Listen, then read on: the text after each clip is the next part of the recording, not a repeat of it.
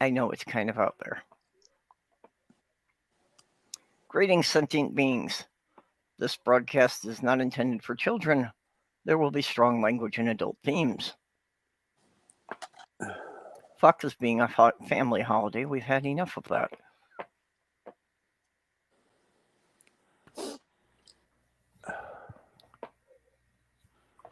Okay, looks like YouTube is a little slow on the pickup, but there we are. Yeah, we got it. It wasn't that bad of a delay for me. What's that? The delay wasn't that bad for me. Okay. So, how did each of you spend your holiday? Sleeping. I went out to my aunt and uncle's and had Thanksgiving with them with just a small group get together. Not bad. Didn't have the holiday. Didn't have the holiday in Australia. You should. Thanksgiving is a cool holiday because it's not religious. It's not really political. It's just everybody saying, "Gee, life ain't all that bad sometimes, and we should all love each other." That's kind of what it means to me, anyway. My family likes to do this thing where they have a candle and they hand it around and everybody and saying what they're thankful for. So they did that. I know what I'm thankful for. I'm thankful that Donald Trump is not president. So who you want for president, Trump or DeSantis? Neither. Yeah, I think they both should maybe pass on from something like, say, I don't know, lead poisoning, copper poisoning, bad mushrooms, something like that. Yeah. Well, I'm at Diana's, so mostly I was thinking I'm thankful for everybody who helped me buy that van, so I had a way to get here. Cool. It would have been a really, really long walk.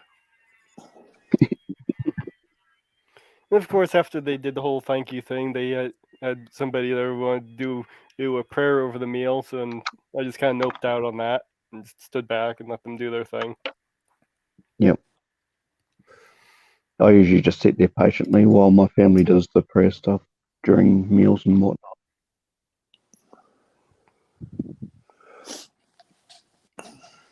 I had a kind of a Thanksgiving dinner. I bought some Oscar Mayer smoked turkey slices, and I got some cranberry rice bread, and I got a box of that salt stuffing, salted stuffing, I guess it is, and a pumpkin pie. Yeah, we had some pumpkin pie. We had key lime pie here. Yeah, Diane and I were just mentioning that we really completely spaced on having anything for dessert. We just had the classic turkey and mashed potatoes and gravy and... Well, you could have had each other for dessert. Gosh. Yeah, I'm just having a bowl of the stuffing with some gravy on it now. Properly eat out on Thanksgiving Day. Well, Thanksgiving, giving. No. Receiving. I was online a fair amount today. I wrote a fairly brief little discussion about tardigrades and that tardigrade corn maze that happened in Wisconsin a couple of years ago. So that was kind of fun. Go look for that. You'll enjoy it. If it gets real boring here, I could always dig it up and read it to you. I saw your thing that looked kind of like a top 10 facts about tardigrades. No, it was a top 10 thing about the maze, the corn maze. Yeah, no, I mean I read it. It's I've never read the details. I had bits and pieces of it. I'm really impressed with these people that are doing it. From when we discussed it in the stream before, I had looked it up and I had saw the things for the size and that. it's 15 acres, which is pretty damn big space actually. It's completely hand done. The missus, who is a zoology student, that's when she got interested in tardigrades. Well, she's a graduate. Is a veterinarian as well, and she draws the designs on plain old graph paper, and they treat their 15-acre plot as a graph paper illustration, and they go out with flags. A crew of people go out with flags and charts, I guess, and plan where this thing should go in the cornfield. And when it's all laid out, they come and cut it with a big old commercial weed cutter. Mm-hmm. Hi, Junie. But And they could have designed it and like practice, like have a look at it with the simulation on a computer if they use that. well, they seem to be specifically desirous to not do it the easy way. They don't use GPS at all. They know they could, and they just choose not to. Even if they're not using GPS, just designing it and trialing out different designs on the computer might be useful. Well, they do. Okay. I don't know if they do it on computer, but she draws them herself on graph paper. I think that's probably good enough. Yep. Yeah. It is pretty incredible to do something that size. Yeah, and for it to be accurate. Mm-hmm. It's amazing. Yeah, and I saw the trilobite one. That was, I guess, previous year or something. And I guess they've had like a wolf at one, and it's not all microscopic stuff. But they give tours, of course, and people pay to go in the maze. Sounds cool. Except for the lack of computers. Except for what? Except for the lack of the computers. I'm just being a whiny bitch.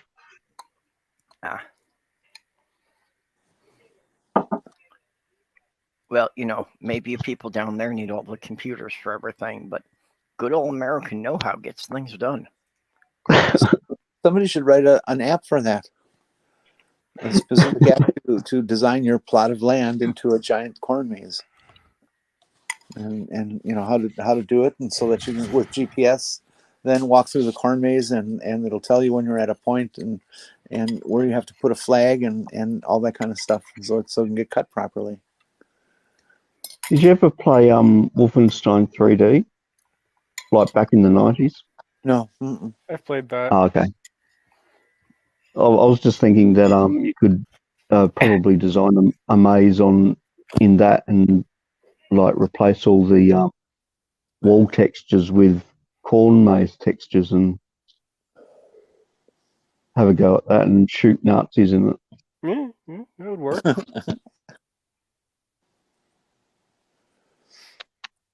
And then you've got plenty of white nationalists in America. Plop some white nationalists in the maze and let people go in there and shoot Nazis. I like that part of it. If I seem quiet for too long, it's I'm still hacking up internal organs. So. Yeah, that's all. Damn. Ooh, I'll have some liver. Yeah, they make they make a nice addition to the giblet gravy. Got any fava beans to go with any of it? Somebody posted on Twitter that that she says, "Well, I reached into the turkey, and you're supposed to have this bag of giblets, and I put my hand in there, and there were no giblets in there, but there was this, and there's a picture of it, and it looks like it's the stripped out esophagus and mouth, and neck area of a turkey that goes all the way down to their gut or their lungs and stuff." It sounds like the story of my mother's. There was chicken soup in Puerto Rico. She took a spoonful of this chicken soup, and there was an entire claw on the spoon. Yeah, that's what happened with this. The woman posted this picture of the trachea And then people started handing in their pictures of stuff they found in turkeys too. Yeah, it's like the people dressing the turkeys for sale are trying to fuck around with people. I love it. It's good. It's nice to know that they're having fun doing that horrible job.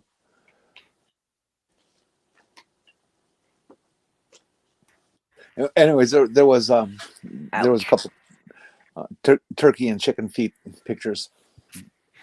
That seems to be one of the popular ones too.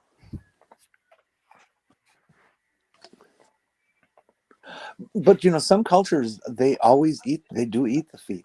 That there are ways of preparing them, and they're considered to be a major tasty thing. And Using them for soup stock is very common. Yeah, apparently the family she was staying with, it also gave her this bag that was all dripping, and they said that was goat eyes. She suspects it was actually dog eyes, considering the how poor the family was, though. well, dog is meat too.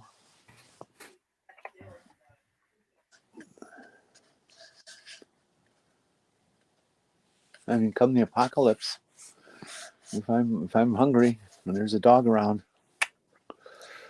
it won't be for long.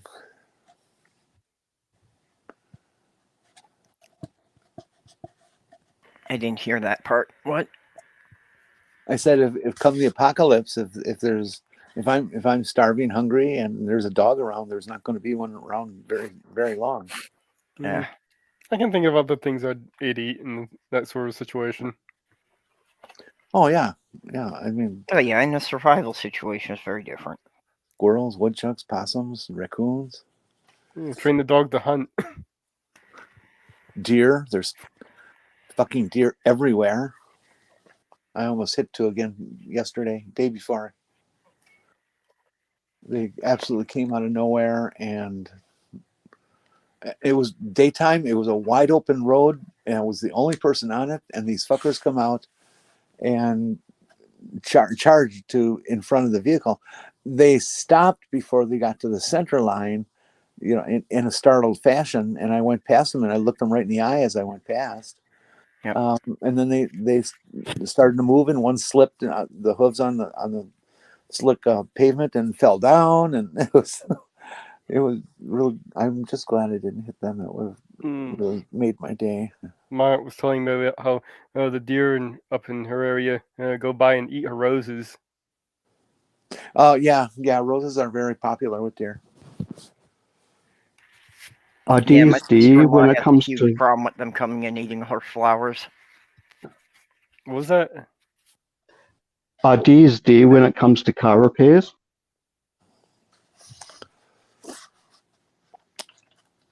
Say what?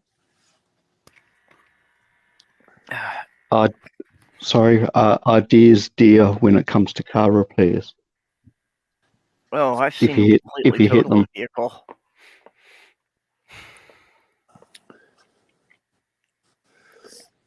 I don't get what our, they're. our I'll just sit here and be quiet. our equivalent of deers would probably be kangaroos. Oh Yeah, yeah. I think as far as the menace they are to vehicles. Of course, kangaroos look like they'd have a lot more meat on them than deer. I don't know about that.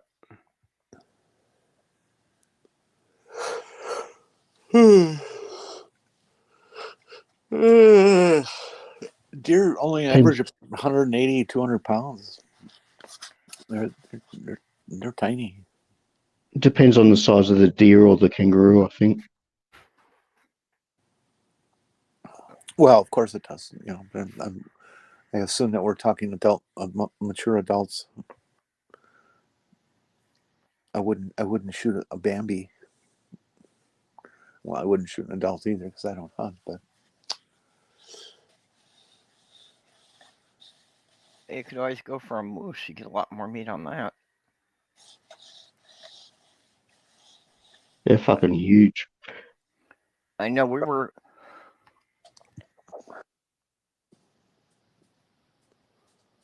in a snowstorm once. We had a moose cross in front of our car, You really could only see the outline of it, but yeah, the damn thing was as big as my little car was. Well, they hit like 1,100, 1,200 pounds, something like that. They're big. Can they get that big?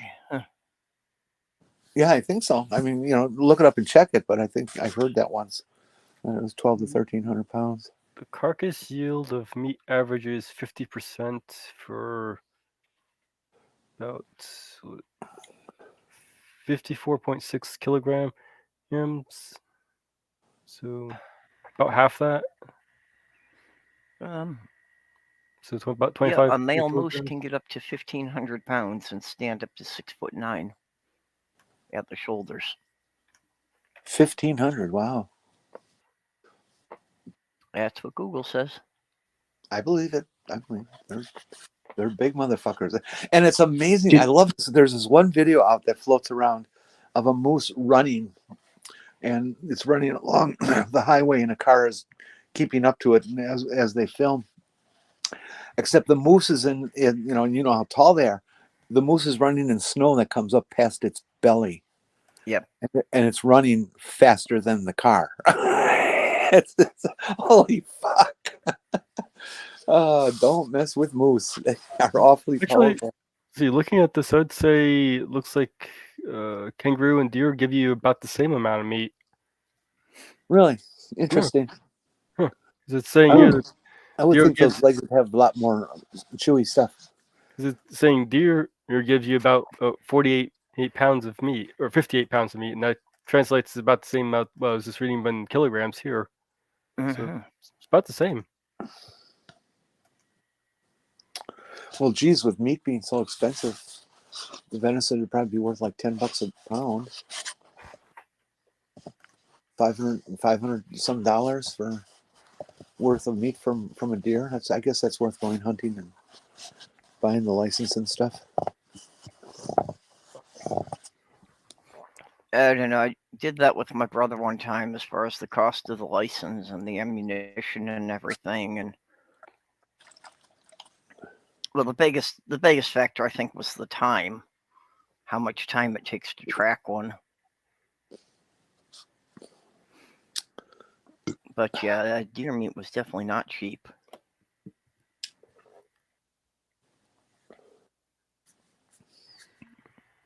Is deer meat sold in shops much in America? Not that I've seen. You think it would be? It can be found at some butcher shops, but it's rare. What deer? Yeah. You I don't believe that you can legally sell it in a market because it is a wild animal, except if it's made into sausage. I believe that a store can retail sell that. If somebody hunts, they can give it to you. But it can't be sold in a retail meat store, I guess. Again, I'm not positive, and I imagine each state is different.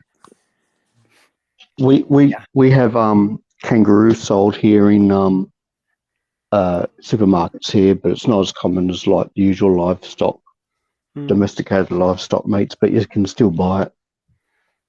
That makes sense.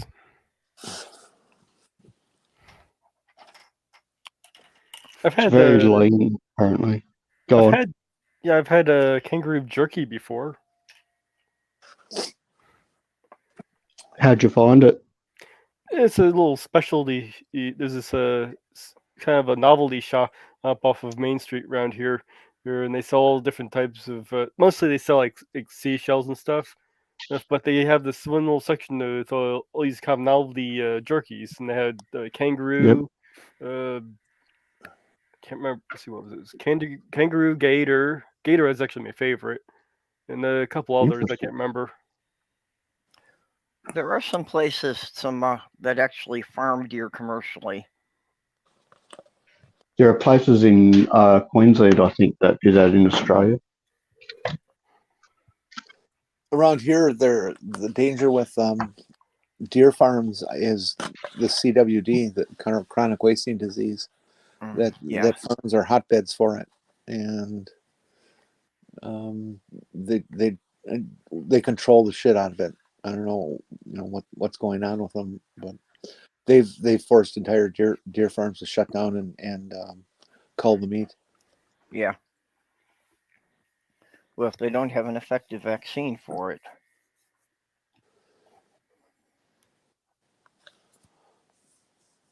Yeah, it's gonna take a lot of science to figure that one out.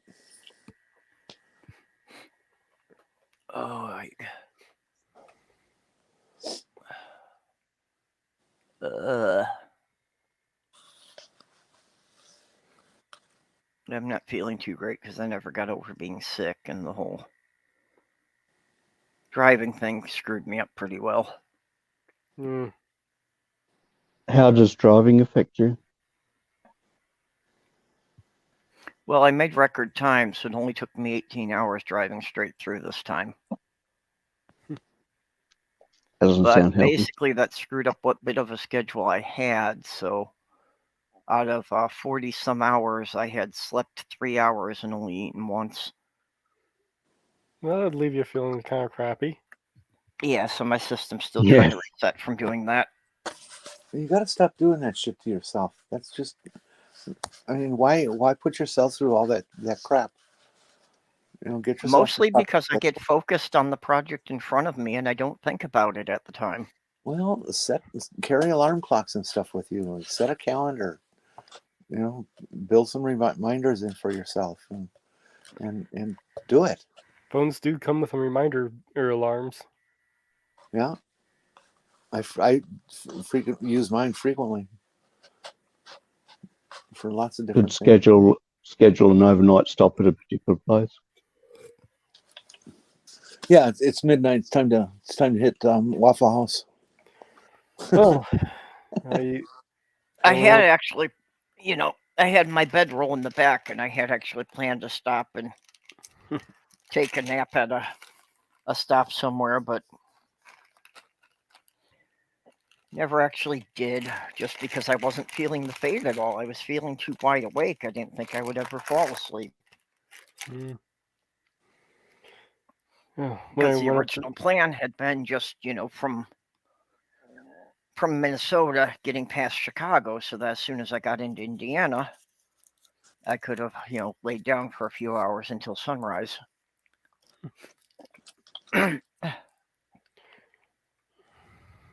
when I went up to my aunt and uncle's, I went with another one, my uncle's, and we went up there in his RV, which he was apparently been having to sleep in since his house got pretty wrecked during the hurricane.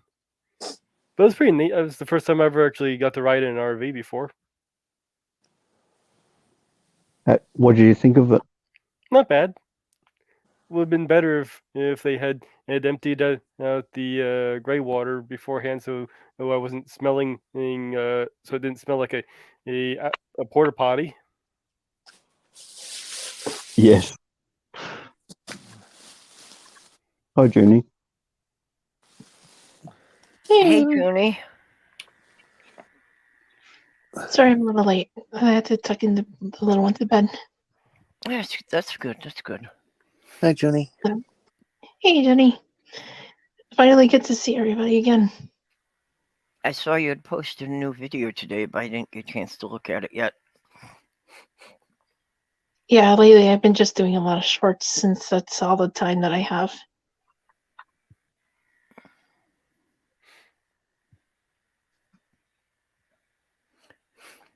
Oh. Well, my first shot and a half is gone. I'm already feeling it. That's how much I drink. Yeah, no resistance to it, huh? None. I have a surprisingly high I think tolerance I'll have some cuties, some oranges here. I managed to find the seed in one of those cuties, and I planted it, and I got it to grow. No kidding. Yeah. Cool. Oh wow! Did you get anything off of it? No, in fact, it might be dying on me. I might, or it Oh. may have died, but I might give it another try if I see if I can find another seed. Well, if I come across one, I'll send it down to you. See what my mistake was? Like I grew an apple tree, like out of like the store-bought apple, but nothing produced anything like fruit-wise. That's because Well- you need a second tree on apples. Yeah, second in a different variety. And then you never know what you're going to get. Like you could plant a seed from a Red Delicious or from a Honey Crisp, but you have no idea what's going to come out. Yeah, I don't like to self-fertilize for some reason. Yeah, oranges tend to be a bit more true to the type. Oh, okay. I thought it was because the store-bought ones were like hybrids or something, and they can't produce anything. That happens a lot too if you've got seeds from something you bought at a grocery store. Yeah, if you get something that is a GMO, that can be the case. But you're only going to really find that in grocery stores. You're not going to buy a seed packet that's a GMO. They don't sell them to local They only sell them to, like, big farm. They'd sell them with a license, wouldn't they? Possibly. Yes. And they have the right to come and sue you if you happen to keep any seeds from your crop and use them to plant next year. Because they claim that as intellectual property. And That's part of a contract that you have to sign with the purchase. Yeah. mm-hmm. Oh, I wow. wouldn't bother with those things if you paid me. God, I love having long nails. I wish It's I could, but It's so easy to open an orange. mine aren't even long nor are they Or strong someone's enough to fault. do anything. We keep ripping. Do what I did. Get some fake ones. They're harder than anything you've ever had grow out of your fingers. Yeah, if I was gonna go to a party or anything, I definitely would. Yeah, if I need to dress up for a night. I did actually break one of the acrylics. I was outside and it was really super cold and it got caught on the edge of a car door. And snap. Ouch. Of course, I have the other problem that my right hand only has 2 fingers that have the nails on them. And one of those is badly misshapen, so I don't know what I do with my right hand. Oh, yeah, that's right.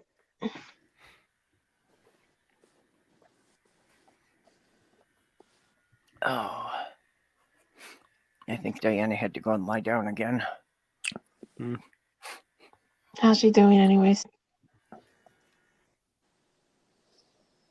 Overall good, but yeah, she says that just with the treatments and all, she gets pretty wiped out. She doesn't have a lot of time that she can function very well, just short periods here and there.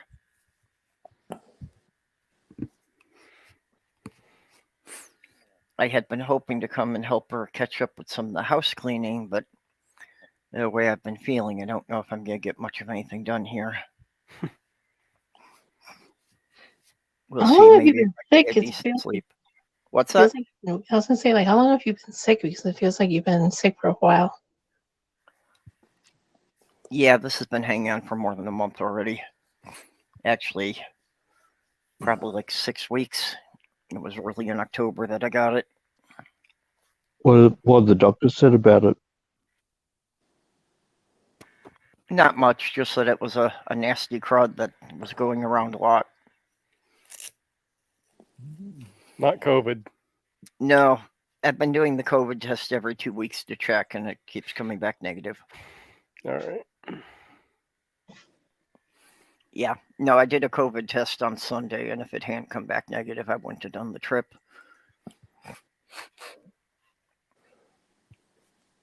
Yeah, my daughter recently caught something, and they're thinking that might be that RSV virus. Oh, hey, What's we've got that? Ox, alias fake name, and Skits. Hi, Oxen alias Skits.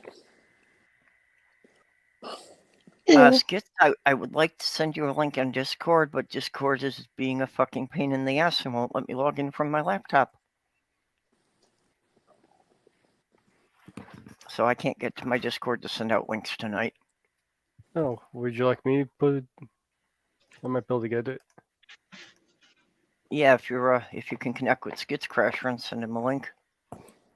No, I can go to the your Discord server page, whatever, and put a link there if you like. Okay, well that would help in case anybody checks for it there. I don't know if you ever accepted my request. Like, I guess my friend requests over there. I'm sorry, I didn't hear that. What you need No, I don't know if you ever accepted my request from there. on Discord? Yeah, I guess I didn't see it. When did you send it? it was like when you post it up in case Twitter goes down through the shits. If you didn't see me send an accept to it, then I didn't see it. You probably need to send it again. There you Okay. go. If anybody's in Purple's Discord, I put the link out there.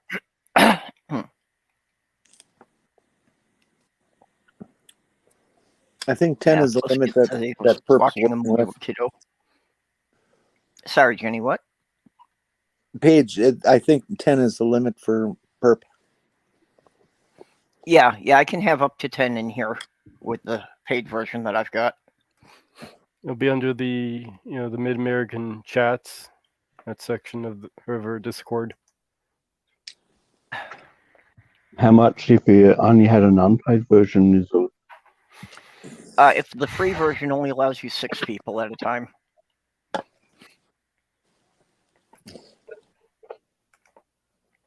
Yeah, unfortunately, I had to downgrade to the free version because I wasn't able to afford it anymore. Well, that's only for rich people like Purple. Well, that's only because there are people sending me money on Patreon, so I've got money to throw at things like this. And like 2 years ago, I got a deal on StreamYard. They were doing a holiday special for like $96 for the year. And so far, it's been letting me renew at that rate. That's So I'm good. expecting that to come up again sometime in the next couple of weeks here. I don't remember quite when it was, but I know it was sometime between Thanksgiving and Christmas that came out. That's not a bad price considering that they charge you like $25 a month. Yeah, well, I just, I've got like 7 people on Patreon that each sending me a couple bucks a month, so it's not a whole lot, but I let it accumulate and just transfer it to my account like once a year and pays for the Discord and pays for a month or 2 of my internet service. Am I still a patron of yours? Yep, you're still in there. Okay.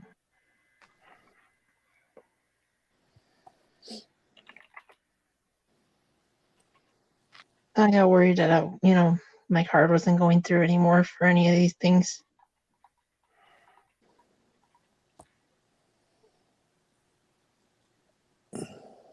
My card bombs once a month at the end of the month when all the Patreons and stuff like that are cashing in.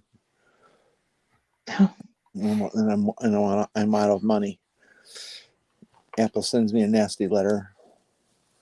Oh well, this account has been suspended or some crap like that. And then my retirement money comes in and everything's back to normal. Your bots must keep asking if every day or something like that.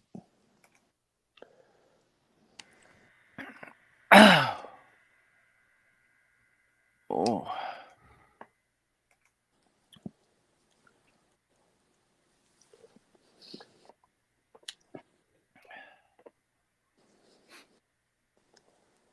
Yeah, I'm going to take a bit of a hit for this, so I got to figure out how I'm going to cover everything for next month.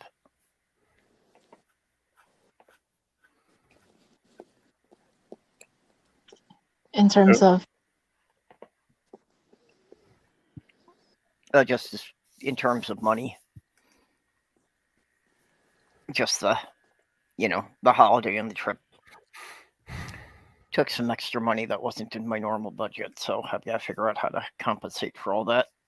Yeah, that happens. how long do you plan to staying over there? I'll probably drive back on Tuesday, so I probably won't do a stream on Wednesday again, but next Thursday night. Oh, sure. Just do a stream when it's convenient. You're right. You're right. I should set my laptop up on the passenger seat next to me, and I should stream live while I'm driving down the Ohio Turnpike. Mm-hmm. Yes, you should. With the camera pointed out the windscreen so we can see where you're going. Well, that's Yeah, and all that's of you my can act. tell me what it is I hit when I get out of the hospital. Yeah,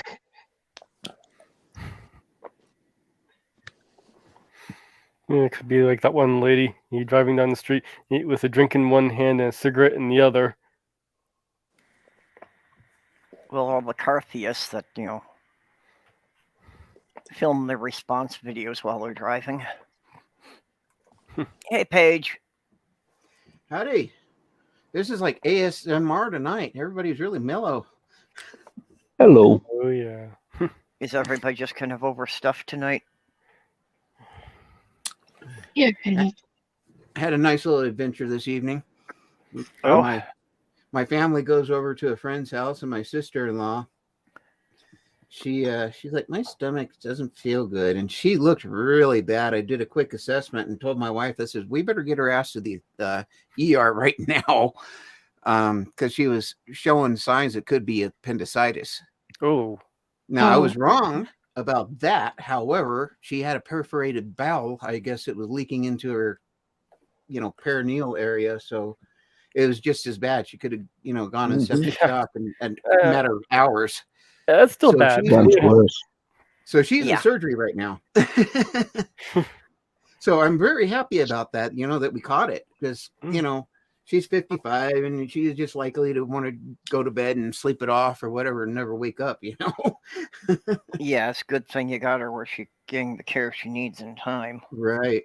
So I was pretty excited about that because that could have turned out really bad. Well, she owes you a lot of money for a thing. So thank you. How much would a Did you find doctor it? charge if for that?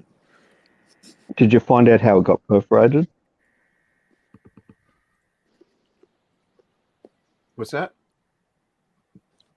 Did you find out how the bowel got perforated? I have no idea. And it's not an actual perforation. It's something that basically, no matter what, her gut's leaking into her. Said something about a fistula. Fistula. Yeah. Fistula. That's the second one. And then she's got some kind of where it's opened up or something. I don't know. Doesn't matter. I don't care at this point in time. She's in the hospital under good care and she's going to make it. Yep. So that's the good part. So I don't care about it now. I'll see her tomorrow and that'll be. I find turkey is usually better when you eat it rather than smoke it. Yeah, I was going to ask, how stoned were you that took you 8 hours to realize your blunt was a bird? When you're going to smoke a turkey, you get those plastic papers and roll them on because they get soggy from the skin and stuff. Yeah. I didn't even realize you could get high from smoking a turkey. Well, yeah, it doesn't work with a kangaroo. Skits, I got a How do you serious know the real reason for American Thanksgiving? Skits, I have a serious question. When you are smoking your turkey, how do you know that it's cooked through? You cook at the correct temperature, which I used to cook at from 250 to 300 for about 8 to 12 hours. The meat will actually look very pink, but it will also start to fall off the bone and so forth. Yeah, you also can use a something to check the temperature. Yeah, temperature probe. You're supposed to do that. You can. Probe. I don't know how I feel about like a bird still being pink in the inside. They will look not cooked if you just looking at it, in a sense. But you can also tell by the way the meat separates or whatever, the turgor of it, that it's cooked. Yeah, I've had smoked turkey before. It's okay. My father used to smoke turkeys from the time I was a child, and I picked it up, and I love smoking turkeys. But you got to have good rolling papers. The cycle of drug abuse. Well, you know, Turkey is a gateway. You're pretty weird there, doorknob. Hey, that's my kind of people. Oh, okay. Smoker has an internal probe, so yeah, that's Oh, that's cool. Mm. So have you guys already talked about the Springs? about who? what? About Colorado Springs, the shooting? Oh no, I didn't get into that yet tonight. Oh. I live 40 minutes away, Oh wow. and I've already told you guys about Lauren Berber and everything else. This is a really weird area. It's like the South. You know, it's really weird with the conservative. I've told you guys about how weird the conservative Christians are here, but the cool thing about it all, as tragic as it is, and I hate to sound morbid or sound cheesy, but I noticed on TikTok the outpouring for the trans queer community was amazing. Usually it's really toxic, but I have seen nothing but love and a lot of disdain for Christianity. I'm one of them. I did see the interview with the shooter's father, and that was insane. God, that made me so mad. You saw that? I posted a link to that in the DM chats. I only saw the quote clipped from that. I didn't see the whole interview. You know, I think the shooter suffers from fetal alcohol syndrome. That's interesting because now that you mention it, he kind of does have that look. You see And the there shape is a of his head? distinctive look. You see the shape of his head? Yeah. I just And the saw eye him. set. Picked up, he looked. And so people don't think we're being stereotypic or anything like that. Fetal alcohol syndrome yields a number of physical characteristics similar in the concept of like Down syndrome. You know, you always know who a Down syndrome kid is because they always have that certain look. Fetal alcohol symptoms kids do too. They don't all have the same ones like Downs, but they have a selection of each of the groupings, and one of them is the shape of their head. They'll also have the deer in the headlights look, and like some autistics. Well, I'm even this way sometimes. Kind of a delay in processing. Mm-hmm. But you know what's sad? This is what pisses me off the most. Obviously, this dude had mental issues. I mean, you don't go do that horrible kind of stuff if you're sane. Yeah. And I think a lot of this, one, we've got the church issue here, but we've also got mental health issues here that need to be addressed. Well, if I remember correctly, his father actually was saying he raised him to be violent or something along those lines. Oh yeah, and you take someone that anyone, and you basically brainwash them, particularly if they have any kind of mental, and they could just be traumatized. It could just be trauma that messes up the head. You know. Well, basically, and I'm. Sorry, go ahead. I just don't, I want to be very clear. I'm not trying to justify this guy's actions by any means, but I am saying that he is also, in a sense, a victim. Yeah, because healthy people don't do that crap. Well, I think the culture has a lot to do with it too. Exactly. Well, basically, with that interview, if anyone hasn't seen it, the father hears his son's a mass shooter, and the first thing he thinks is at least he's not gay. Oh my. Ooh. Well, you know, that's not. I mean, that's reprehensible for the guy to say that. But don't look at him too terribly negative about that. When I came out to my parents, one of the things that they did is they had this huge sigh and said, well, at least, why couldn't you have at least just been gay? I'd say it's a little bit different in hearing coming out and something saying your kid was a mass shooter, and your first thought is at least it's not gay, is a little bit different, I think.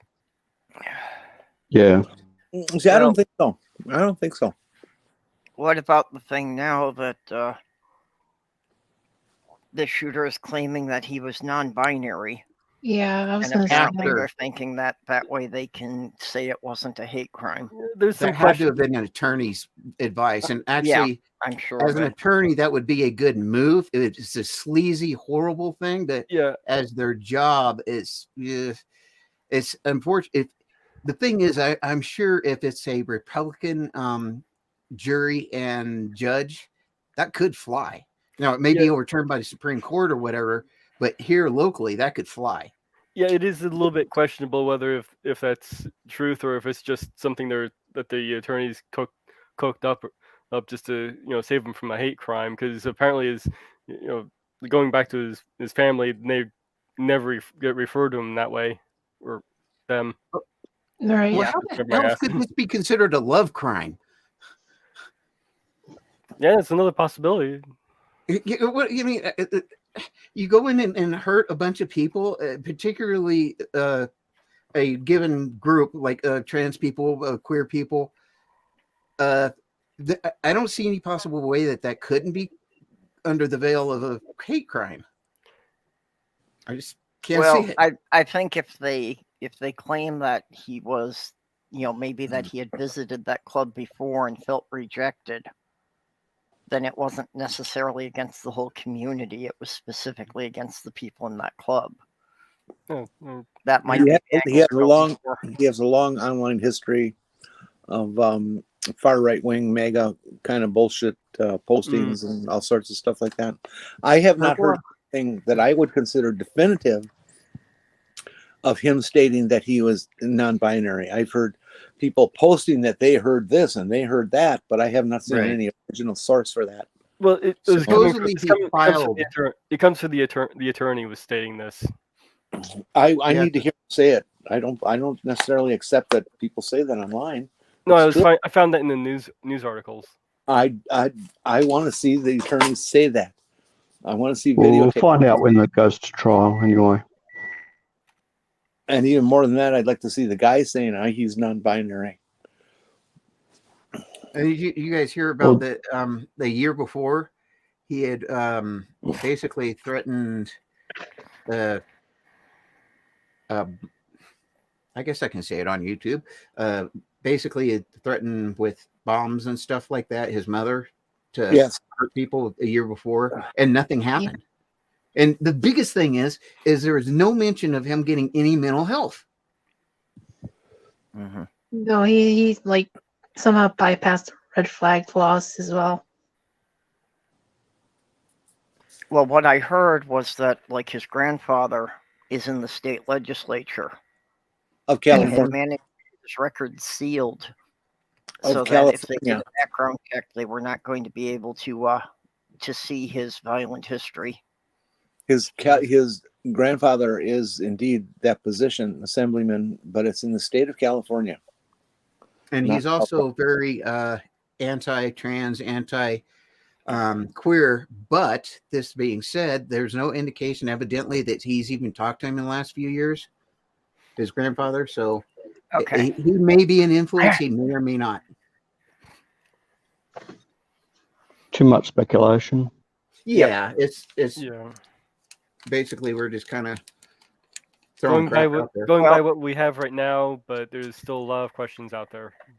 And And unfortunately, even if that's he is- one of the problems with social media, is you get all this speculation that goes on for months, even years, and then it's like, try to find a jury for the case that hasn't already had their opinion influenced by stuff that may have no basis in fact.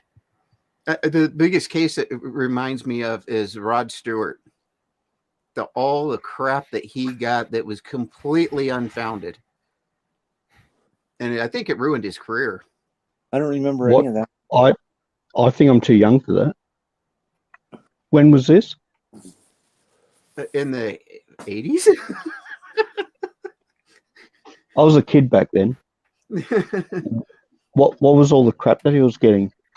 Yeah, basically, social media was brutal before the internet. yes, basically it went around and it just goes to like he drank a gallon of semen and then it was dog semen and then it was and it stuck. It totally stuck and I Like the think it Richard ruined Gere, like it. the Richard Gere gerbil thing. Yeah, Yeah, yeah. it's another piece of internet bullshit. Oh, There's even if this guy is NB, there's no that does not prevent him from hating other people who are trans or NB or gay. Yeah. that's true. That is very It's true. totally irrelevant. And we've got another mass shooting in looks like Virginia at a Walmart. That was just recently. Yeah, but that one seems to go back to the tried and true original version of all these workplace shootings. Is he was an employee there and was pissed at his coworkers and stuff. Hmm. So I remember this. All these mass shootings go back to, I should say, in modern common times today, that they go back to that one postal guy who took out a bunch of his fellow workers. We got the expression "go postal" and all that kind of stuff, and then somebody else did it, and then somebody else did it. All of a sudden, everybody's doing it. Yeah, It's like it travels like a fad. Yep. It's horrible. I The knew first one that Chuck E. came to Cheese. my attention was Columbine. The other dynamic you saw with it is that it started with this postal guy who was in his 40s, 50s, whatever, and every couple of months or so the ages started getting lower and lower, and now you got these guys who are in high school and junior high school who are going out and mass shooting. It's kids follow fads, and this is just another fad to a lot of people. Yeah. And again, it goes back to two things. It goes, and people can hate me all they want for this, but it's what Christianity teaches hate. That's the one factor. The second factor is a lack of mental health in this country. And I'm not saying that if someone, says something weird that they have to be locked up. No, they need counseling. They need help. They need medicine, whatever. And this is a huge issue in our country. And that's another thing that Republicans aren't concerned about. Mental health. To detail the issue more accurately, there is indeed, you're absolutely correct. There's not enough mental health treatment and stuff around.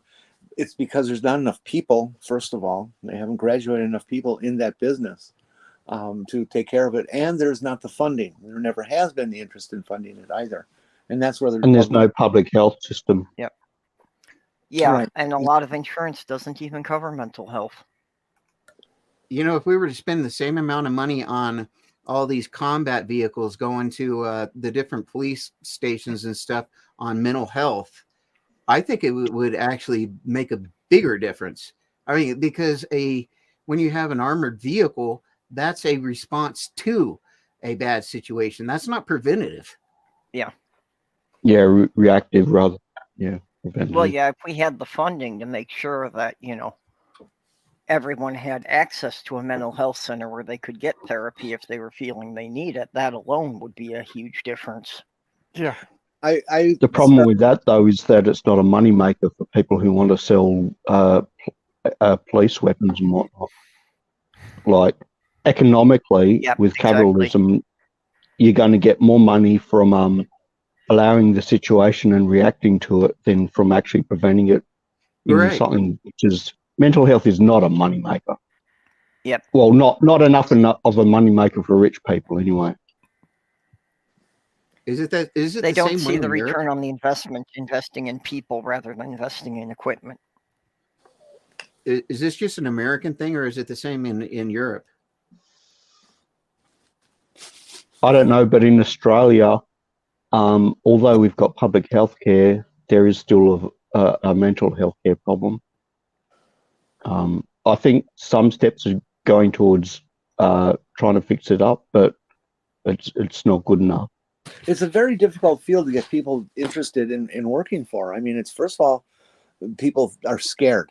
Okay, they're scared about the stereotypic concept of what a mentally ill person is, and the violence and the danger in that sense. There's also the seems inbred attitude that so many people have is, well, just pull yourself up by your bootstraps. There's no such thing as mental illness. Which is Um, quite And that's a very American thought. That I'm in Colorado, and literally, there's this saying, "Cowboy up." If you Yeah. have mental issues, you cowboy up. Well, that doesn't work, people. Yeah, and a lot of mental illness is invisible too. So it's not like person's in a wheelchair or has a broken arm or something. You can tell that there's something wrong. You can't always do that with mental health. Skits, I love you. I love you. I love you. That is absolutely perfect. Yeah. So, what I'm responding to is at least Not a bad a idea. BS in psychology should be required to become a cop. Yes, yes, yes. I kind of agree with you, Skits, but I disagree also. I've thought about this a long time. I've been in that profession in counseling and psychology and nursing and all that stuff. No degree program that we have now approaches what needs to happen. Okay, a person who should graduate with a BS and something, we should call it something like urban mental health or something along those lines. What they need to learn is crisis intervention, crowd management, okay, crisis counseling. They need to learn the basic counseling skills that any MSW has or any psychologist has. They need to be taught self-defense. They need to be taught how to take somebody down and not kill them. There's just a whole lot of things that are related to psychology and stuff that they should have training in as well. But to really be effective, they all of them need to learn all these other skills because they're just that nobody has them. Nobody gets taught them. I'd also I be was in a peace favor. officer. Go ahead. I Go ahead. would also be in favor of them getting regular mental health evaluations and free paid leave and paid leave if they need to take time off. I was a peace officer for 15 years. I know a little bit about it. I was on the correctional side, but cops are taught to basically they're taught to look for people who are on drugs. And when particularly autistic people, they come across autistic people, the autistic people act weird, they're obviously on drugs. So automatically the cops become aggressive to apprehend this drugged up person. And that's the mindset. It's not even secondary in a lot of cops to think that this could be a mentally ill person or whatever, or someone with developmental challenges. It's getting the bad guy, and it's a what do you call it? A cultural thing. And actually, I pretty soon here I'm gonna start contacting the local police departments and so forth to try to get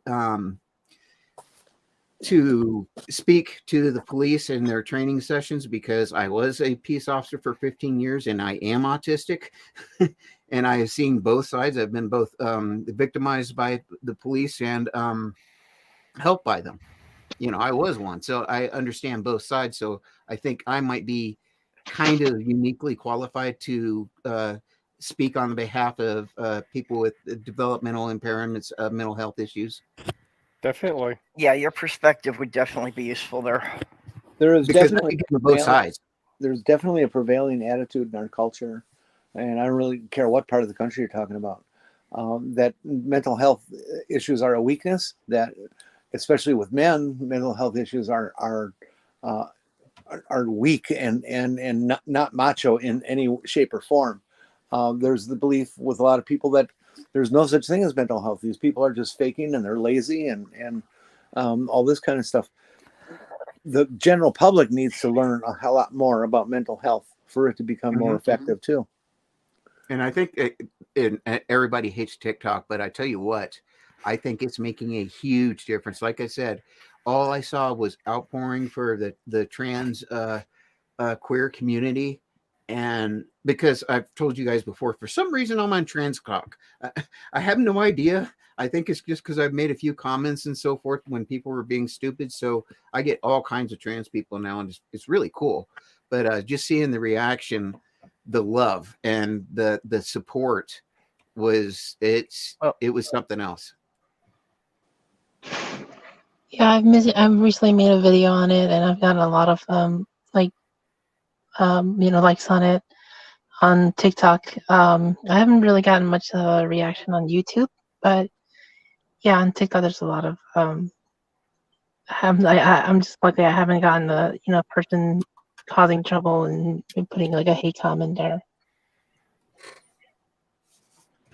As a result of this whole thing, there was a meme going around. Would you rather be in a room full of drag queens or a evangelical Christian? Raise your hand if you'd rather be in a room full of drag queens or with one evangelical Christian. So I took it the next step. And if you guys go on my TikTok, you'll get to see me in a dress, because I said, would you rather be a trans person or evangelical Christian? And when I say evangelical Christian and I'm putting up my hand, I switch to a scene where I've got my wife's dress on. Oh, nice. I'll be right back. Oh, by the way, what is your TikTok? Mine? What is your TikTok name? I think it's Trinity Apostate H, but I have to check that out. Check it, and if you could put it in chat. Yeah, let's see. I'm the autistic page. No, Dave, what you were talking about with talking to the police, that might actually make a good video for your channel. I was thinking about doing a stock video for basically any police department to do, or to run if they wanted to. And now that you mention, I think that might be a really good idea, because if I do make a short seminar or whatever, like half an hour, that any police department could use it. Yeah. So thank you. That's good inspiration.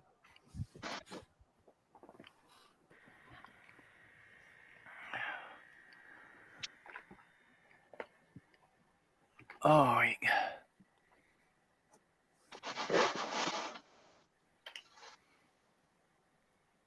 ow. Then I told my wife I stole her dress, and she's like, "Well, you should have told me. I've got wigs." I'm like, great. Did you use any other makeup? She doesn't really use makeup, but her daughter's going to probably come back home here in a few months, and I haven't figured out exactly how to do it yet, but I do want to dress up, I guess you would call it, in drag, and I want to figure out a way that I can film it without people knowing necessarily why, because I want to see how people react to me, but I want to have like a different reason to be filming, so people don't really know what the hell's going on, because I just think that would be a great experience. Well, do you think maybe it'd work better as a guest spot on somebody else's channel? Oh, I'm talking about just going out in town. Okay. And just seeing how people react. But if we're filming and stuff, I'm pretty sure I'm femme enough, and I have the right facial structure and everything else. I think I could totally pass as a woman without anyone knowing. But I'd also kind of want to do it where I maybe had some facial hair or something like that, so that people would think that I was a trans person or whatever, just to see their reactions. I want to know, because I have so many friends that are trans people. I want that experience. I want to know at least once how that feels. I hope I'm making any damn sense here. Yeah, you're making sense. Honestly, yeah, I had a lot of anxiety the first couple of times I was going out presenting fully feminine. Well, And, the funny thing is, overall surprised that most people just didn't really have any particular reaction at all. And And I don't know how to do the makeup, so I don't, I have no illusions that I was fooling anyone who had seen me before. I actually have dressed up as a female before, and I was just as comfortable as in male clothes. I really didn't. It just didn't affect me. Once I had done it for a couple of weeks, it was really surprising how fast it shifted that now that's the only way I'm comfortable, and trying to go out in the male persona just feels kind of grungy. And Purple, I love you for that. I just love you for that. That you're being you, and that's a big deal to me, because trans people have helped me to be me when I found out, I was autistic. Because I was like, well, fuck, all my friends are themselves. Why the hell can't I be? Well, that's one of the reasons I'm out here at Diana's now, that she was definitely one of the inspirations to convince me that it was still possible to do it at this age. Yep, I love Diana. I absolutely love Diana.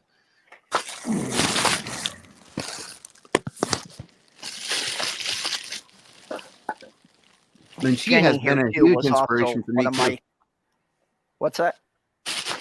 She's been a huge inspiration for me too. Yeah. Jenny here was also a big inspiration for me to go ahead and do this. Yeah, we can't forget about Jenny. Yeah, if it wasn't for the two of them, I don't think I'd be able to be doing this now.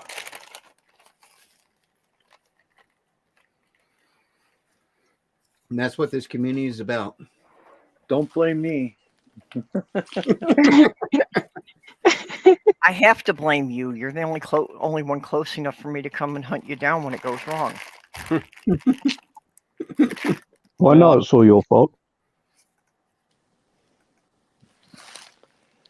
God damn it. Oh, Yeah, I'll never forget our encounters. yeah. That was fun when we were all able to get together for lunch. And hoping that we can get together again, that one of the things on Sloth Girl's bucket list is to spend a couple of days down in Chicago to see all the museums. My wife is ADHD as hell, so she would be up for a road trip anytime. Yeah, well, definitely if we got down to Chicago, we'd have to, set up a group luncheon or something with a bunch of people down there. You could shoot. Oh, we could choose to meet in Milwaukee. Top-rate restaurants for nummies, and I can tell you where the safe places are since I grew up there and everything. Well, hell, if we're going to go that route, then set up like a mini convention or whatever. If you tell hotels that you're going to have a bunch of people all together, sometimes you can get discounts. That would be I had thought of the idea if we could, do something like a Faithless Forum North. And yeah, Milwaukee would be a good location for it. Chicago is really pretty expensive for people to be doing it. But Milwaukee's still close enough to the international airport and everything. Well, Mitchell Airport is an international airport.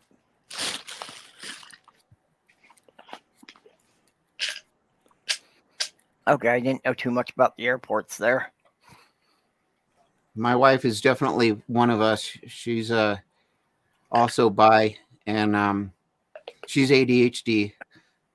And so, yeah, she's one of us.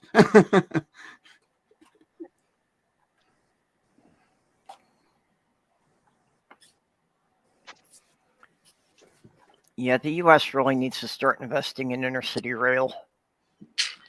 I shouldn't have had to drive here. I should have been able to take a train. Yeah, probably would have been easier. Well, I could have slept on the train. That would have made a big difference. Hashtag blame Jimmy.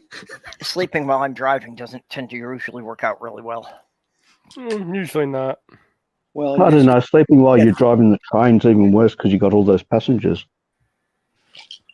You just can't do it on anything but a straight road.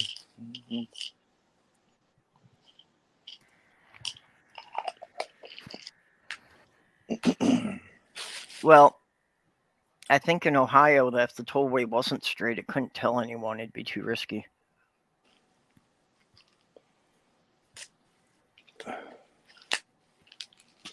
Hey, I know we could all meet in Indiana.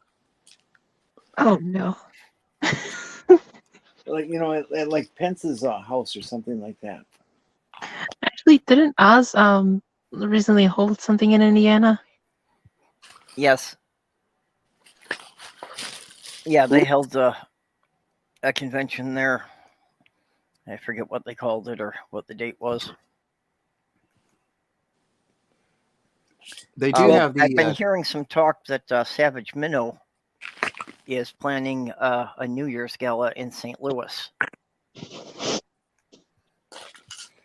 And apparently one of the guests of honor is that Math Pig is going to be here for it.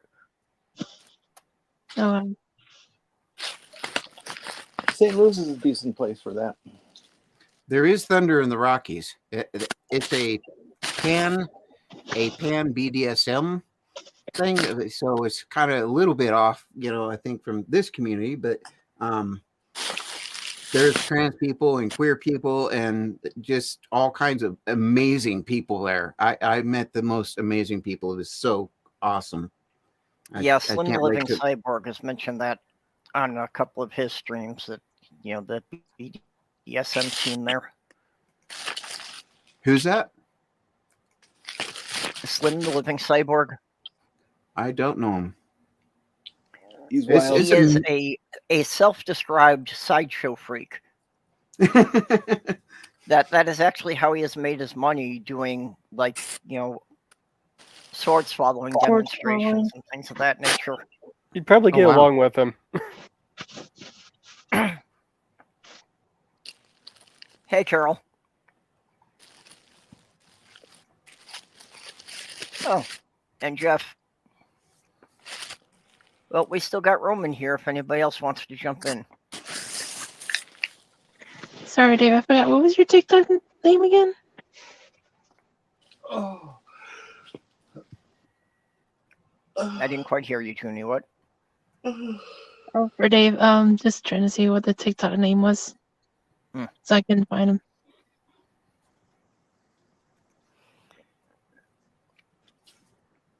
Yeah, I never got on TikTok. Oh, hey, Titan. Yeah, but you see mine every once in a while, correct? I was trying to find yours. Yeah. I see yours when they show up on Twitter. I just never created an account on TikTok, so I can only see it if somebody sends a link to Twitter. I just started sending them to Instagram. Maybe I should start sending it to Twitter too. Amazingly, my wife now is starting to really encourage me to do a lot more. She's like, you know what, you do this and you're good at it. You could make some money. I mean, that's not the actual motivation, but if it helps. I'm not employed right now. Why not? There's nothing wrong with making money.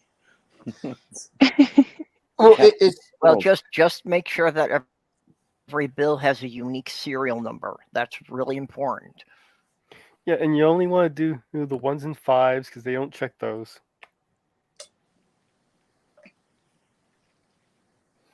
What was actually one of the most commonly counterfeited bills in the U.S.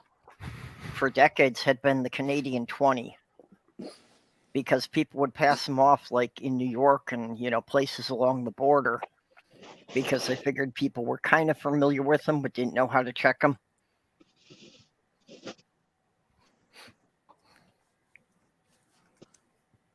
That's why Canada went to the paper bills or the plastic bills that have like the transparent windows and things, so that Americans That would is stop counterfeiting them. that Australia started. Yeah, American money in terms of counterfeiting is like one of the jokes of the world. They say any counterfeiter can break into that stuff. Yeah, well, that's it. America really hasn't done anything to increase the security against counterfeiters in 100 years. No, that is absolutely incorrect. That is just completely incorrect. They over the last 20 years or so, they have been improving the security of the bills immensely. Things with like microprint. They've actually worked with scanner software and hardware You're right. I was oversimplifying. Yeah, to recognize when somebody's trying to scan a dollar bill, and it won't do it.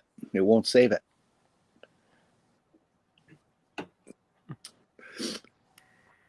Yeah, I remember back in the 70s when the machines were downright stupid. Do you people realize that every printer that is used out there for computers prints a secret code on each piece of paper, so that you can identify what printer it went through? The No, I color didn't know ones that. in the yellow, Yes. in the yellow ink, they do. Yeah, microprint. I don't think space. I don't think they do on the black and white ones. But if you get a black and white printer, you can tell from the flaws in its printing whether it printed a document or not.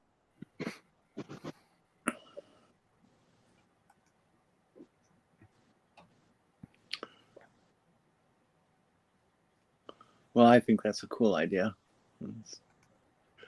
Some idiot writes a ransom note or something like that and prints it out and sends it to the FBI, and oh well, let's just go see who owns this. Boom, you're fucked.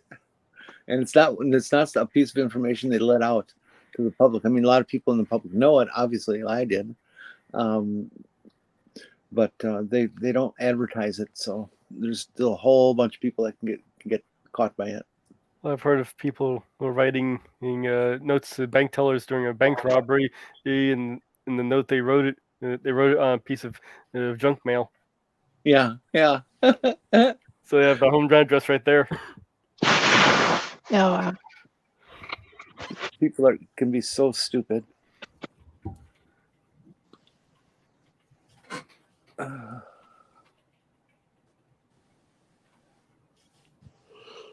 Yeah, if anyone's interested in finding out more about the printing thing, there's a few videos on YouTube about how it works.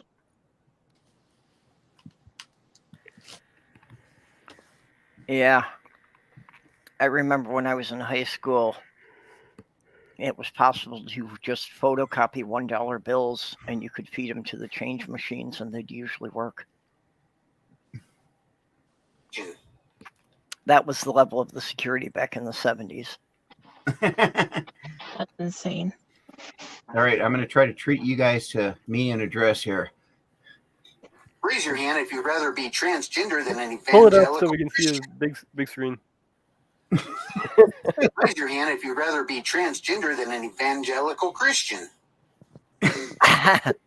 Now, somebody better tell me I'm pretty. That was excellent. That's awesome.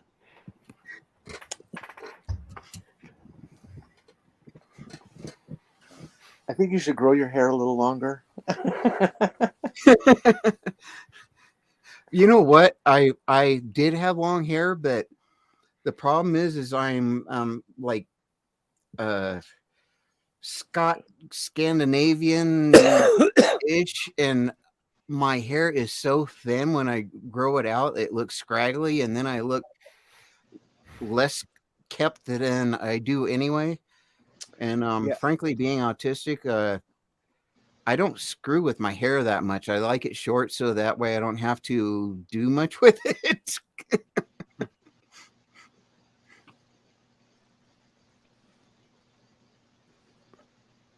Okay, That's I don't know about Melissa Etheridge. What happened? Or what's going on with that? She had cancer. Oh, I did not know Yeah. that. Yeah. Is she still with us?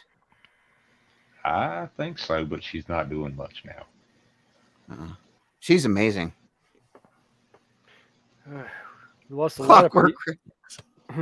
yeah, we lost a lot of celebrities this past week. We had Oh yeah.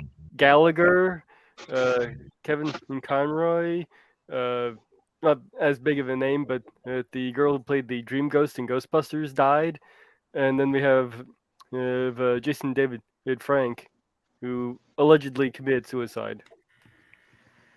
I saw Gallagher in concert, and that man is a genius. His humor, once you get past the sledge-o-matic, it was so intellectual and so profound.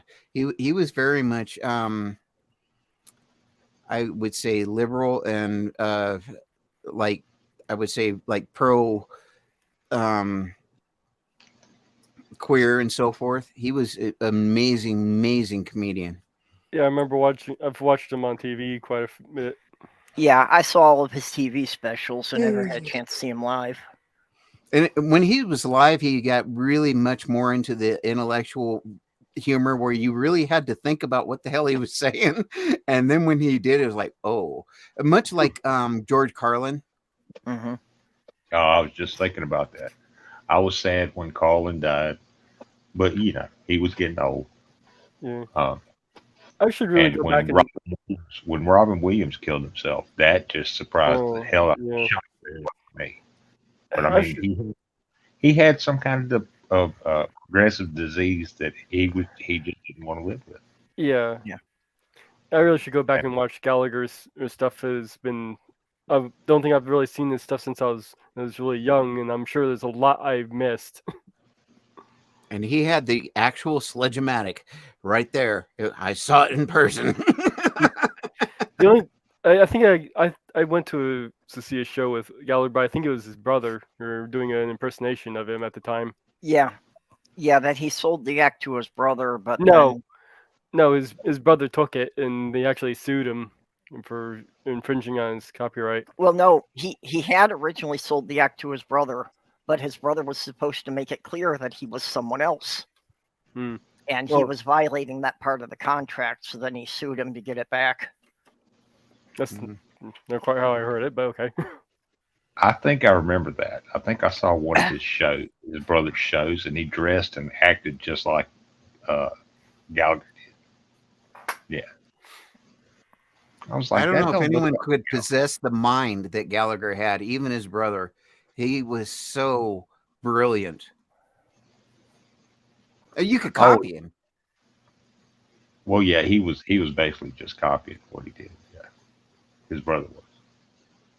But yeah, I've seen most of George Carlin's specials. I mean, they're on YouTube if you want to go look them up, like unedited. I was able to find a DVD box set of all of George Carlin's TV specials. Oh man, he was a genius. You know, he was the first host of Saturday Night Live. He was the very first host of the very first show of Saturday Night Live. I didn't remember that. Yep. I saw George Carlin in well, they say in concert, but I saw him on stage. I was like third row, left side of the stage. It was great. He was so goddamn funny. He had me to the point where I was practically about to fall over and laugh rolling in the aisle. It was just so funny, so intense. And it just kept going on and on and on and on. And every line it got funnier and funnier and funnier.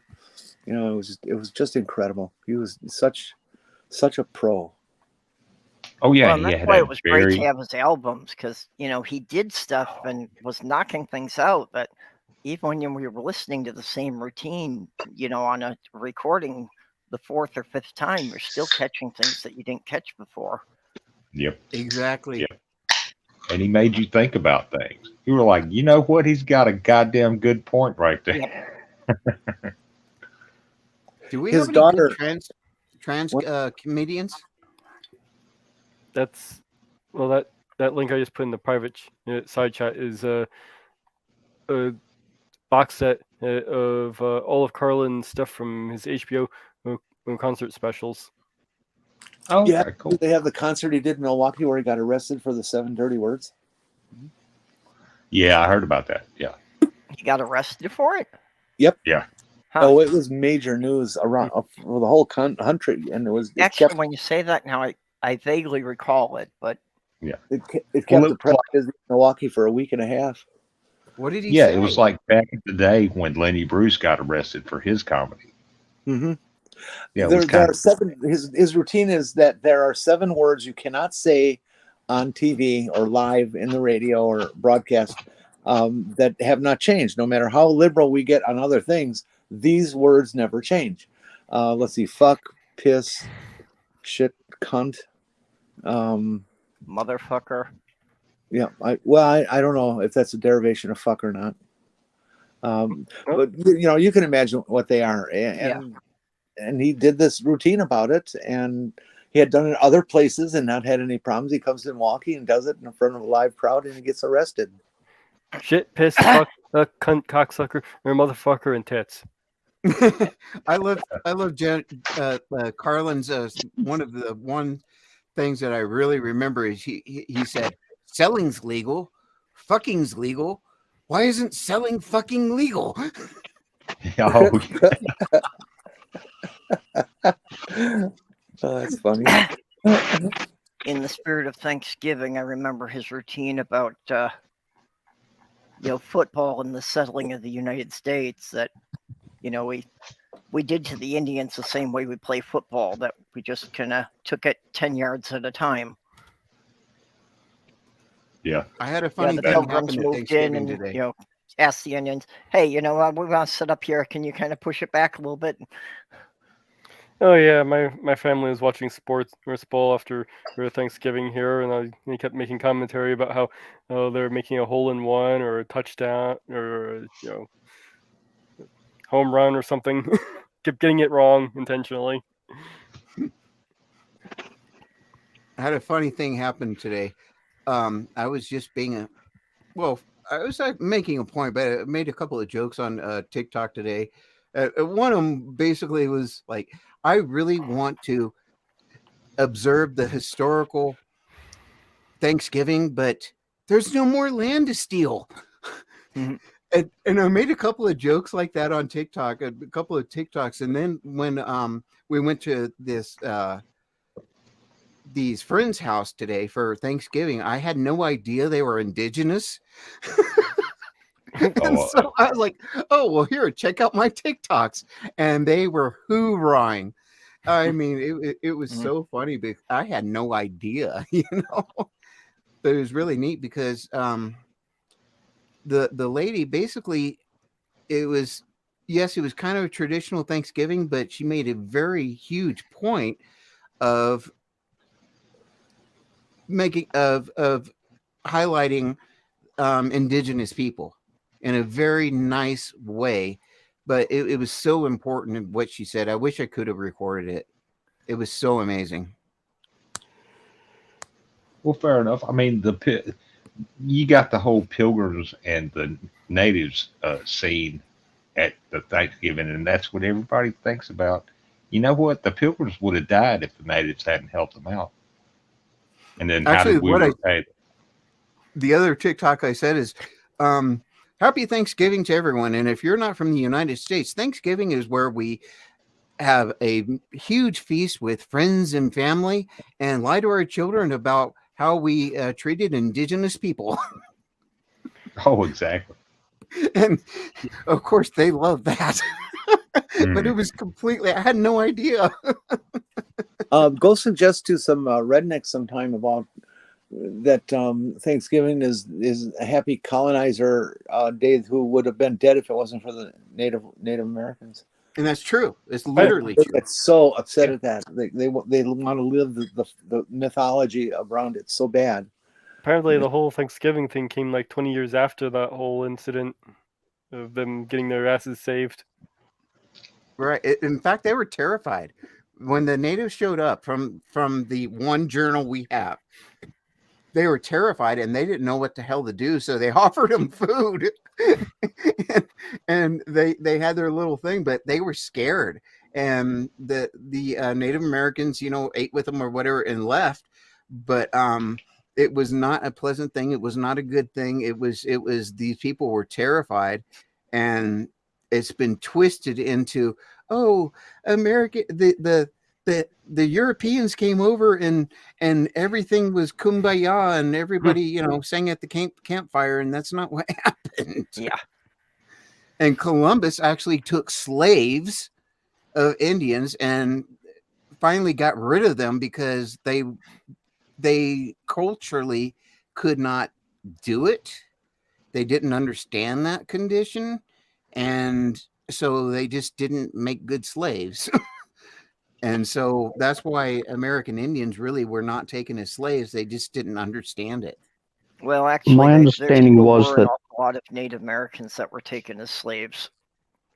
Native Americans tend to die off quicker than the Africans, which is why they preferred Africans over using Native Americans for slaves. The other thing is with the boy, I hope nobody hates me for this, but I have studied books that were from way back when, and the slave owners, there was two philosophies. One, you convert them to Christianity because Christianity taught to obey your masters. And so a lot of the slave owners encouraged and actually forbid them from having observing like Islam and so forth and other their other indigenous religions, because they wanted the Christianity so that they would be nice, perfect little slaves. Isn't that horrible? Yep. Yeah. Well, yeah, there actually was what they called the Slave's Bible, which was a Bible that edited out anything that they thought might give the slaves the idea to rebel against their masters, but teach them Christianity. Like the Exodus.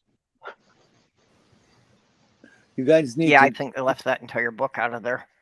In fact, you guys need to notice and realize that that's exactly how they treat workers today, is that they're dumbing down education and everything to help the workers become better slaves, that they'll work for their slave wage and be happy because they've been taught to be happy. Yeah, pretty much. Yeah.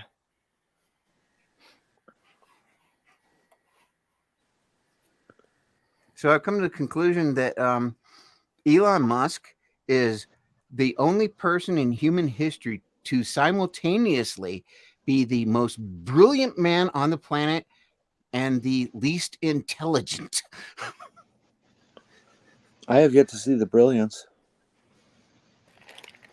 Well, Okay, Elon Musk. Clearly, you haven't been listening to its fans. Elon Musk has lost over $100 billion this year. Mm-hmm. There are roughly 200 countries on this planet. 2/3 of them, their gross national product is less than $100 billion. So he has lost more money than 2/3 of the countries have made. The reason I say he's brilliant, and it's very, very simple. When he hires people, he's really huge on this. If they do not think out of the box, he will not hire them. If they do think out of the box and come up with like bizarre, whatever, innovative things, then he rewards them. But the thing is if they don't come up with enough, then he doesn't. And the brilliance is he hires brilliant people, and he has been very successful in SpaceX and so forth, but he's also a complete creep because he's completely lied about a lot of things that he did, and in his presentations and so forth, flatly knew, like he had these solar panels that were basically tiles for roofs for houses, and he had this big grand opening type of thing, where he announced it, and all of the tiles, it was like a cul-de-sac or something, where all of these houses had these supposed solar panels. It was all bullshit. They didn't even exist. Yes, they put some different tiles on there, but they were not solar. He lied, and he knew it, and he's done that repeatedly. Yeah, I've seen a lot of Thunderfoot's videos debunking Oh, a lot of this Thunderfoot. stuff. Thunderfoot tears him up. Nobody gets to Elon Musk like Thunderfoot. And Thunderfoot is a very reliable source. There is nobody that can say that he's full of crap. Nobody's ever called him out because they haven't been able to. But Well, yeah, when I Elon started- is very, very brilliant, but he's also very, very stupid. Well, I mean, there's a difference between knowledge and wisdom. And, you know, he doesn't have a whole lot of wisdom. He might have a whole lot of knowledge, but he doesn't have a whole lot of wisdom. I would agree. Yeah. It And just when he pisses came me out off that with he's autistic. well, I mean, when he came out with that Tesla battery thing that you could put on the side of your house, I kind of gave that whole thing a side eye because, yeah, battery technology isn't that good yet.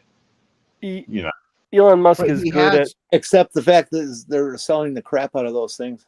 at Elon Musk is good at taking other people's ideas, and saying he did it. That is Well, true. Elon Musk is actually doing the same thing Thomas Edison did.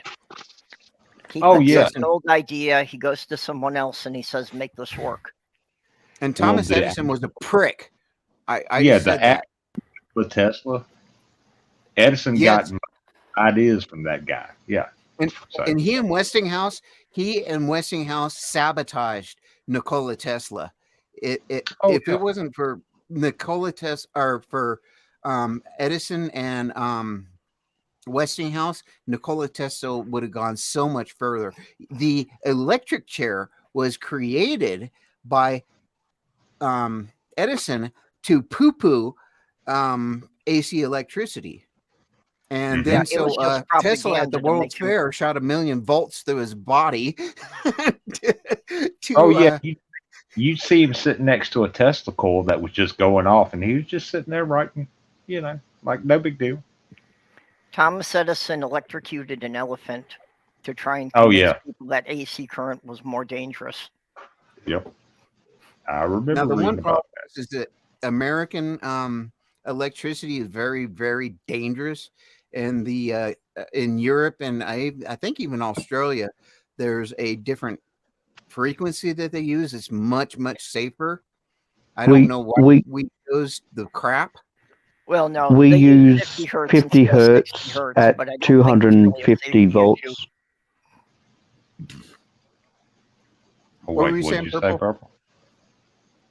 They use 50 hertz instead of 60 hertz, but I don't really think it makes much difference as far as the safety. No, I don't think it does either. Hertz has Fork in nothing a to sock. do with your safety. What has to do with your safety is voltage is number one, but the thing that actually kills you is amperage. Yeah. Right. Okay. You take DC and it's running at 5 milliamps of amperage. It's not gonna kill you at all. It's not even gonna bother Or you. hurt.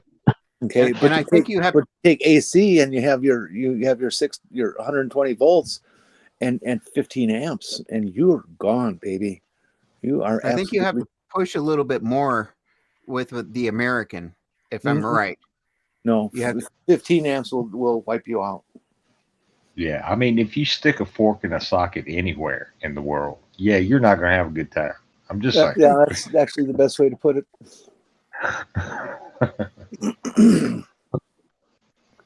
Not going to be a good day, Kai. And to think there's parents who actually buy those little plugs for their outlets because their kids are stupid enough to actually put something in there. Oh, yeah, those little plastic things you stick Yeah. in there. Yeah. Yeah. I actually My grew up parents with said a that. girl who did that once, and she almost killed herself. Yeah. Well, I it guess what it doesn't was- help that Alexa issued it as a challenge for a kid. Oh, I guess what I was saying with Elon Musk, actually Henry Ford was not educated. He didn't even, I think he had like a 6th grade education or something. And I'm don't quote me on that, but he was not particularly educated. And I understood he went to some kind of hearing at some point in time, and they started really poking at him for being stupid. And they started saying, well, what happened this year? What happened, and asking him all these questions. He says, I don't know. But you know what? I have the people to answer those questions. And I have the people with the knowledge to answer whatever I need. And that was his brilliance. He gathered the right people around him to be successful. And I think Elon kind of does the same thing, although he's a complete Well, Henry Ford's a bit worse with his anti-Semitism. Say again? Henry Ford's a bit worse with his anti-Semitism. Well, I don't know anything about that. You may be absolutely correct. Hitler had. Tesla's takeover of Twitter, that he marched in and basically fired 3/4 of the people before he knew who did what. Yeah, that was kind of funny. Yeah, I heard at one point in time, or it was posted at least at one point in time, that in the last week or so that Twitter was down to 238 employees from like 7,500. And there's people who are saying that Twitter is about to crash in terms of its software, that it has not been maintained properly, and some people are saying they can't go any longer than next Monday. So we shall see. Yeah, we shall see. Speaking of which, kind of doubting that. I would love it if it crashed. I think that would be the funniest thing. It would be funny, but at the same time, I'm afraid that a lot of people will lose their communities. Well, I mean, I've not been on Twitter. I got on it for like 5 minutes, and then I was like, "No, I'm out," and I've never been back. So hey, Purple, on that subject, could you please put your Discord in the chat or something? Unfortunately, I cannot tonight because Discord will not let me get in from my laptop right now. Oh, wait a minute. I can do it. I can put it in the private chat. Let me open Discord again. Okay, see, when somebody else can copy it down there for me. Thanks. Yeah, I mean, I'm on a tablet, so if I got too many windows open, everything freezes up and it crashes. So I try to shut down everything when I'm on StreamYard. But I think I can get away with opening Discord and putting the link. Yeah, I was trying to go to post the links on Discord before this started, and it gave me a 64-step verification process I wasn't able to finish. There you go. See, that's why I don't use Twitch, because you got to have like a 25-character password to get into Twitch, and I'm like, no. Kids, I'm going to bail out. I'm just kind of tired and I want to go to bed. Okay, good to see you. If anybody would like to join me, my address is. Okay, Jenny, thanks. What should I wear? Well, eventually nothing. Yeah, just a trench coat. That's all you got to wear. Then you can just take it off. Yeah, but bring your own paper towels and stuff. I'm not going to clean up your mess. Bring your own tissues. Junie, nice seeing you again. Junie, I just want to mention your voice is sounding wonderful. Really? Yeah, really. No, Yes. thank you. And that's all. I'll take my leave. Chat, love you. Glad I got to run into all of you again tonight. And we'll see you again next week. Good night, Jenny. Bye bye. Hopefully you'll have a good Black Friday. We'll see how that shit goes. Okay. Yeah. I forgot about that. Later. Later. Alligator.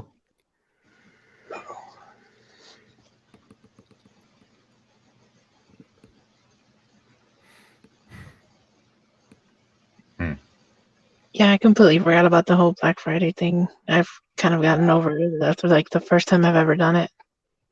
I try and stay away from stores during Black Friday. Yeah. You ain't got to go out, don't go out. Yeah, I figure I don't really want to go to any retail places before Sunday. Oh well, yesterday I needed to go to the store and get some Mountain Dew and paper towels and what else did I get? Got some Alka-Seltzers and got some beer. And man, there was traffic and people everywhere. And I lived in the middle of nowhere, but still, there was traffic and people everywhere. I had to fight for a parking space at the store. I was like, damn it, man. That's crazy. Yeah, so I'm not going anywhere tomorrow, and I'm probably not going anywhere Saturday. And fortunately, where I live, everybody goes to church on Sunday. So if I go out between like 10 and 1, everybody's at church and nobody's on the road. So I'm good to go. If I need to go to the store, it'd be good to go. I might have to pull the same trick. Well, that's Yeah, why after I got here on Wednesday, I got Diana to run to the store then, because even though I didn't feel like it after the long drive, I certainly didn't want to do it on the holiday. Oh, exactly. Oh, So wanted to make sure we had everything we needed for the dinner tonight. Where's Diana anyway? Yeah, she's taking a nap. Is she coming on? Probably not tonight. Is she okay? Yeah, it's just, the dialysis treatments, basically she's only functional for short periods of time. Yeah, I understand they wear you out really bad. yeah, they do. Yeah, that's, she did the traditional Thanksgiving dinner here tonight, so that was kind of all the energy she had for today. Well, good. I'm glad she got to do that. That's Yeah, awesome. she still wanted to cook the turkey and all. I was gonna say a whole turkey and everything. Dang. Yep. Yeah, when I got here, she had the turkey soaking in brine in the fridge. Oh, okay, well that's cool. Well, I see, finally me and got my the gumption. oh, go I ahead. finally got the. Oh, go ahead, Clock. No, you finish. You finish. I finally got the gumption, and my wife and I yesterday filed to get the body cam footage from the sheriff's department from when they brutalized me. I think there's a 90% chance that somehow it will have been lost or purged or whatever. But if it should be within this week. If I do get the body cam footage, I'm going to post it on my YouTube channel. And I'm trying to get a lawyer or an attorney right now to deal with it. I hope if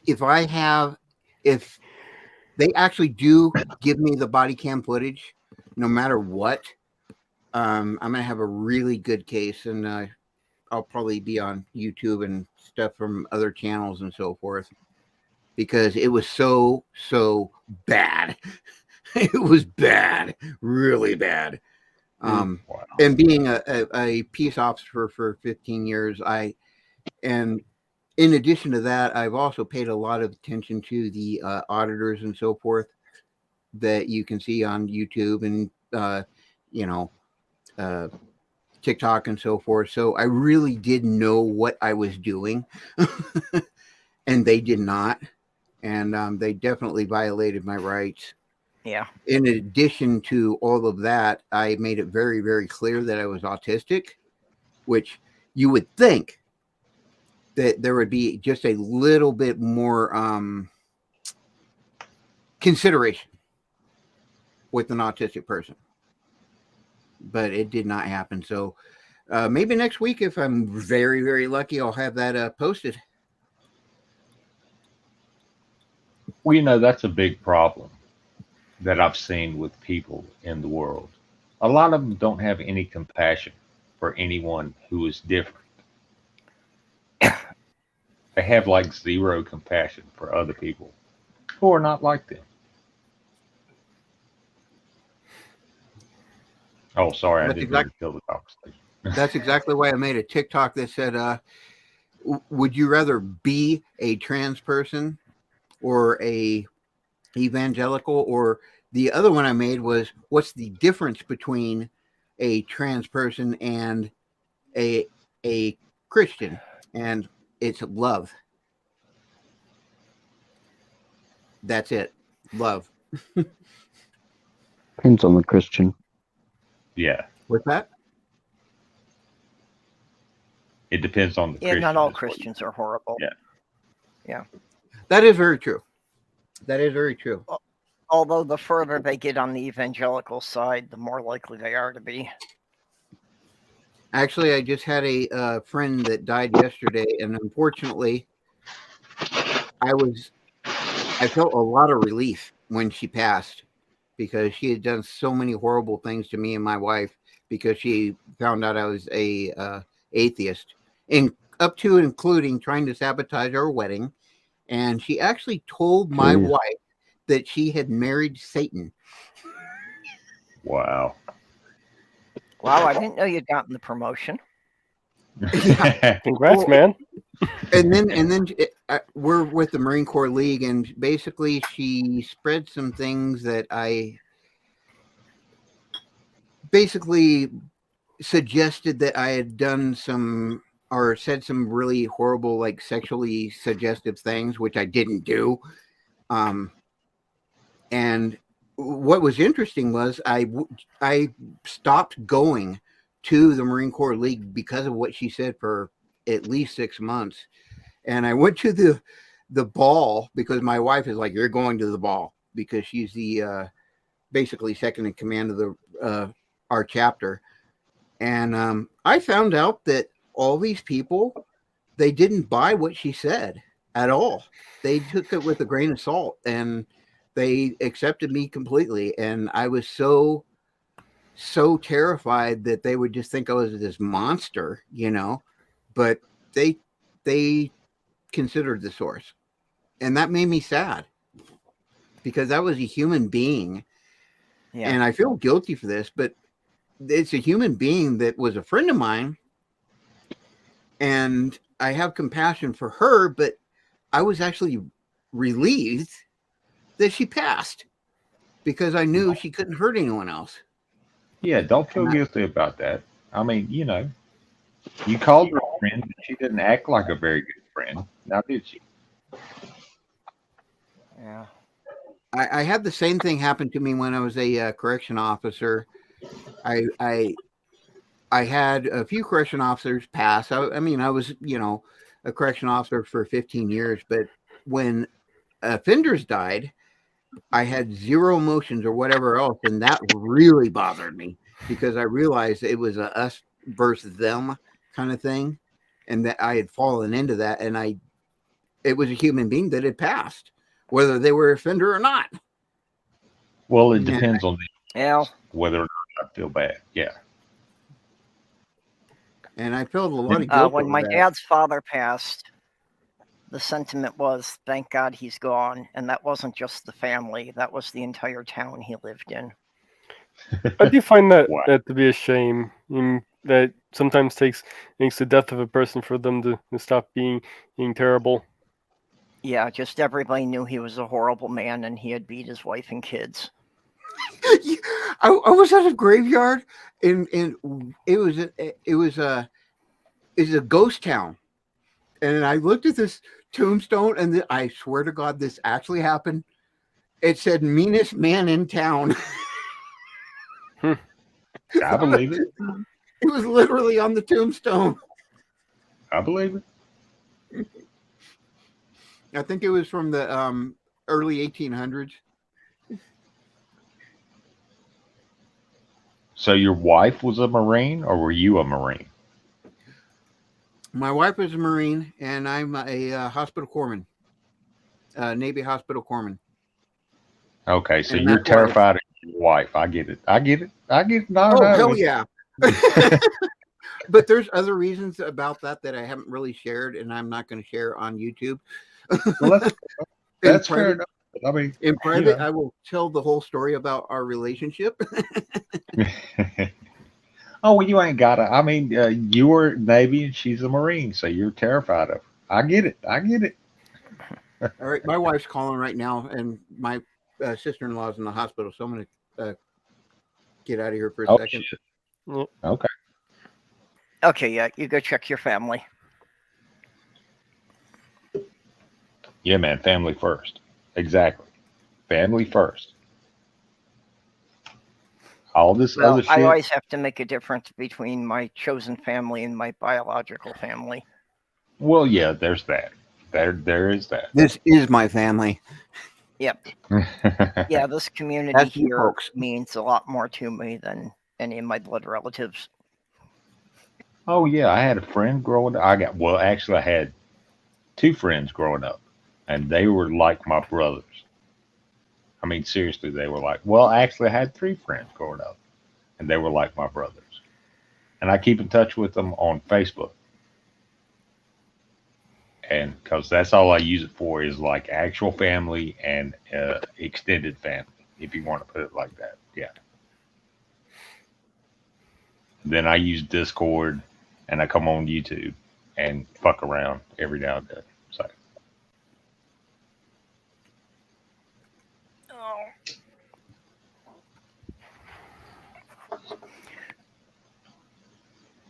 Oh, my back is wanting my comfy chair back. Well, I'm used to doing my streams from my recliner. Oh, I get it. With my laptop, I'm just sitting on the floor here, and I have nothing for any back support. Oh, ouch. Oh, Damn.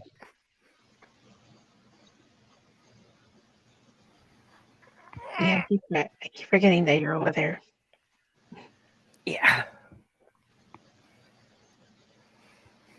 Well, Of you course, know, if every I'd now wanted and to then. bother move the whole computer over there, I could have probably taken her chair now, but I guess I don't want to have to run the laptop over there and redo all the cables again. Oh yeah, that's a pain, ain't it? Yeah. Rerunning cables, yeah, that's a pain Well, figuring out in the ass. Yeah. where an outlet is on the other side of the room, and I've got the internet cable from her router here.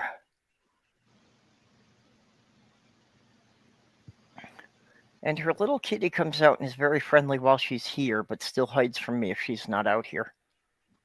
I So think guess I've heard Sylvia that thinks before. it is not safe if mommy is not watching. Yeah, I think I've heard her say that before. I thought we were doing better this time because, first day she was coming out here and she was, like rubbing up against my hand and asking for pets, but only when I'm supervised. Oh, cats are evil. I mean, cats are like the essence of evil. So I mean, No. Yes, they are. I've had cats. I've lived with cats all my life. They have individual personalities. Some of them are horrible. Most of them, they get the idea and they try to take care of the humans. Oh, I had a black cat years ago. He was black, and if he was laying out in the sun and you looked at him just right, he had black stripes. Like running down his back and down his sides. And to me, he I've was seen the that. nicest cat in the world. He loved me to death. Anybody else came around, yeah, you better watch yourself. That's how my first cat was.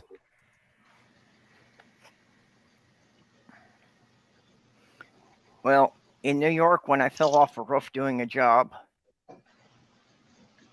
I could barely walk for a couple of weeks. And one of my cats, I guess, got the idea I wasn't going to be able to feed myself, so he brought me 11 mice in the first 2 days. Oh, That was it. He was just focused on that one task. He'd drop one in front of me, run right back outside, find another one. Yeah, that's sweet, and it's also nasty. I mean, Well, it didn't help that half of them weren't dead, and then I had to be moving furniture to get them out of the house. Oh, Oh, geez. jeez. They're still laying there twitching. Yeah. Oh, no. Half of them ran away as soon as they hit the floor. Oh, crap. Wow. And they were definitely moving a lot faster than I was then. Oh, I had a calico cat once, and we were living in the house, and spiders come in, and they do their thing, and I don't mind spiders. I don't mind spiders and snakes because they eat other bugs, so and vermin and stuff like that. But my cat would play with the spiders. She would watch the spider. You know how cats do. They get that pounce look. And then when the spider moved, she would jump up and put her paw on top of it. And it would play dead. The spider would play dead. She'd take her paw off of it and get back in her crouch and watch it. When it moved again, she would pounce and put her paw on it. And she played with it for like a half an hour. She would play with them for like a half an hour, and then finally she would eat them. She started with the legs and then worked her way to the rest of it. So. That's so neat.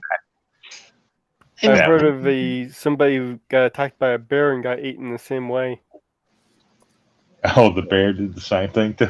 Ate his legs. And, Oh, okay. Started from the bottom and worked his way up. Okay, yeah. that's kind of sounds horrible. gruesome. Yeah. Apparently went on for several days. So. Oh, wow. Holy fuck. Yeah. Was it Leonardo DiCaprio? I saw that movie. I wonder if the bears figured out if they keep the animal alive, the meat doesn't go bad. Maybe. Well, maybe that one did. Interesting Oh, yeah. idea. Everybody talks about how we're so smart. No, we're not. Animals are smart too. Yeah, Sometimes they're smarter than us. So I mean, well, they just specialize, they're focused on what's relevant to them. exactly. Well, that's like why testing cat intelligence is so hard. I mean, dogs are easy to test because dogs are easy to, eager to please their favorite people. Right. Cats don't really give a shit, so you've got to find out what motivates Exactly. them. Exactly. You've got to find some way to make them care about the experiment you're doing. Yeah, a cat will look at you like, "What the fuck is this shit?" And then, yeah, Yeah. you gotta want to make them. do a test on a cat, and the cat's just going to sit there and lick his paw and like, what's in it for me? Cats were worshipped as It's gods like, in wait, I ancient gotta- Egypt and have never forgotten it. Yeah. Well, there was Bast. I mean, that's a pretty cool god. I did like her a lot when I read about her. Ever I'm hear- pretty sure. I'm ever pretty hear sure my Orwell- wife is a cat because she owns me. Ever hear Orwell's story of a friend of his who apparently met at Bast? Oh, he met Bast? Oh, that's pretty cool. It was apparently a friend of Aaron Ross. That was just saying, Bast apparently appeared to this person and said that you should worship him. I suppose when you have a topless cat goddess appear to you and say, "Hey, worshiping you," do. Oh, sure. If a god appears to you and says, "Worship me," hey, fair enough. So I tried to do something awful, and my wife didn't let me get away with it. After COVID, we got married a couple of years ago, but due to COVID and everything, we actually had a wedding party about 4 months ago, and the husband of this lady I was telling you about that was so awful, he's a pastor, and what I wanted to do was have him read, like they do wedding vows and so forth, but I decided that I wanted him to just read a list of 7 things of being a good person, without telling him what it was. That would be the 7 tenets of Satanism. Because if you compare them to the 10 commandments, there's like there's no contest. And my wife is like, "No, you can't do that." Yeah, the people who say that all morality is based on the 10 Commandments usually can't tell you what more than 2 of them are. But the 7 tenets, I just was going to have him read the 7 tenets and not even tell him what it was, and he wouldn't have known, But yeah, she's like, "Okay, that's going too far." Let's see. He was kind of nasty to me too. So one should strive to act with compassion and empathy toward all creatures in accordance with reason. That's the first tenet. Oh heck yeah, That sounds good. No, I'm looking. I just looked it up. I have looked. I've seen them before though. They're amazing, aren't they? Yeah, they're good. I've met quite a number of Satanists, and they've all been nice to me. I mean, I don't think I've really met a horrible Satanist yet. Well, Aaron Rod did do a reading of him once. I saw a video. I forget which state it was, but the state was observing the National Day of Prayer. So Aaron Ra appeared there and did the reading with the Satanic Temple in the area. And the Satanic Temple is, they don't necessarily actually believe in Satan. That's Satanism. No, they're really the extreme wing of the atheist movement. Yeah. Yeah, they But just regard him as a character. They don't think it was a literal being. No, I have run LARPing into atheists. I have run into some people who actually did believe in an actual Satan, who are Satan, and all that. I just made a TikTok and it pissed off a lot of people, only Christians for some reason. And the reason is if you look at the Bible, Satan is accused of evil, but if you read it, the only time he technically did any evil was when God ordered him to in the book of Job. Yeah. So if you compare who was evil and who was not evil, there is zero contest.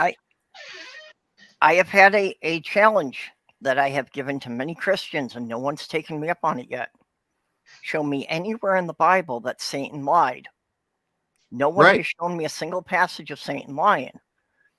Now, there's about a dozen passages where God lies. So which one of these characters are you going to trust? Exactly. Here's one that I've come up with. This I call the test of a false god. You see, in order to believe in a God that does not exist, one has to have faith.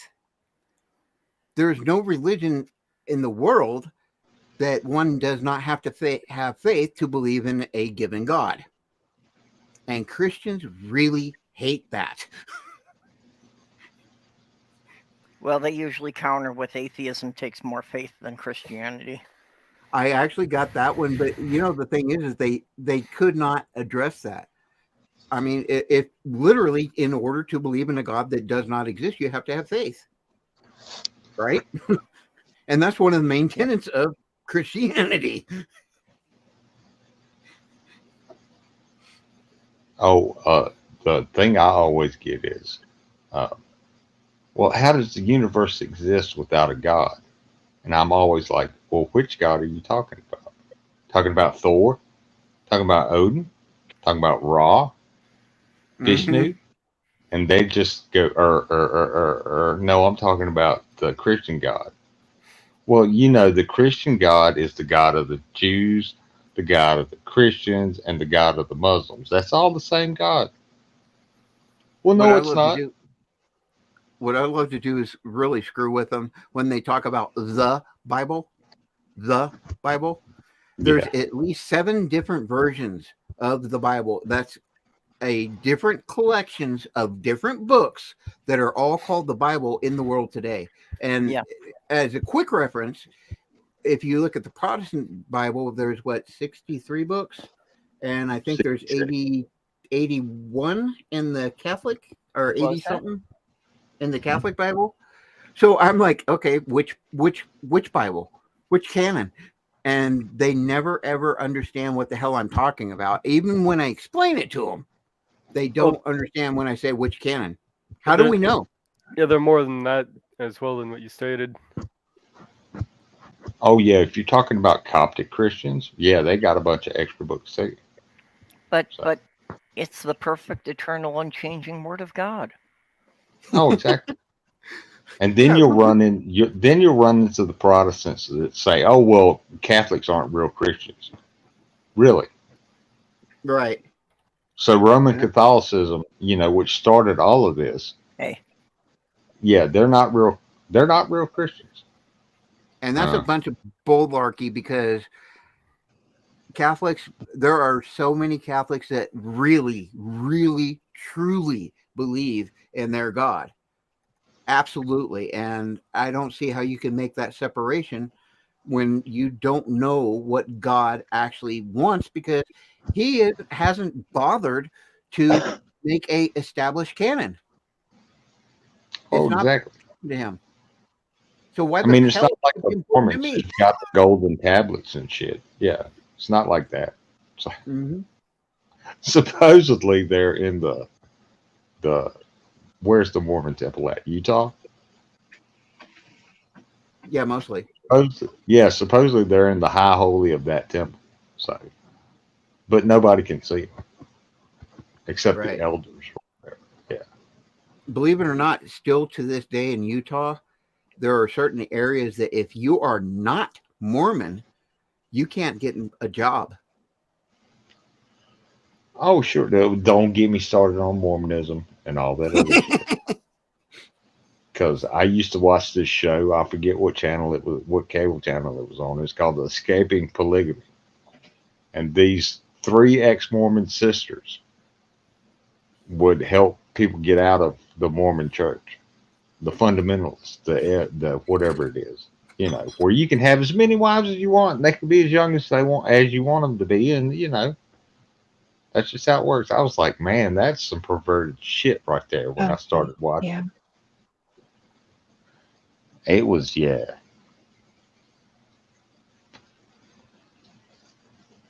it was that who's that guy that's in prison for like the rest of his life? He's their leader, and they still write to him in prison, and he gives them the word of God. I was just like, wow, David somebody. It's not Koresh because he's dead. I remember watching that on TV when they burned the fucking David Koresh's compound down. That was some horrific shit. The one in Waco, Texas, who thought he was the reincarnation of Jesus, and all his followers thought the same thing. Okay, I've killed the conversation. My bad. That takes a lot. I mean, like, I don't know The how you. FBI was definitely wrong in that one. There were cult members that didn't know what the hell, that had their minds brainwashed, and they literally started that fire on purpose. I don't care what anybody says, and that was not cool at all. I don't care Okay, how bad that cult was. Jenny, what were you going to say? No, I was gonna say I'm surprised that 'cause it takes a lot to convince somebody that you're Jesus. Oh yeah. Well, there's a lot of people that think Donald Trump is the second coming, and I'm like, no, he's fucking not. Yeah, I don't get how they think Trump is religious in any way. He's After not. everything that he says and does, it's like, how do you think that he's a godly man?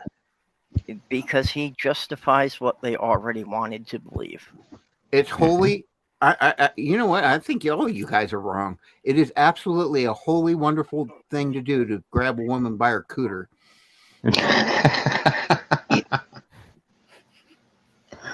Oh shit. Somebody's going to isolate that one comment, and I'm going to be demonized for the rest of my life. That's become a clip. So just wait for it.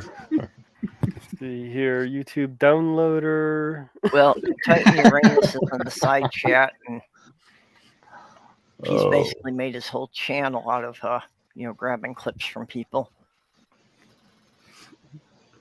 What church did Trump walk out of and he was holding the Bible upside down and was like, "Here, look." Go into the church. That was about a block away from the actual White House. Yeah, he just walked from the White House to take And his he picture in front of the literally- church. He literally had the police move everyone out of the entire area because there were a bunch of protests going on at that time. Yeah. So that he could go do that little photo op, and then he, of course, screwed that up. It's like you're holding the Bible upside down. Well, you might as well have had an upside down cross in your hand too. It wasn't his Bible either. I forget, it was his wife or his daughter had pulled the Bible out of her purse and handed it to him. Oh, really? Okay. Wow. At least he had a Bible. A dictionary. Yeah. Fiction. Yeah, the Bible illustrated. Yeah, because he can't read. Scrabble And player's everyone Bible. and all the evangelicals forgot that his wife was a porn star. And there's absolutely nothing wrong with being a porn star. Don't get me wrong, but with their whole line of thinking and so forth, that just I thought was the most hilarious thing in the world. Well, they were saying how fantastic it is that, we had such a gorgeous first lady that she had posed naked. And these were the same people that gave Michelle Obama shit when she wore a sleeveless blouse. Oh, and they still think she's a man. Ah, Oh, Yeah, wow. yeah, they still think she's a man. They still call her a man. Yeah. Which, if you're a man and you want to dress in women's clothes, that's fine. yeah. But that's like when I go into a excuse me, when I go into on a panel and I have somebody call me a libtard Democrat who voted for Biden. Well, guess what? None of that's true. I'm not a liberal. I'm not a Democrat, and I didn't vote for either Biden or Trump. Are you a tard? Probably sometimes, yeah. Depends on the situation, yeah. I didn't Sometimes- actually vote for Biden. I just marked the box that was God, anyone but Trump. Oh, well, I didn't mark the box. I just voted for everybody else, and I left the Trump and Biden boxes blank.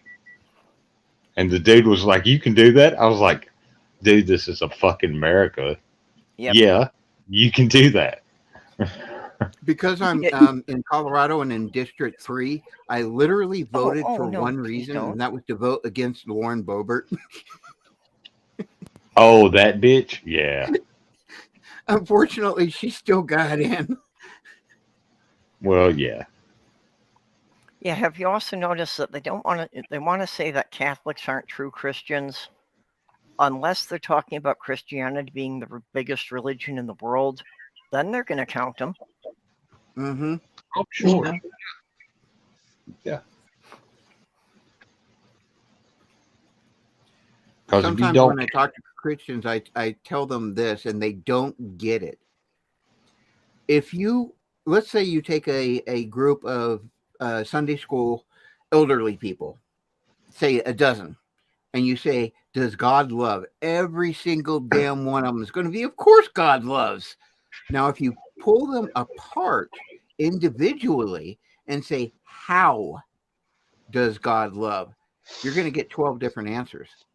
And the reason I mention this is because everyone's perception of what their God, what they want their God to be, is dependent upon their personality and their wants and needs. And the Bible is perfect for this, because if you want to feel guilty, there's passages to feel guilty. If you want to feel empowered, there's passages to feel empowered. It's a perfect book because you can cherry pick anything you want and mold that God to your specific needs. And that's just a human trait. I'm not saying that, it's a conspiracy or anything. It's just a human trait. But when you tell that to Christians, that every single God of every single Christian in that church is different, they don't get that. And they just cannot wrap their minds around it. Yeah, Well, the it's big Bible book isn't of- a single cohesive document, so it's like got different agendas and different people wanting to say different things. So there's no it's big- way it's going to be internally consistent. Even George R.R. Martin can't get his stuff completely internally consistent. It's a big book of multiple choice. Yeah. But Exactly. you would think that an all-powerful God would have been able to hire a decent editor. Mm. Well, the thing is, he didn't even write it. It was just a bunch of different groups of Jews who decided to write stuff down. So it's I think probably Yahweh his was fault such a for not. diva, he The couldn't only get anybody to work with him. the only thing I think that God's been noted as writing down is the 10 Commandments on the stones and the writing on the wall in front of Nebuchadnezzar.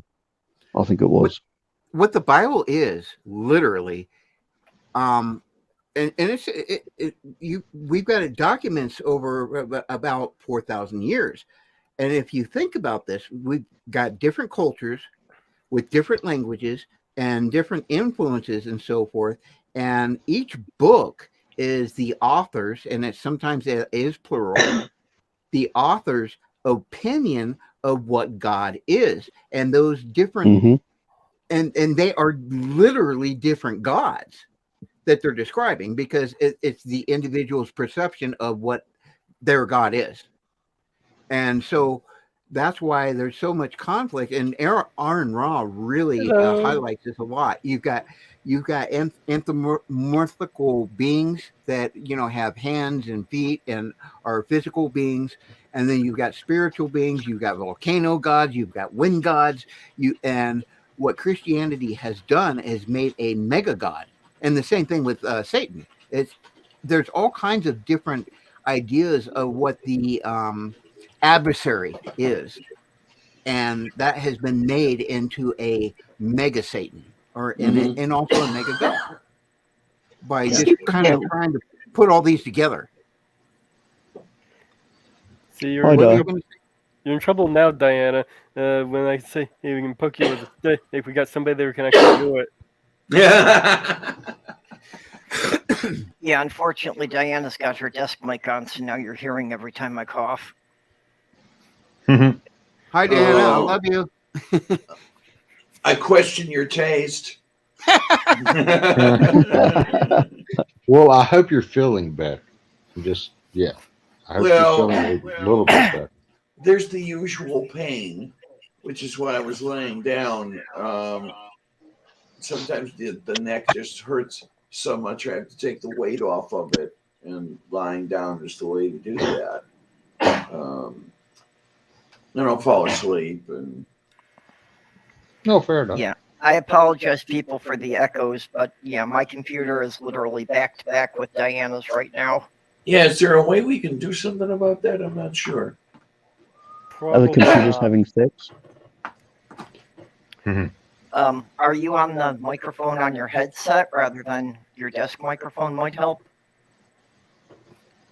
Oh, okay, we can give that a That might try. work. Yeah, that might work. We can give that a Yeah, try. because I think it's the desk mic now that's just picking up all directions. Okay. That's a little bit better. Let's see what we can do here. Where are my audio settings?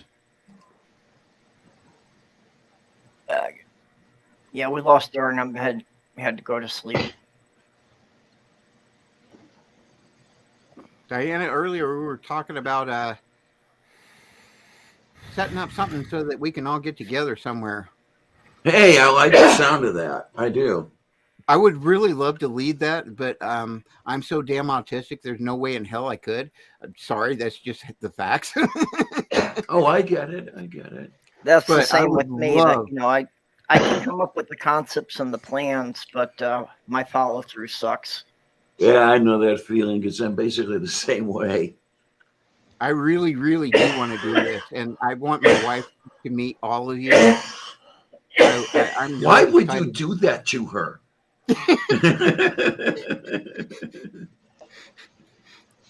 Well, I mean, she was a Marine, so I'm pretty sure she's used to dealing with assholes like us.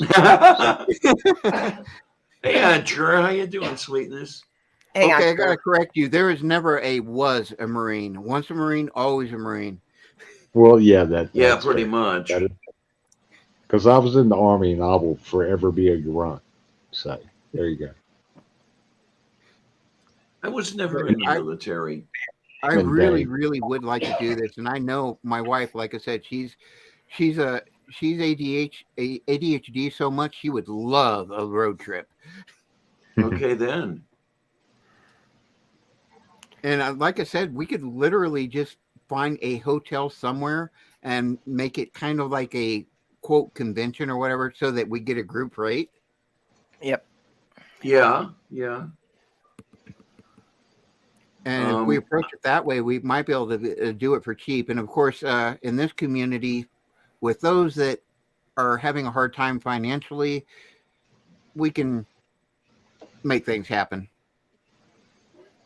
The only thing, depending on how long our thing would last, I would have to have some accommodation for bleeding into a machine. Right. I'm Fair sure enough. we could set that up with a nearby clinic. Yeah, we could definitely work that out. Yeah, there's got to be a way to do that. It's just a matter of getting it done. I mean, I'd like a kidney eventually, but that would come with its own problems too. Yeah, you know, get two, one free. You know, no questions asked. There you go. There's always the Mexican option. I'm just saying.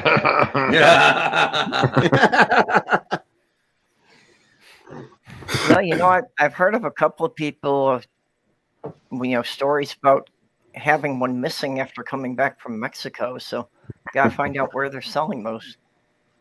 Any Have any the other organs? convention have the convention, and everyone except Di wakes up in the morning in a bathtub full of ice. One of them's got to work. Well, I was trying to highlight you to get Theo there, but Oh, my laptop's being rather slow to respond to things. my Theodore, he's the bestest bear in the whole wide world. Yeah, kidding. I'm No. really lucky. I've got the bestest bear. I'm had by the bestest kitty. Got the bestest friends. Does Teddy like to eat its victims alive as well? Say again, honey. Oh, we were talking about Diana a missed bear that earlier. part. We were Talking talking earlier about somebody who got eaten by a bear, and apparently the bear kept him alive for several days, just eating his legs. Oh, I was trying to get Kitty into the frame, but she's poking just off the side of the frame. uh-huh. I like your tower, Diana. Is that a Cooler Master? It's a Rosewell. Ah, Yes, man, right. I think both of these cases are Rosewells.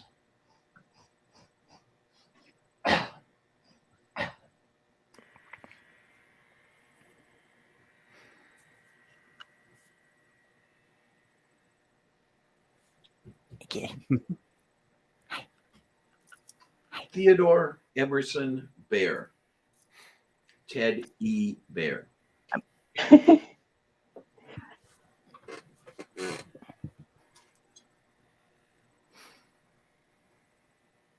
a good bear. Gotta find.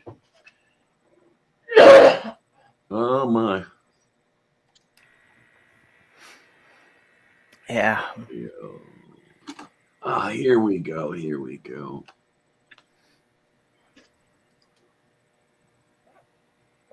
Yeah, now Kitty's out here and exploring everything once Diana's here. Just doesn't trust me out here alone. I don't know. Are you not trustworthy? Maybe that comes from all the time she's been in the hospital. I'm sure it man. does. I'm sure she's traumatized from the times that some strangers have hauled Diane out of here and she didn't know what was happening. Spent almost all of October not in here. it's too bad you were asleep, Diana. We were talking some smack about you. Whew. Oh my! Well, I figure I deserve it, right?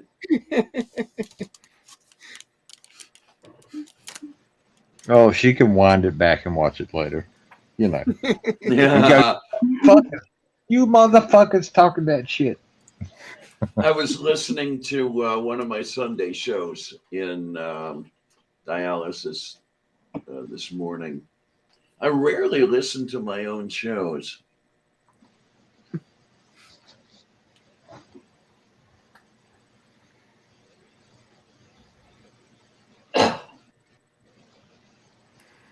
Yeah, I really don't go back and listen to mine either. One of the things that does discourage me from making edited videos is I just hate listening to my own voice when I have to, listen to the same sentence a couple times over to edit pieces together. Yeah. Yeah, I'm still trying to get you over that myself. I Yeah, got it apparently pretty everybody quickly. does it. Yeah, it happens to all of us. I don't like hearing my own voice either. To me, I sound nasal. Yeah, I always feel that I sound nasal and gravelly. See, I know I sound nasally, but like I got over it pretty quickly, and I learned to like love my voice. I Yeah, when sound you're even doing more your fem. videos and reading your stories, you sound great. None of you sound nasally to me. I sound even more fem than I am in person.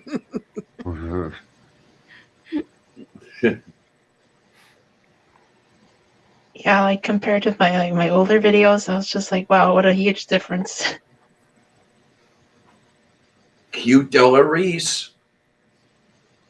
What? What a difference a day makes. Oh. 24 little hours. No, Oh, Yeah, well, I know all the weird stuff, and Kate constantly says she thinks that I bring these things up just to be noticed. fried chicken. Maybe I do. I don't know. Oh. Kate just Well, see, doesn't get any reference that's not from the 80s. A lot of people make fun of my accent, but I was in the Army for 6 years. And yeah, I've never heard none of that shit before. I've never heard it all. No, I did.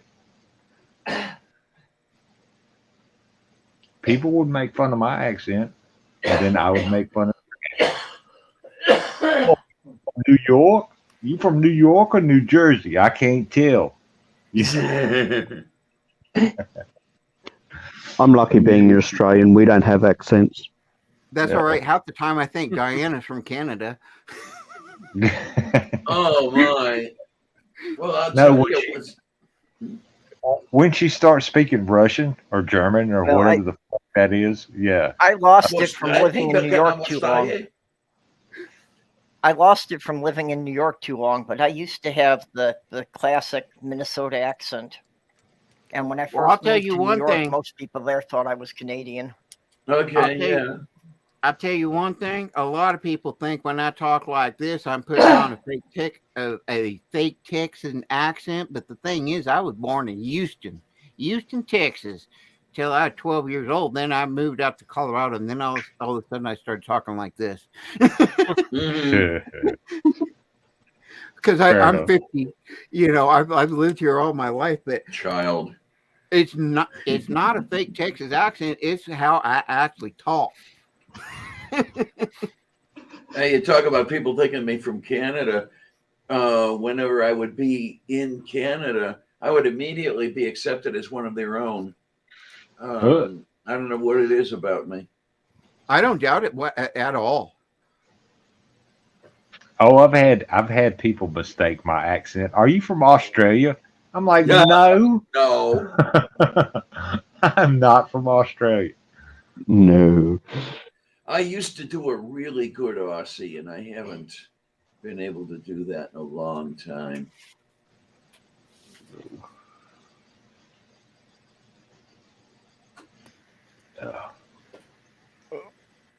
I was going to practice Beatles songs for karaoke because I think I could manage to do the accent long enough to get through a song.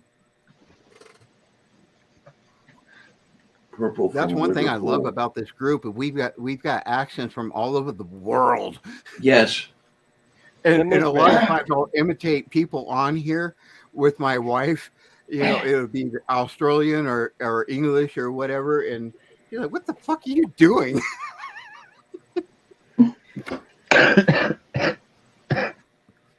Well, I've been going back and forth on Twitter all week getting people to translate Dutch words. Okay. For some reason, you just started to echo a lot more there, Purple. Oh, you made me choke on my just That's not Diane and I changing our relative sitting positions. Yeah. Let me see here.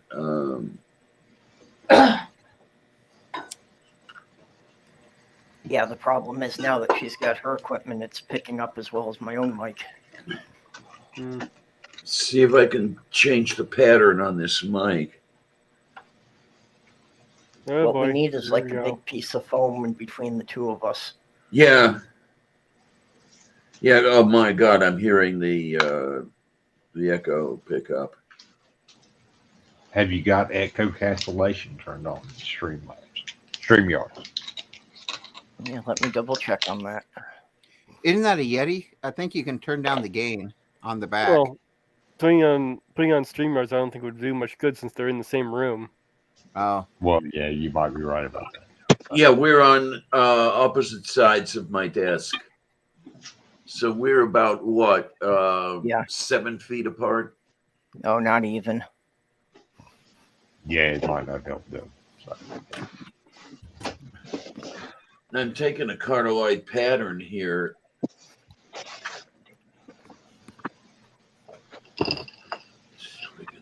here's my Yeti. I've got the shield here, all the way around it.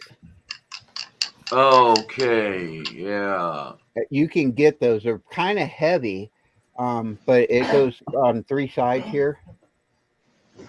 And I just use it because my my computer's sitting right next to me, and it makes a lot of noise. You have to go to a special store to get one of those, or find it at Walmart? Amazon. Aha. Okay. What's it called? I have no idea. I don't remember. I can show it here again, but here I'll turn it if I can. Chocolate covered licorice. Fair enough, Jed.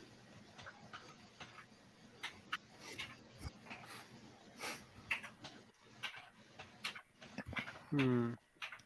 Oh, and believe it or not, Tom makes the best fucking fried Yeah, chicken. Dave, you muted yourself while you were doing that. Oops.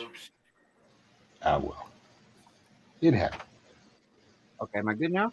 Yeah, now I can hear you.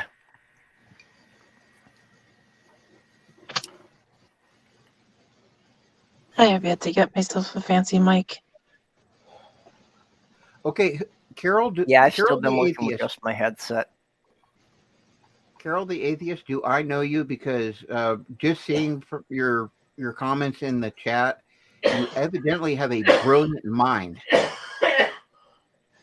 Oh, I've seen her around. She's been around. I've been on panel with her, but I've seen her in the comments.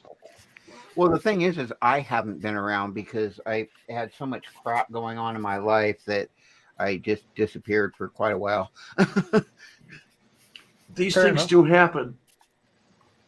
But Yeah. it's still my family. It's still my family. Okay, I may have found something like the thing you've got there, Dave. And I can't remember how to share a page on this.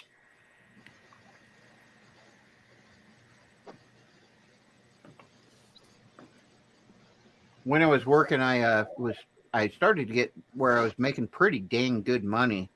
Well, $17 an hour, and I built my computer. I spent 6 months building my computer, which I have a 5950X, and let's just say I overdid it a lot. I ended up spending about $4,000 on my computer.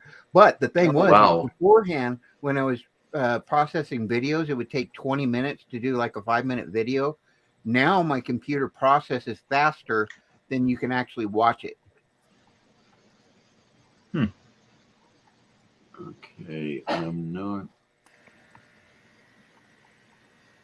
Okay. Am I presenting? I see it. I got to click on it. I found this thing. Is this what you're talking about, Dave? A little bit different. It's very close. That looks like yeah, actually that might work. There's what Mine I is was a able to hat. find. That looks like it sits on a shelf, but in the very middle there, it looks like it has the same attachment that mine does. Okay. Take a look at the link I just put in the private chat there. That might be closer to what he has. I had to Okay. fiddle part around for a little Whoa. bit. Inception. There, thank you. I couldn't remember how to take that out.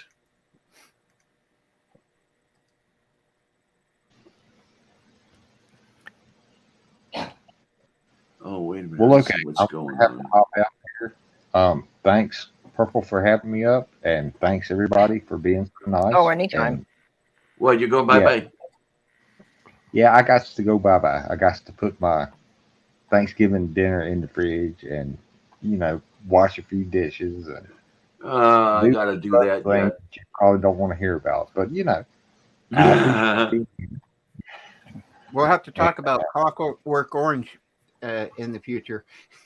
oh, the Clockwork Orange? Yeah, the Clockwork comes from a Clockwork Orange. Yeah, it absolutely does. And Rex is my actual nickname in real life. So I just put them together. I swooshed them together, and that's how that works. I love it. I love it. Okay. But There's yeah, the one that Mage was posting a link to. in the chat, and I'm gonna scoot on out of here. And y'all have a good night, and I hope you had a good Thanksgiving. Oh, yeah, absolutely. It's definitely a good one with the Purple here. Oh well. Thanks for Hey. coming by, hon. Really. Oh, you're welcome. Anytime y'all want me up, just like I Good said, night, I Rex. use Discord and I use YouTube and I use Facebook. I don't use Twitter. I don't use TikTok. I ain't doing nothing like that. So. Oh my! Too old. I'm finding Twitter starting to become annoying. Yeah, I'm too old to begin the training. I'm just saying. But y'all take care and have a good night. Yeah, Okay, hon. Take Good care. night. Bye. I do think night. that Twitter is going to go down. It's not going to be useful for the way we've been using it, so we've got to find somewhere else to go. And that's going to be a pain in the butt because it's going to shatter. We're going to end up in all kinds of different places. We've got to get ourselves in one place again. Yeah. Well, especially when you belong to a couple of unrelated communities. Yeah. You're not going to find them all in one place. All right, and that one might even be closer to what he had. Oh, okay. That's another microphony shield. Yeah. Okay. I suppose. Well, I don't need to get one right away, but I suppose I should get one eventually.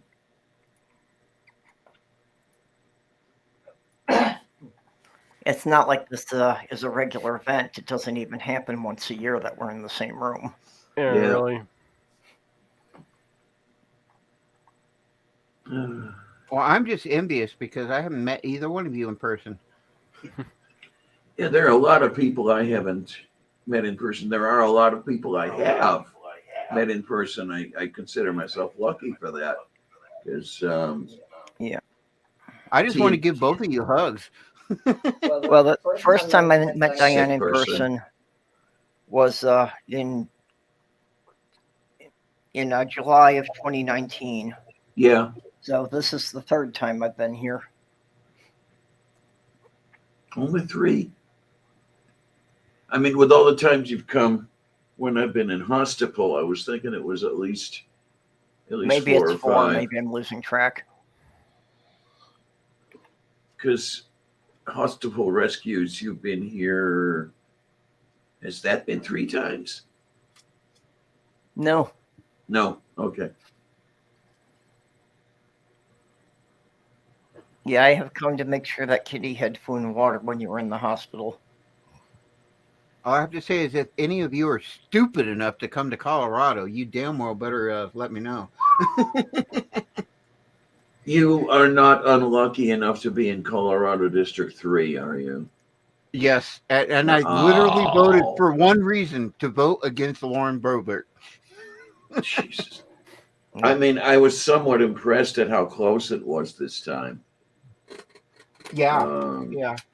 But it still didn't go the right way, unfortunately.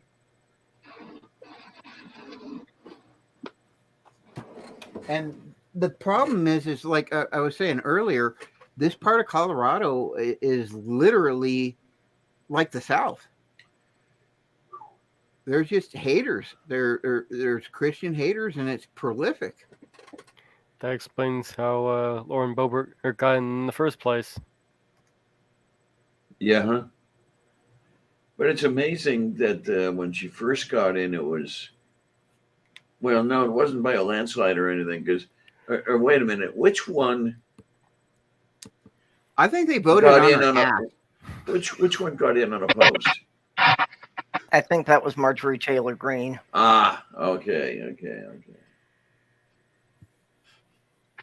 So Boebert might have gone in by a landslide, and then squeaked in this time. But 2 years is 2 years too much. Yeah, and unfortunately, not only is Marjorie Taylor Greene in again, but a lot of people are saying that she's actually the one who's going to be pulling the strings for the Republicans in the House now. I'm While she won't extremely have the hopeful. official position, apparently she can intimidate enough of them. I'm extremely hopeful. The Republicans now. What is the new generation? The kids that are about in their 20s. They voted almost exclusively Democrat, Millennials. and now they're the millennials. And so now, literally, from what we've seen, the Republicans are trying to raise the voting age Yeah. to include that group of people. Mm-hmm. And Yeah, being an old folks always, well, we know our shit and everything, but you know what? These kids have their shit together. Yeah. well, They're paying at this attention. point, the Republicans' only strategy is to limit who's allowed to vote. And actually, something that else probably tipped a couple of these elections is that the Republicans downplaying the COVID killed off a lot of elderly people, which was their base. Right. Yeah, people my age. Yeah. I have to blame my generation for a lot of our ills.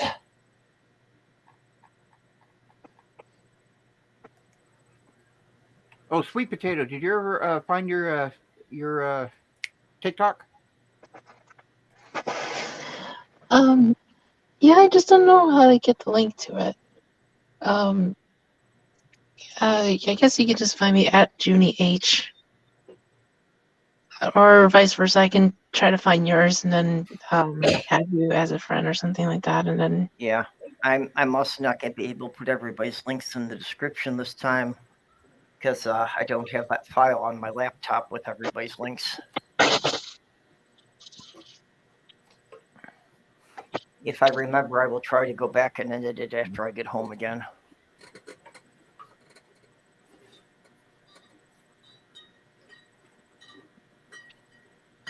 I'm kind of hoping my wife will call me.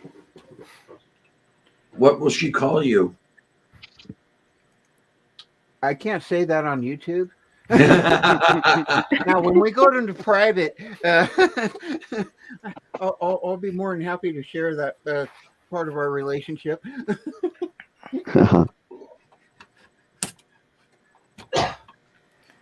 What you call her has to be sign language because you can't say it with a ball gag.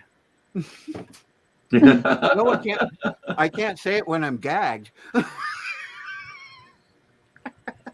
Oh, boy, shit.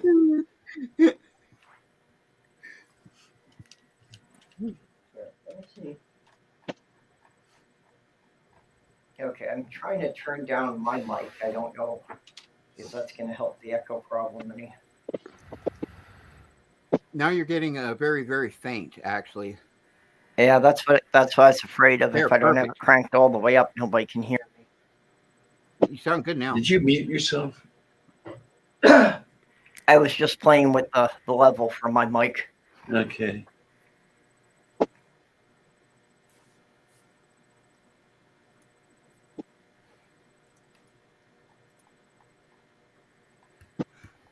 Okay, I just did look at this one in the side chat. And I think that is probably what I've got, or very, very similar. Which one? The second one and the first one I put there. Let me see. I just saw the second one. Let me see what the first one looks like.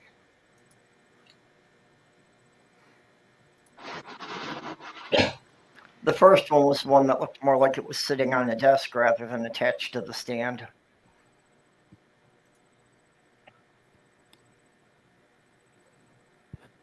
Well, they're both of the ones I posted were attached to the stand. But see that that long piece that's in the middle, that's how I have mine attached. I don't have any of the other pieces on it. So I think probably both would work. It just depends on how you're set up. And Diana's is on an arm just like mine. So I think it's possible.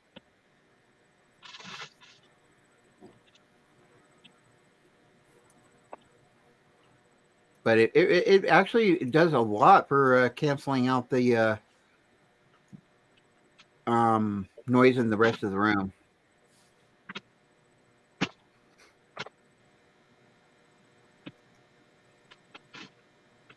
Yeah, like I said, we need some kind of sound absorbing barrier between the two of us.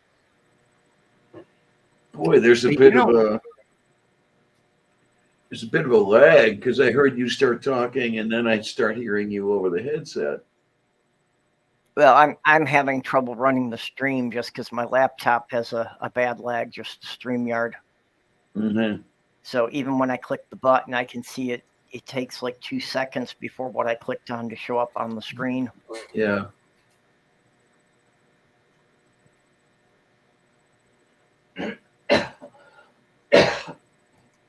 Although my coughs you hear right away. Of course. The stuff you don't want. For $15 at Walmart, it's actually a stand it's a mobile stand with little wheels that is for hanging up clothes. And I use that. I put blankets on it and so forth for soundproofing. Okay. And it works really, really well. Let me see if I can find one of mine anyway real quick.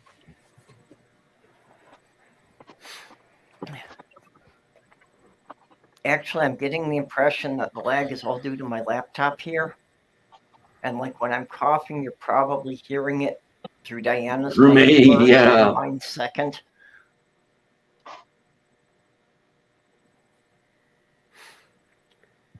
Towels will work for dampening sound. Yeah, you shove them down the throat of the speaker and it works like a charm. Actually, I saw a fellow one time.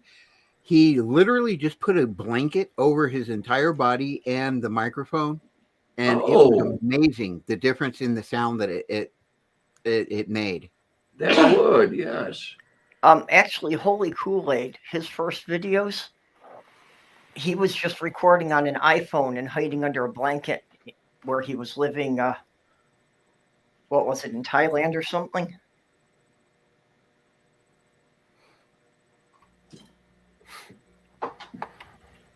Let me see if this makes any difference if I physically move my computer and point a different direction.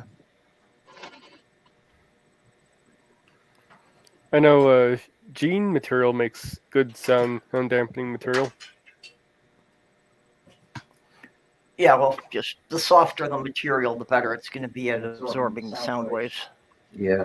Actually, the most common material that's used is actually moving blankets. Oh, okay. They're fairly cheap, and they're just so thick that they really absorb the sound.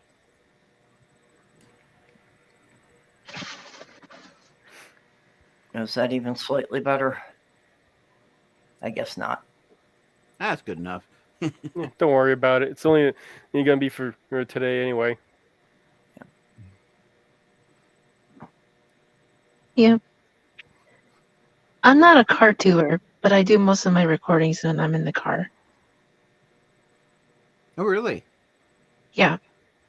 Where did that ever get started? Was that for sound isolation?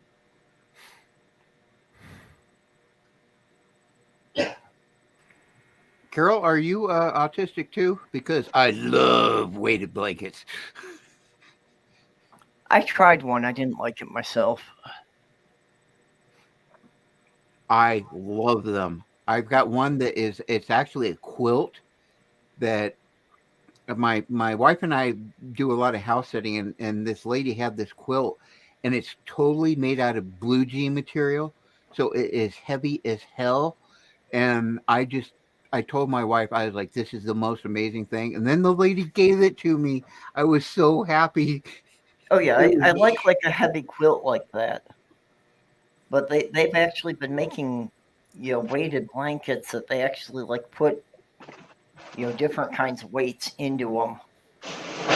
I don't like those because then they wind up, having a lot of weird bumps and things, and they don't move at all when I try to turn over. Okay. I have mine folded double on my bed. The one I'm using right now is I think it's a 10-pound, and I fold it double on my side of the bed because my wife, she has to have lots of air and be real cool, and I have to be warm and under my weighted blanket. Mm-hmm. I'm starting to suffer old person syndrome. The one where you're in the room or wherever you are, and the furnace is turned up to 90 degrees, and I'm cold. I don't go so much for the weighted blankets, but I like to cocoon myself and have the blanket wrapped up real tight around me. Yeah. That feels really nice. It's like a big hug. Well, I think part of it for me is that my legs wind up kicking a lot during the night. So if I can kind of immobilize my legs, it helps me sleep a little bit better. I like those sheets that are made like a t-shirt material. Hey, Purple, my doctor, I'm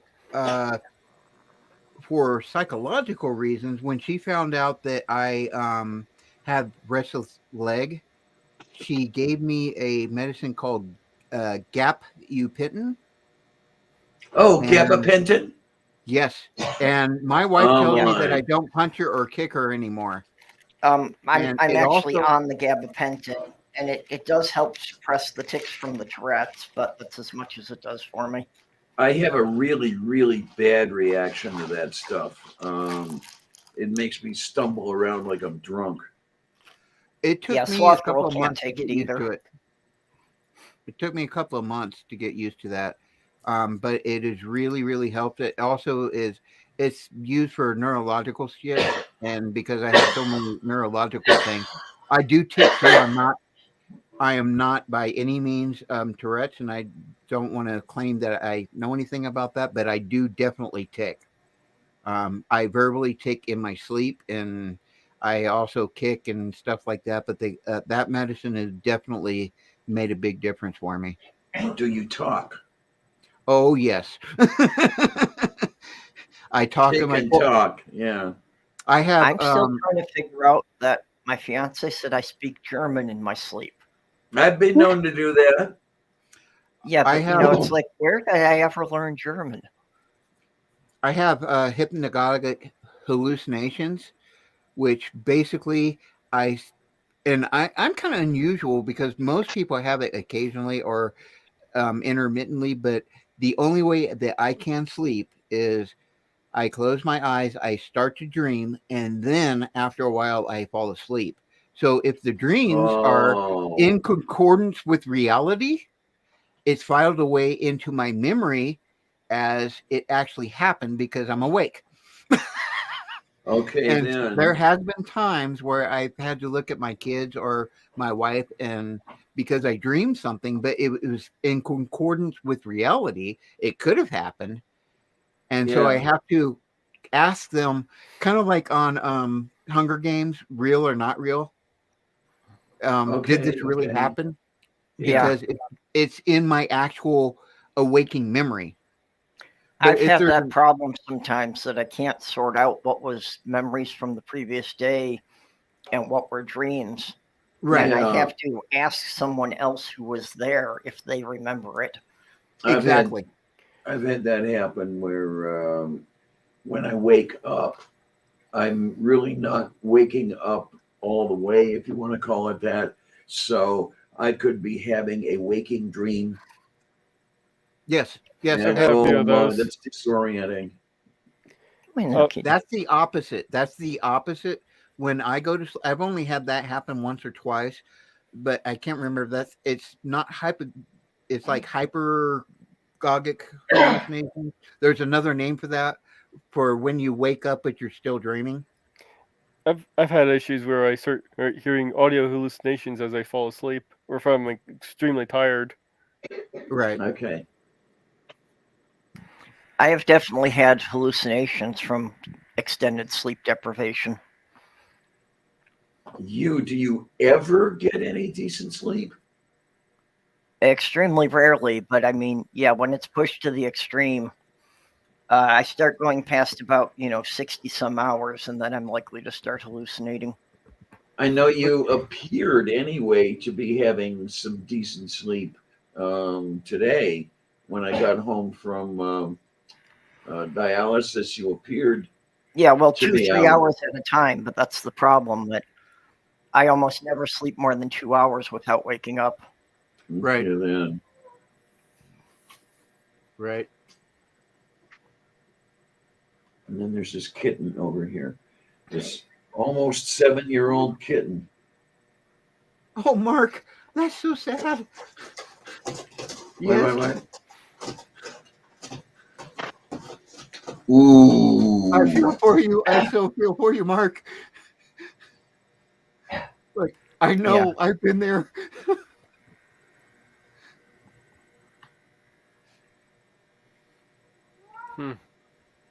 What I do, I can tell if my if I'm gonna awake sleeping or whatever. But what's really cool now is my wife recognizes it, and she will wake me up.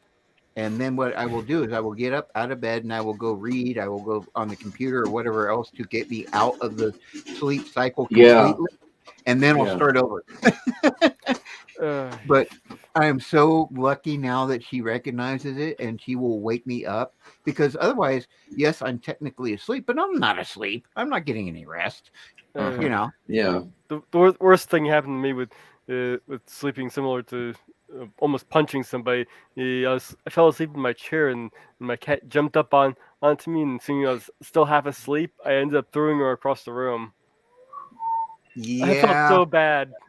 I mean, I didn't, Yeah. I wasn't, I was still waking up. I was, didn't know what the hell just jumped on me. It was just, I did that to a with my kitty cat. once, but I was wide awake at the time. I had been watching the movie Critters, and my sister's black cat jumped down from the top of the window frame to my shoulder. Oh no. So after watching that movie, I just see this black ball coming at me, and I just swung around and batted it out of the way, and she flew till she hit the wall. Oh my. Although I do consider myself lucky, because most people with hypnagogic hallucinations see monsters and so forth, and I did as a child. But because the only way that I can go to sleep is by dreaming, because I've done it all my life, I can stop myself and wake myself up when I start having the like negative dreams, scary dreams. Okay, yeah. But it's because I do it all the time. I cannot go to sleep without dreaming first. And I think that's a little bit unusual for most people that have hypnagogic hallucinations. But because of that, I can manage it. Yeah, I've always And like I said, I have my own too. So I've always dreamt lucidly. And as a matter of fact, that when I was younger, if I didn't like the way a dream was going, I could get myself out of it. I had a certain thing I did. If I would roll my eyes up toward the sky, I would be drawn upward and out of the dream. It's Mhm. not working like that anymore, and I don't know it. Some of it might be uremia from the failed kidneys. I'm not sure, but I've had when I was on my way into hospital, when I was deteriorating enough that I would need to go to hospital, some of the weirdest dreams I'd have, and I couldn't get out of them. Diane, Right. I've had some lucid dreams memes. check They're your mic interesting. settings. Check my mic setting. What's happening? My mic is muted and we still got the echo. Oh, okay. We're all going to become technical geniuses by the time this is done. Let's see settings. Well, actually, we'll figure it all out and then everybody's going to go to bed. So Exactly. we'll shut down the stream 2 minutes after we get it right. Another weird thing I've had with sleep is I've had sleep paralysis before, waking up. Yeah. I'm gonna I try just- changing my mic. I just told my wife about this. My ex-wife one time. I went in. It was the middle of the day, and I laid down on the bed, and then all of a sudden I could not move, but I could talk. And I yelled to my wife. I was like, "I can't move. I can't move." And she basically gaslighted me. And so I was like, "Okay, I'm completely paralyzed. Well, I'm just going to go to sleep, and because it's going to take her 8-10 hours to figure out that I can't move." And luckily, when I woke up, I was fine. Yeah, But that was a very scary feeling. yeah, it can be weird. I've had the night terrors from time to time, and I can Mhm. understand for the people who believe in it how that could be interpreted as a demon possession. Yeah. Oh yeah. You know, I don't know. It really feels like there's somebody sitting on my chest and I can't draw air. Mm-hmm. Is this setting any better? I changed. No, we No. got the same echo. Damn it. Good night, Titan. Has anyone seen the Hellboy 2?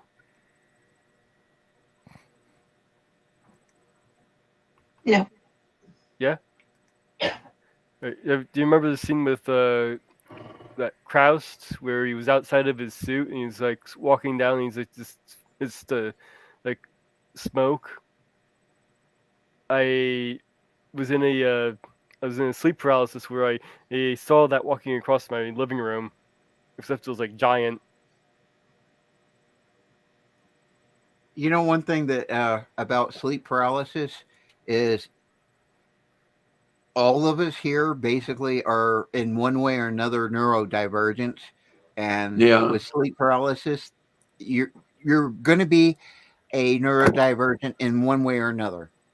You know, what pisses me off is when I see people on YouTube and so forth, and they try to teach how to have lucid dreams and all this. And I'm like, shut the fuck up. I wouldn't even wish that on someone I hated.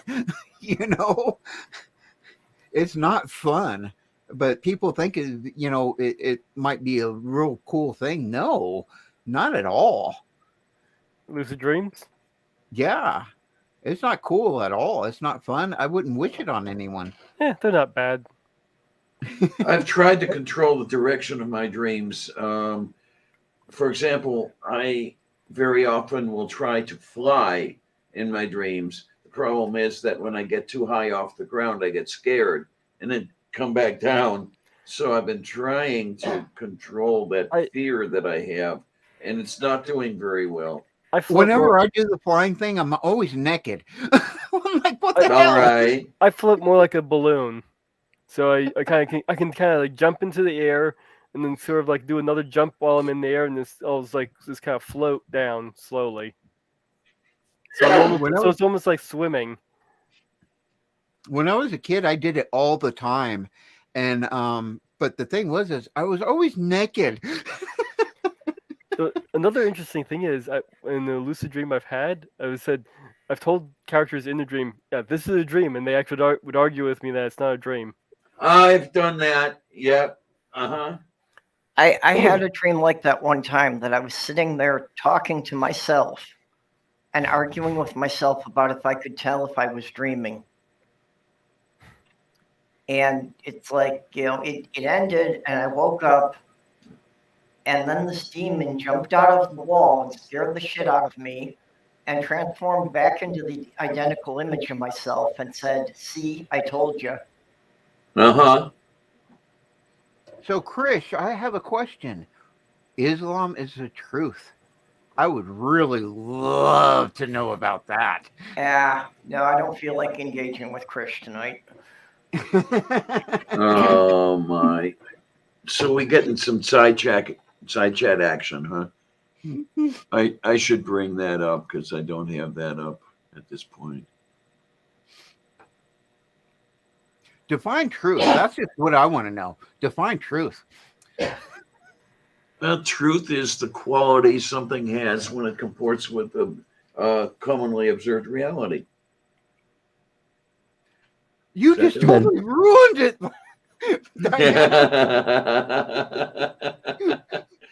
I have a habit of doing that. You killed it. Well, there you go. We got your answer. No reason to have philosophy anymore. Yeah. Oh, my. Like, 42. We were about to have fun. There we Love are. You, we all know the answer is 42. Well, how is it that went? 42 is the ASCII code for an asterisk, which is a wild card. It can be anything. So, yeah, I guess truth, what is it? Life is whatever you make it, or something like that. I just thought the question was, how many roads can a man walk down? There you go. Diana, you just kill me. I love your brain. Well, that's you. Oh, my. Like when I was a teenager, I used to have the ability to fly in dreams, but it was some kind of a techno thing, because it's like when it happened, like this backpack would unfold with these, long arms with a rotor on the end of each arm.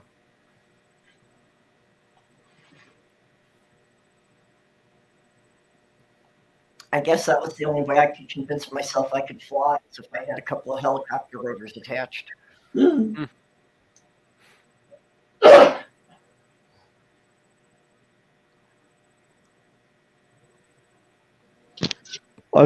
don't know that I've had the ability to fly, but I've had the ability to change my size in a dream. Like I remember having a dream where I was able to shrink myself down until I could fit into a matchbox to hide from something that was chasing me. Fantastic voyage, huh? I can also sometimes phase through objects in dreams. Kind of like a ghost, can pass through walls and stuff. I've been doing that a lot in dreams lately, in the last few years. Instead of rolling my eyes upward to get out of a dream, what I'll do is I'll jump up and then pass through the floor on my way down and come out of the dream that way. I'm weird. I don't so much come out of the dream. I just, enter another room within the same dream. Okay. Yeah, again, when I was a teenager, I used to believe I could astral project. So, then I was just spirit form and I could pass through walls and things. Jordan? Who's got the music? Not I. No, right. That was me, but I won't admit it. Interesting with my dreams is they usually are full narratives. Yeah, the other thing with me is that my dreams are first person. I know there are some people who dream third person, where they're an observer and then watching the whole thing. And I'm always an active participant. I'll get the third person thing a lot. I had a couple of different series of dreams that I believe were memories from past lives. Also, many- Some well, of them were fairly mundane. The How most many of you have died in your dreams? what? There's always been this and I know it's complete crap because people have said, well, if you die in your dreams, you'll really die. That's such bull Well, crap. I've died in my dreams Yeah. before. Well, this last time I was in hospital, I thought I was dead. I did die in a dream, and it was weird. I was sitting there with, oh, so this is what it is. Okay. You're right, Carol. I dreamed. I used to fly when it was literally in my teens, and but I was always naked. I was always naked. Why?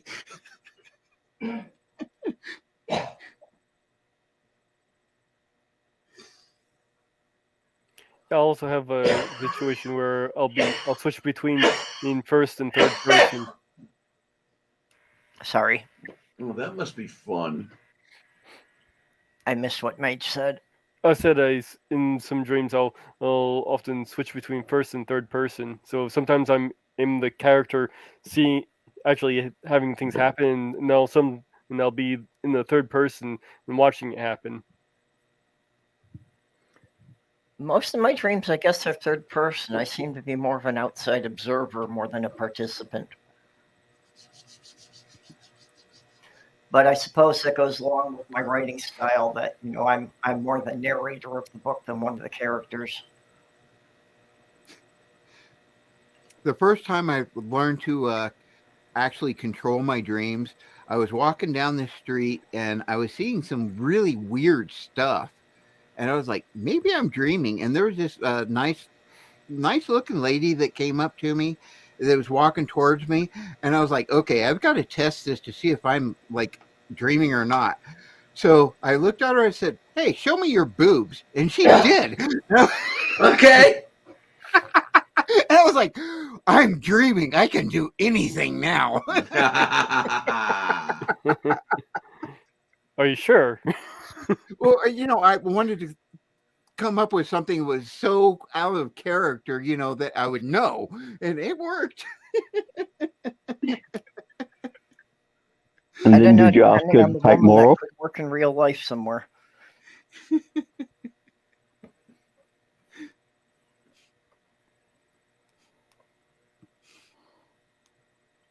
And actually, after that, then I actually learned to start recognizing when I was dreaming and so forth.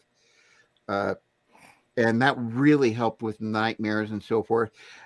My parents gaslighted me so much when I was a kid because I would see monsters. And I think what they thought was I saw a shadow and I was letting my imagination get away with me. But no, I was having hypnagogic hallucinations. I was literally seeing the monsters. Okay. Yeah. And they couldn't know. It wasn't their fault. But I sure wish they would have known and understood because it would have been so helpful. Yeah, if they took you to a psychologist or something to get to the bottom Right. of it. And it was terrifying because a lot of times I'd even get up and turn on the light and there's the monster still staring at me. Oh, jeez. And I'd scream bloody murder and my parents would come in and then I was small enough that I could sleep with them for a little bit after that. But oh my goodness, I never slept as a kid because I constantly saw the monsters. And like I said, because I have to dream before I sleep. Now that I'm 50 something, I've learned to manage it. Yeah. It was so horrible. I don't know. I think the light bothers me more than it does the monsters. The light? Yeah. I feel much more secure when everything's dark. Oh, Okay, I can't the take. wife's calling, so I'm going to kick off here for a sec. I can't take that. If I wake up in a completely dark room, it feels like I can't open my eyes. Well, I do have superb night vision. That if everything's completely dark, I can I can read from what most people would consider just a night light. Oh, I have really good night vision as well, but still, if I'm just waking up in a pitch black room, it's just really disorienting for me for some reason. Yeah, I'm also not nearly as visual as most people are. So Okay. That might when be I it. wake up, I'm tracking for sound first, so I can tell if anything's moving before I start moving. Yeah, okay. I'm very visual, so that might be it. When I wake up, if I'm in a pitch black room, I have to close my eyes to feel better. Think about that one. Because seeing the absolute blackness with my eyes closed is better than seeing the absolute blackness with the eyes open. Feel better? In what way are you feeling worse? Anxiety. Oh. I can understand that. Moo. Yeah, I think my anxiety is more to do with people than monsters. So if it's dark, I feel I can see them better than they can see me. Oh, that monster that Douglas Adams wrote about. If it can't see you, then it thinks that you can't see Yes, it. the bug bladder beast of Troll. Yeah. That if you throw a towel over your head, you can escape because it is so stupid. If you can't see it, it thinks it can't see you. Yeah.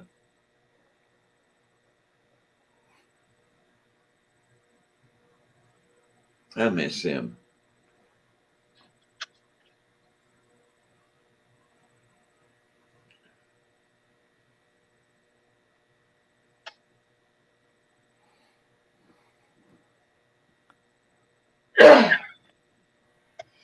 Yeah, he wasn't very old though. No, What did he die of?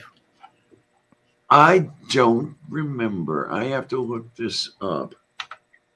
Yeah, wasn't he only in his 40s? Something like that, yes.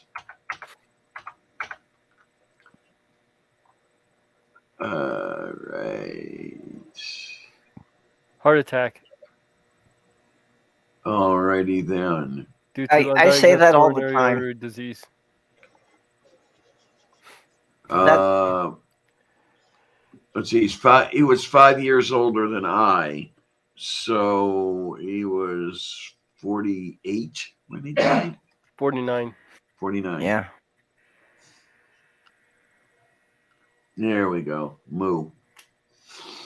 Pretty much whenever I leave my apartment, I feel that outside is too bright, too loud, and too peoply. Actually, I got the whole Sue Peopley out there here from Purple, so you should credit her. Oh, I got it from Sloth Girl.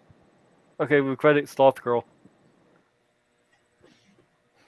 I think it was something that she picked up off the internet anyway, so it's been running around for a bit. Well, it's really bad when you have to go out an adult while it's peopling out. Yeah.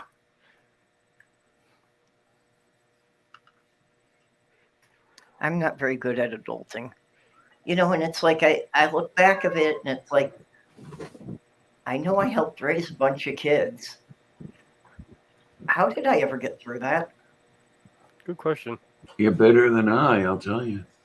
Yeah, looking back at it though, I honestly can't understand how that worked. I just talked to my wife, and the good news is my sister-in-law is on like 3 different types of antibiotics, and they're probably going to do surgery in the morning. Okay, But she's yeah. really stable, and she's complaining and everything, which is good. Good. That is a good sign when you're in the hospital. Yeah. So, my wife is going to be coming home here in a little bit, so I'm very, very happy about that. So, Diana, to catch you up at Thanksgiving dinner, my sister-in-law was like, "I don't feel good," and I'm a medic, and I did a quick evaluation, and basically she was testing positive for like appendix issues. Oh. I was wrong about that. Okay. But I was so like, Honey, we better get her ass into the hospital. Well, she had a perforated bowel or something, so the feces was getting into her abdomen. Oh shit. And you know that can be like a couple of hours and you can die. Yes. You know. So we got her in there and she's stable. So and because she's in the hospital, she's gonna be okay. You know, so Oh man. so that's good news. Yeah. I will say though that people at the McKeesport Hospital do not like me. I have this habit of complaining when I'm in pain. Yes, we've noticed. Yeah. Yeah, they want you to just lie there quietly until they come around with whatever they're supposed to give you. Yeah, which is no better than a placebo as far as that goes. They'll give me paracetamol, which is a joke. I thought you only got paracetamol in the UK. I thought in the US you got Tylenol. Well, that too. Yeah, and they charge what, like $30 per Tylenol? That's on a half price sale. Yeah. Yeah. Actually, geez. when Sloth Girl was in the hospital for her surgery, I looked at the bill and it literally was $10 for a cough drop. Uh-huh. No matter what, challenge it. When you go to the hospital, no matter what, challenge it. When my wife had our first child, we ended up with like a $8,000 bill.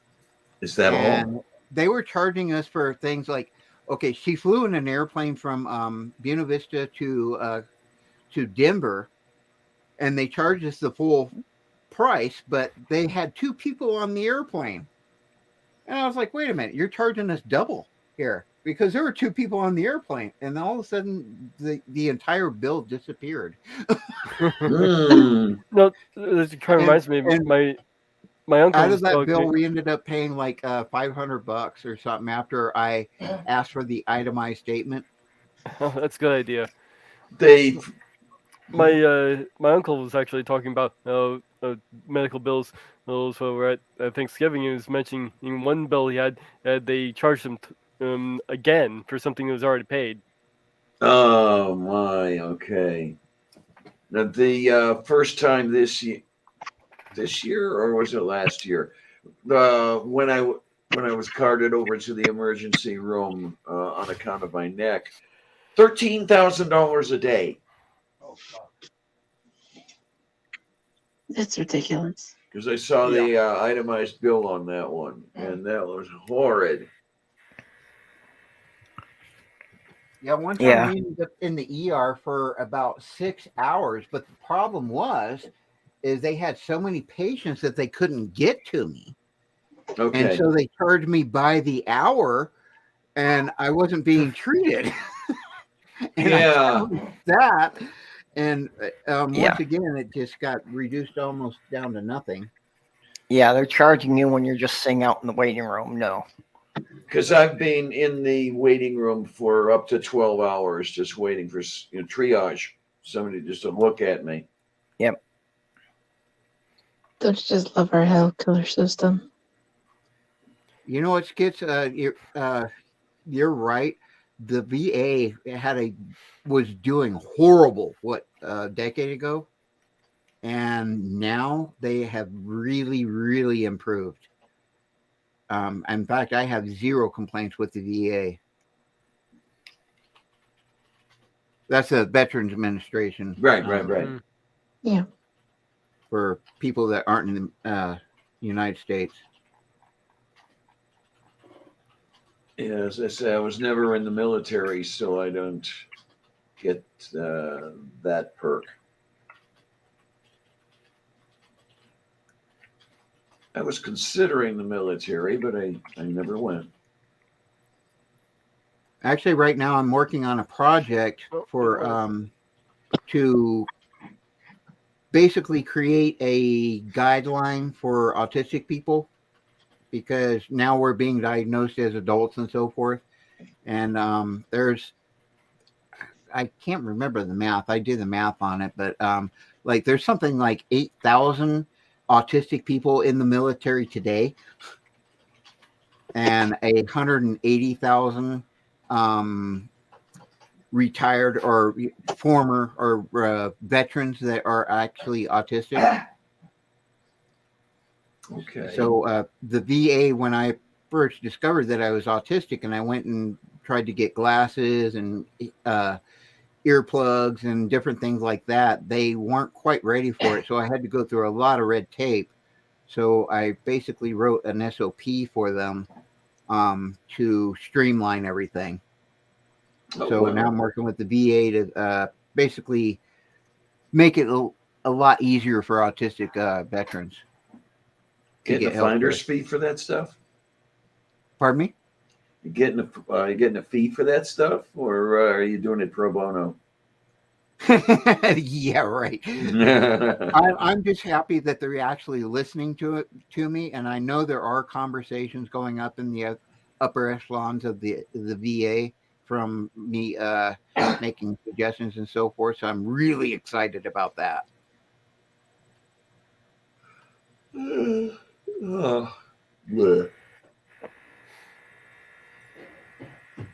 Carol, I live in Colorado, and I'm about an hour and a half away from Denver, Aurora, and Aurora has a regional VA hospital, and they pretty much have everything that you could want.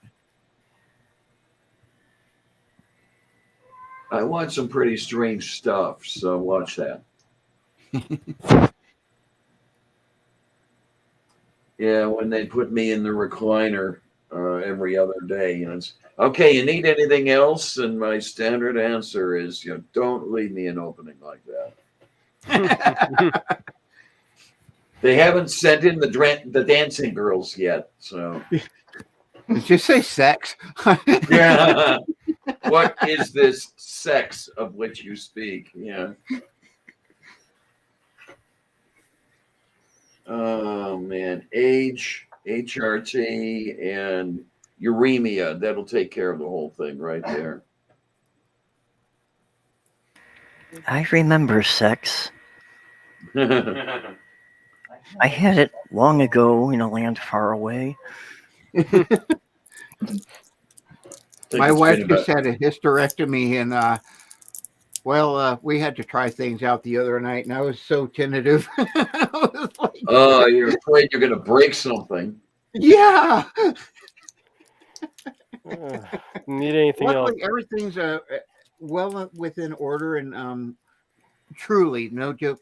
All jokes aside, she hasn't had any negative effects, and that can happen, with hysterectomies. So yeah, I'm very happy about that for her sake. Yeah. Do we need anything else? All right, we're gonna need to get a couple of midget wrestlers. There's a monkey in a swimming pool full of pudding. Okay. Don't ask why. just remember to remove the stem from the bananas.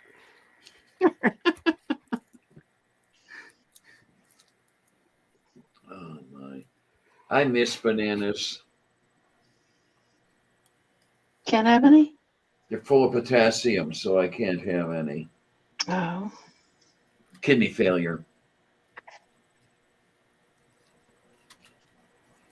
I could give myself a heart attack if I ate bananas.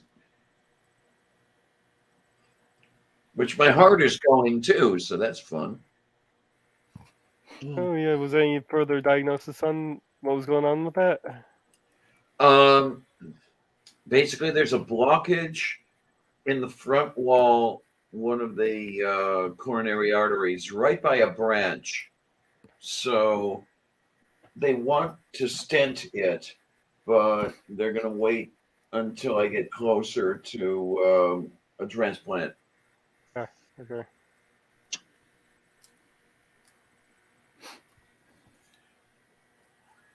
That's kind of bullshit, actually. Just saying. What, the waiting, or? Yeah, I mean. Well, I guess there was a significant enough possibility of stuff going wrong that they decided to put it off.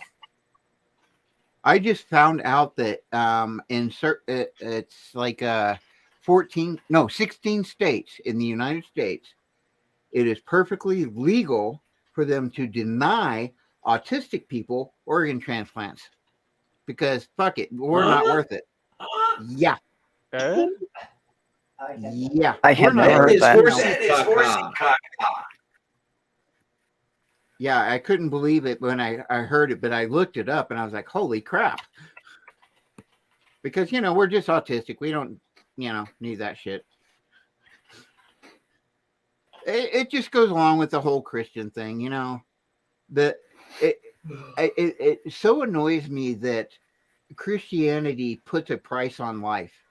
If you're transgender, if you're queer or whatever, then you're not quite worth it.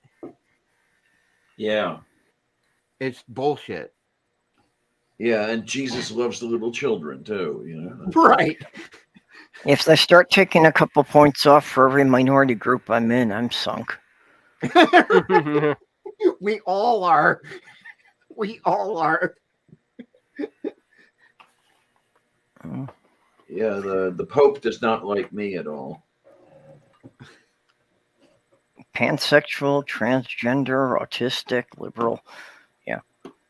Yeah. Yeah, they're going to whittle me down to negative numbers real quick. You know what I put on TikTok, and I shit you not, I said that I'm a pansexual what was it? Pansexual autistic atheist, and they took the video down for bullying. What, you bullied yourself? Yes, I self-identified, and it got taken down for bullying. Son of a rabid poodle dog. Okay, so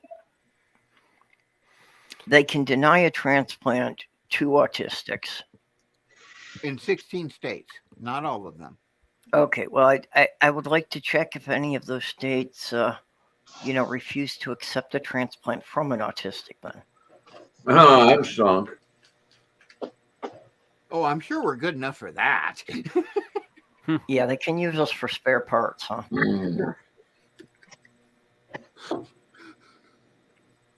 Oh, I hate this group. It's so real.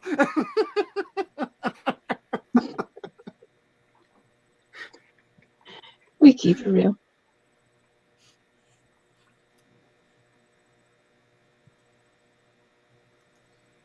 Mark, when I got a vasectomy, I actually sat up, and my doctor was so cool.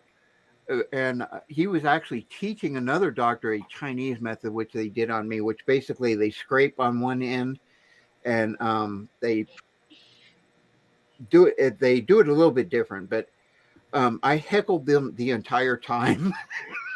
You. It was after hours in a very rural clinic. And I was like, yep, you guys could be at home with your wives getting some. Instead, you're staring at my scrotum.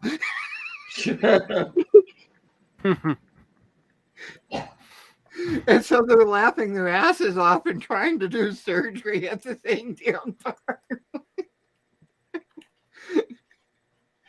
Oh, shit. The injections to that are not fun. What, the anesthesia? Yeah. Yeah.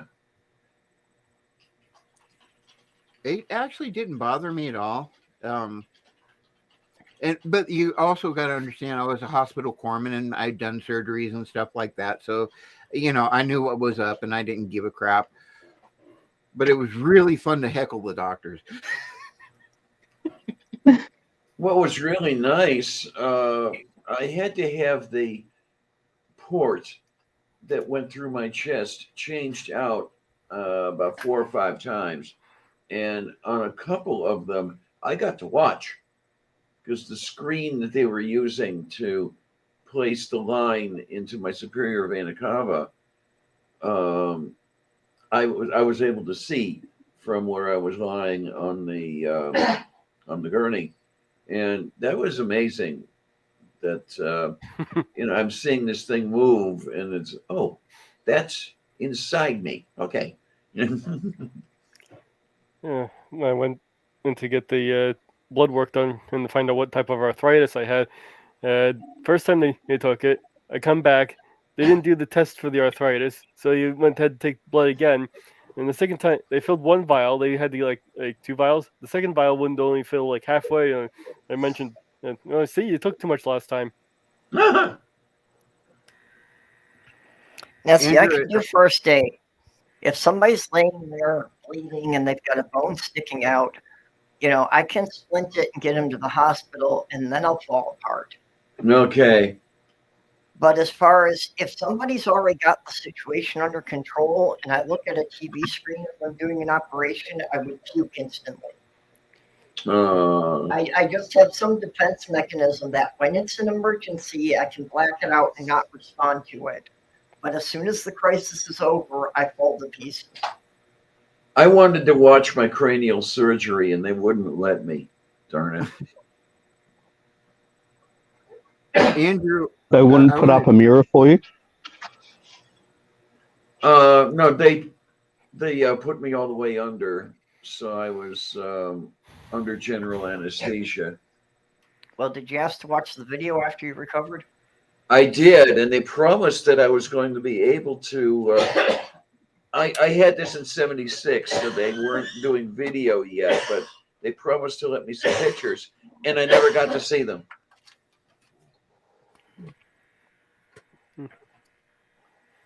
Andrew, you mentioned about the Aboriginal racism and so forth. There is a independent film called Rabbit Proof Fence. And I've seen that. That is an amazing movie, and it is really hard to watch because it's I think it's one of the. I think it's one of the few films that I've cried in. Right, absolutely. I think that's one of the best films I've ever seen. Yeah, it was much better than I thought. I thought it was going to be too much of a bleeding heart thing, but it was nice and realistic. Too realistic. One of the movies that tends to get to me, either cry, is Bridge to Terabithia. That one hits a little bit too close to home for me. Yeah, that one kind of shocked me just because we weren't expecting it when we watched it. I read the book first, so it wasn't too much of a surprise when I was in the movie. Well, we were just expecting it to be focusing really more on the fantasy world than just that sudden jolt of realism was kind of a shock.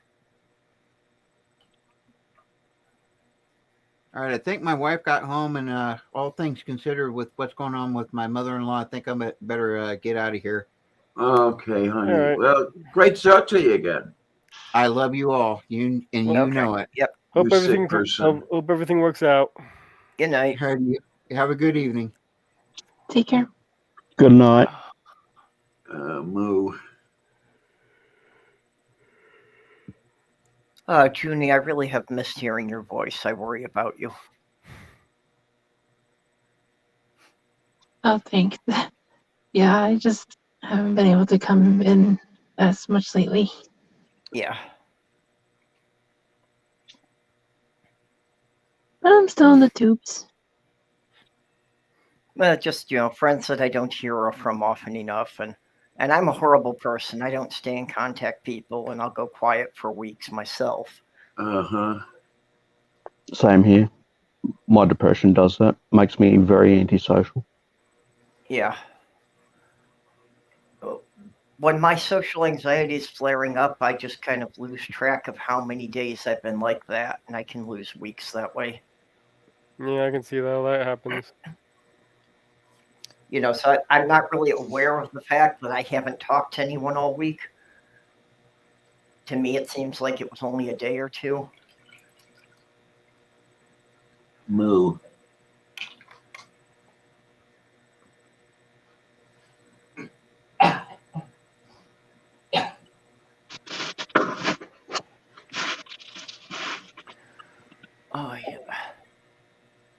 guess the only good thing is that we can always come back and don't feel like it was just yesterday when we last talked or something. Yeah, well, that's why I'm worried about Twitter is the people that I only talk to, once every week or two, I'm going to lose all of them. Mhm.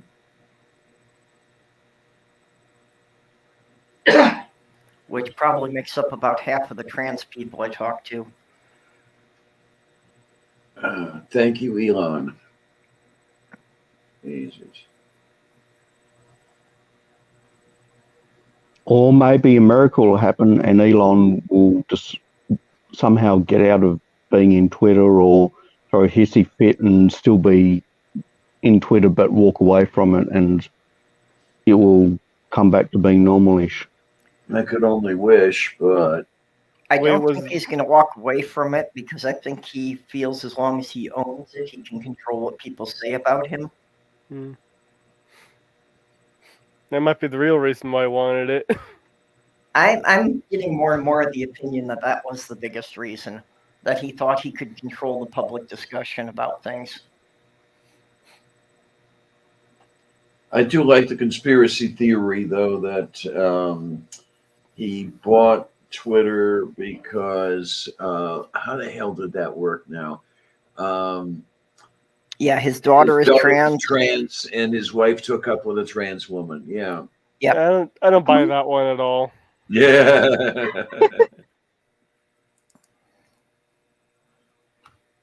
Oh, God. Well, I had not heard anything of his wife taking up with a trans person until I heard it as part of the conspiracy. So without some evidence for that part, I'm not going to buy it. Right. Well, even if there was that part, it still doesn't really make all that much sense. And if it did happen, then score one for the trans people. Yeah. Well, his daughter is trans, and he doesn't want to talk about that at all. He doesn't want anybody mentioning that.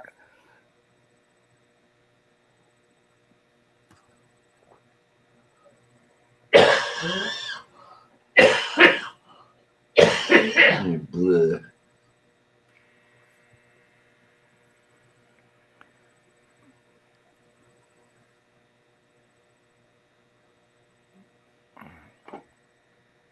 I've lost track of what the side chat is talking about now. What is the side chat doing? I haven't even looked at it lately. I don't know, but when I scroll back, I don't think I want to know because We were talking Andrew about had a huge comment dangling about how- pendulous balls. yeah, Yeah. that's what I saw. The comment about how hairy they are, and then I scrolled back and saw huge pendulous balls, and it's like I don't think I want to keep scrolling back to find out where that started. It was just talking about how much depression and anxiety sucks. Yeah.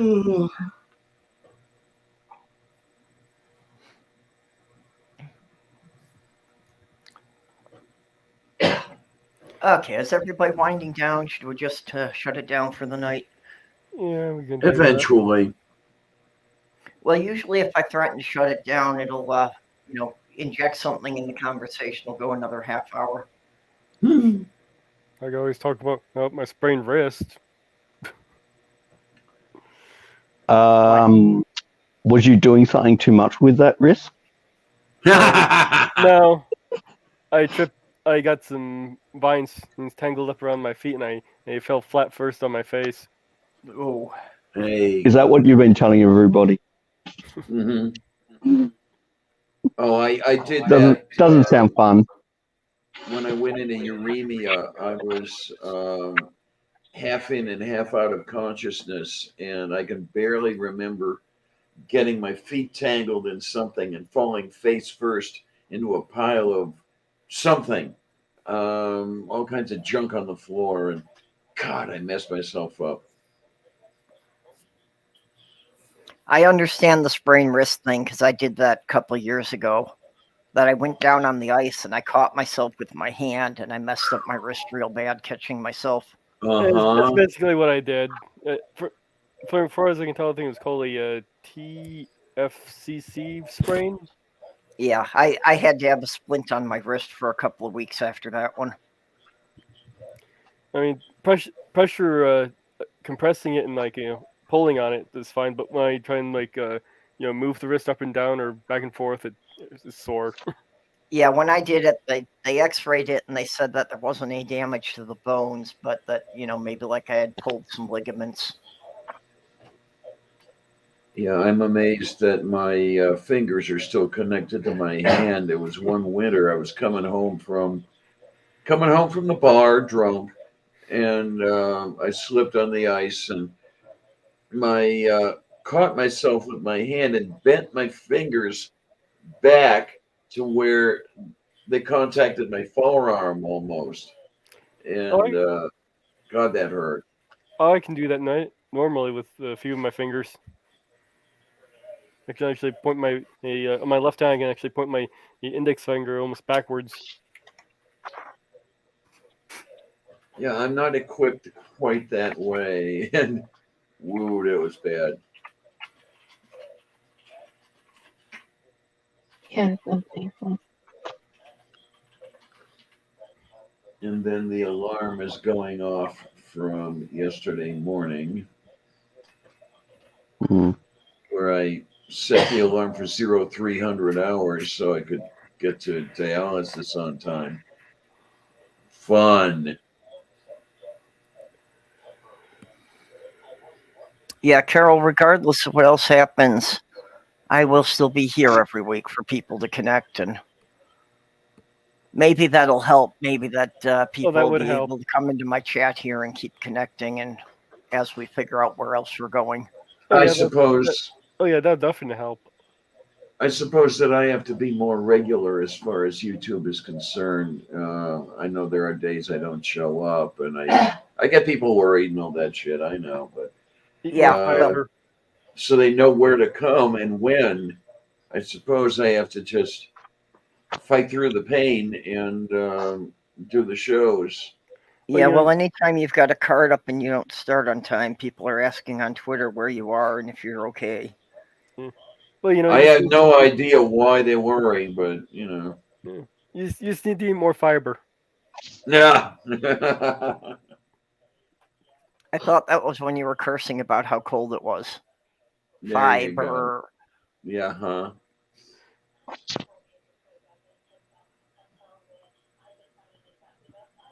There we go.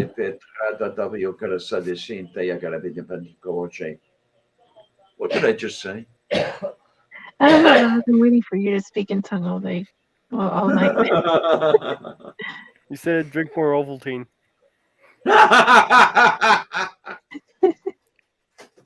When I was in my early 20s, one of my roommates was trying to catalog all of my tics from my Tourette's because he was convinced it was an alien language he could decode. What are you doing, honey?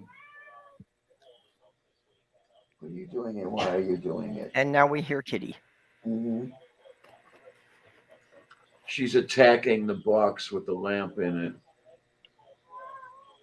I had that box in my bedroom for months and I had forgotten it was there and couldn't even remember what it was or why I had it. I have more lamps than I know what to do with. Well, at least you didn't get hurt lifting it because it was a light. Yes. When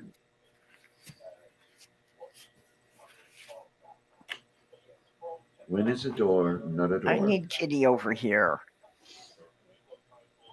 I am really missing having a kitty asleep on my leg while I'm streaming. You heard that, Sylvia. Your help is requested.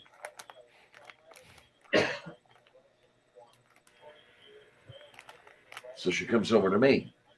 You know, What? I did not hear back from Sloth Girl, but Sloth Girl was going. Her daughter was picking her up for Thanksgiving dinner. But I had kind of expected at least a text message when she got home again. I don't know. Maybe she's still there. Yeah, she could have just decided to crash there for the night and be going home tomorrow.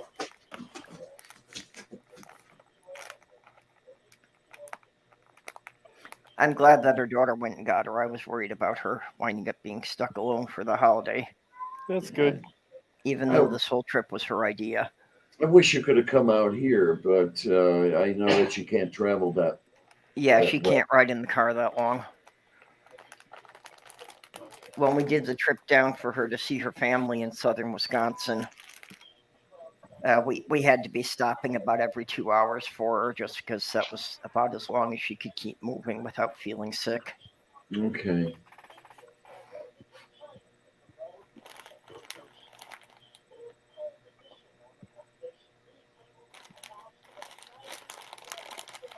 Well, I'm glad she got to have somebody around. Well, Chris, take care, okay? Oh, hey, bye, Chris. Yeah, no, Carol, I'm doing everything just from one laptop right now. And I just have browser tabs open. So I've got StreamYards in one tab, and I've got YouTube in another tab, and I just did the pop-out chat from YouTube so I can have them on the screen at the same time. Yeah, that pop-out chat is a nice feature. Now, me, I've got the two screens, so I can have StreamYard on one screen and YouTube on the other. Yeah, I got to get that set up now. I finally got my new computer together, and Dick Dawson helped me get the operating system installed, so it's ready to go. Oh, well. And part of the reason for the motherboard I picked for that one is it can support 3 monitors at once. Ooh. So now I just need to set up space of how I can hang the monitors so I can see them all. Getting fancy there with 3, huh? I don't have enough space for 3. 2 barely fit. Well, I'm thinking, I've got my one big monitor, and I'm thinking I can mount one above it at an angle. And then I'm thinking I'm going to put one at the side and turn it on end and use that one for all my text work. Do they still do vertical monitors? What, honey? You can do it through software. Okay. So no, that was popular for text work for a while there. Yeah, well, I had one at a place I worked, and I really loved it because it would accurately display how you would see a page printed out on a sheet of typing paper. Yes, yes. So that's why I'm going for again, because especially when I'm using a word processor, I need to be able to see it like that.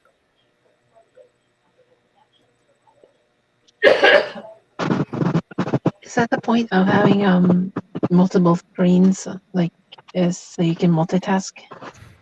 Yeah. Yeah. Mm-hmm. Yeah, basically you can have a different program running on each of the 3 screens and jump back and forth between them and copy and paste things between them more easily. I see. And they don't have to be like cramped little windows on the one screen. My dad had a dual screen. That was really nice. Yeah, the thing with just having a single screen is like every time I touch a tab in the browser, it covers up everything else, and what I was looking at disappears. Yeah, huh? So it takes a lot of jumping back and forth.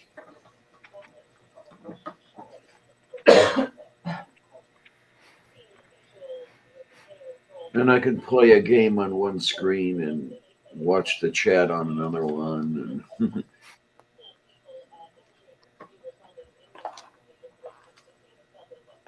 yeah, it's harder to do if you're dealing with a mobile device.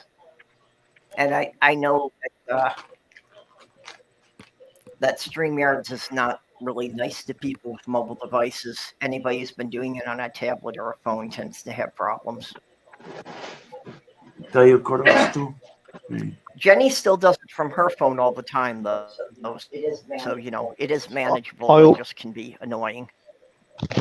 I always do StreamYard from my Android tablet, so it works with that. But I don't try YouTube on the same tablet. I use my phone to interact with the YouTube chat. Yeah, that's the main thing that Jenny says, that she can keep up with StreamYards, but she can't see the YouTube chat while she's doing it. Yeah. Doc says he doesn't own a computer. I don't know if I could do that anymore. I've got 5. So I've got the 2 desktops and 3 laptops. Nice. And the nice thing about the laptops is I bought 2 of them refurbished, so they only cost a couple $100 each. I'll have to walk behind you just in case one falls out your pocket. Yeah. Yeah, I may actually have to give up on this laptop I've got and upgrade to something beter. Because this thing is like, this is like 10, 12 years old. It's running Windows 8. And I had guys look at it, and they said that technically they could get Windows 10 to run on it. The operating system alone would use like 80% of the memory. So Yeah. you really couldn't have anything else running while the operating system was busy. Yeah, my Windows 7 laptop has to be about 10 years old. I think it was 5 or 6 years old when I bought it. And then the Windows 10 laptop. Well, it's the same with me. It's just when I was up in Michigan, this had been my niece's computer, and they were just going to throw it out because it was just even so hopelessly outdated then, like 5 years ago. Okay, yeah. Yeah, I'm looking to replace my Windows 7 computer. Yeah, it's just at the time I didn't have anything at all that was portable, and where I was living, there wasn't any internet connection.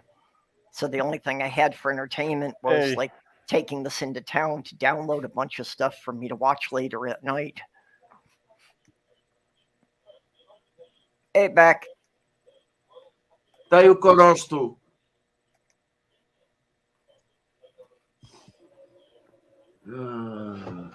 Beck has changed his branding. I like the new name. What's the Beck? Yep.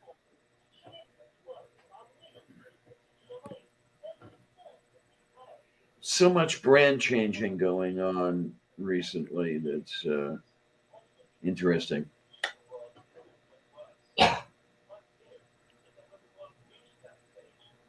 Now, should that be 2 question marks or an exclamation mark? An interrobang.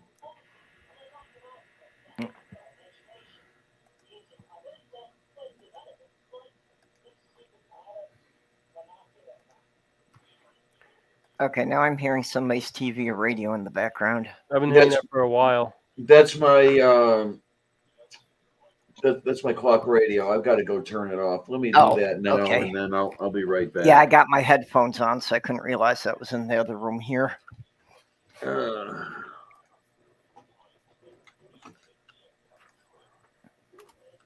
Oh God, I'm old.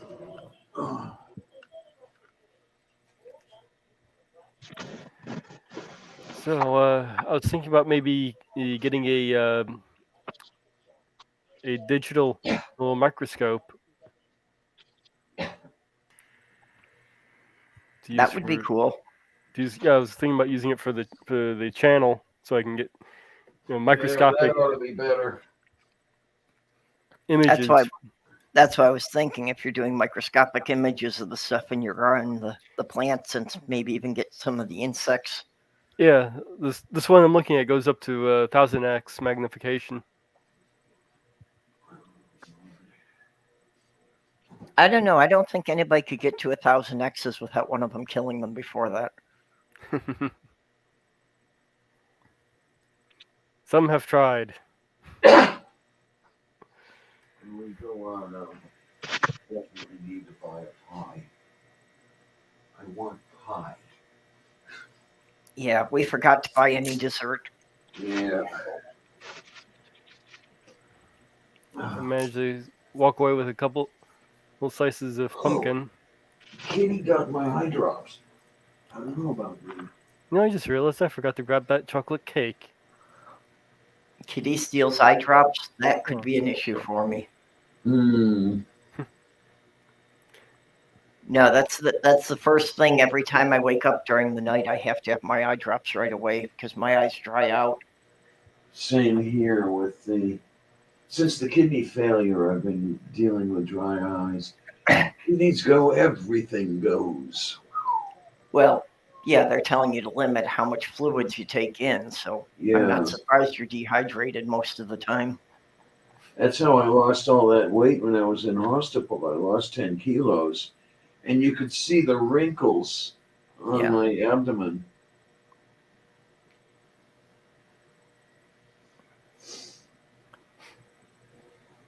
Gosh, I messed up with everything, huh? Oh God. What did I drop? Oh, I'm always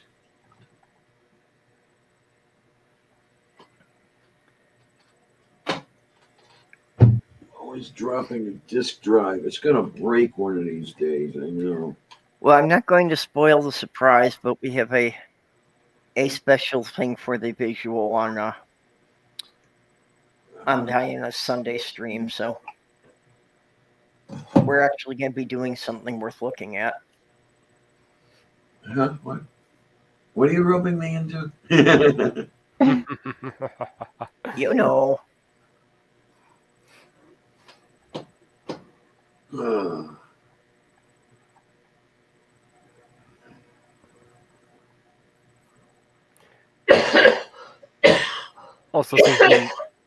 also thinking another thing I should need to invest in is a lapel mic.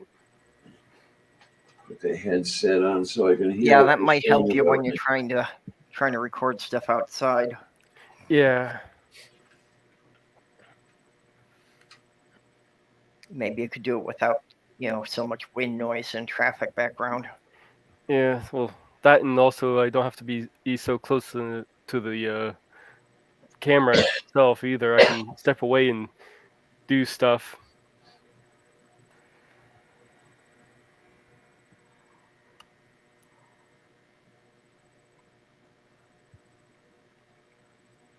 I still have a lot of cleaning up to do in here. God damn. Well, I was supposed to be coming to help with that, but yeah, it's okay. You need sleep. You gotta get some sleep. Yeah, I'd better get some sleep before I have to make the drive home. That would be a mess if I don't get at least one decent night's sleep here before I've got to drive back.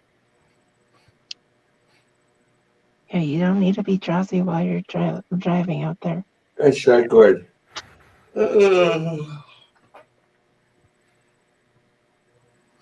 Although the van's a little better than my little car was, because on the Ohio Turnpike, inevitably there's going to be long stretches of construction where they've got it down to one lane. Yeah. And last time it was these concrete barriers that were taller than my car on both sides, so it felt like running down the Death Star Trench. Yeah, there is never a time when some stretch of the Ohio Turnpike is free of construction. And then it started snowing, and that looked like when they go into hyperspace.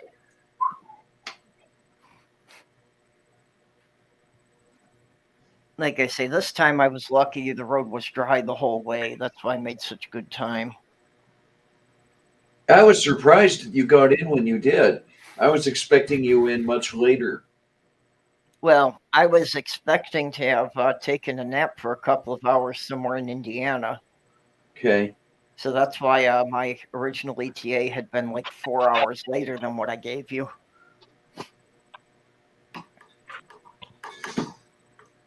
But my body decided it was not going to sleep or eat until I got here. I don't seem to really have a lot of control when it decides things like that. Yoy.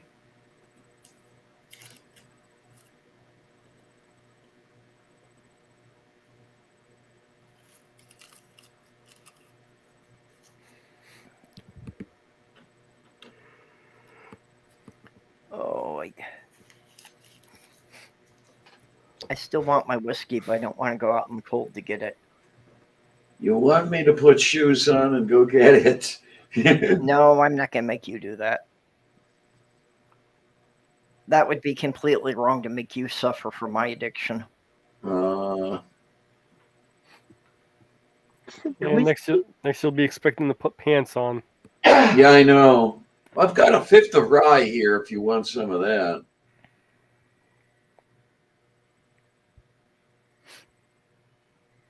Yeah, I got my stuff in the van. If I really want it, I'll go and get it. If I'm not willing to go and get it, I obviously don't want it that badly. Dai io conosco.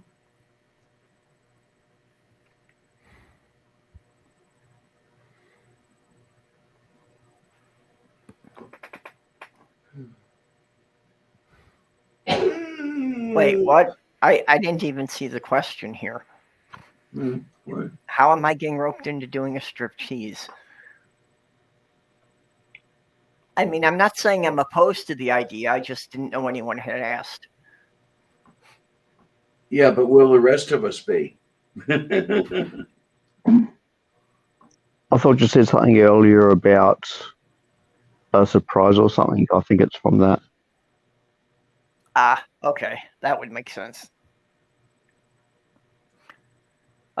Actually, from a striptease, the problem would be that I can't dance at all, so.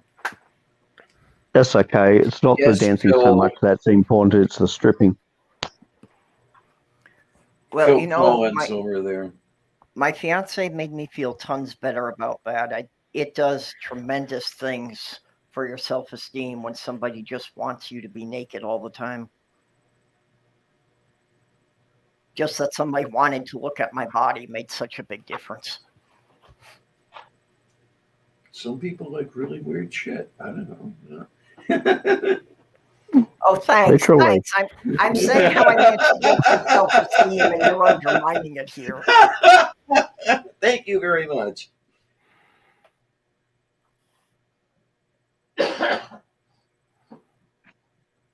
Oh, don't worry. I would be the only stripper on record who would go on stage to calls of "Put it on!" You know, there was a nightclub in Minneapolis that we knew the guy who DJ'd there, so he'd give us like free passes. And actually, the part of it I liked is that one night a week they always had a BBW week. So instead of it always being, you know, the skinny girls with the fake boobs, it was women that had real natural bodies. That's amazing stuff. It's so unfortunate that natural figures are not appreciated where they should be.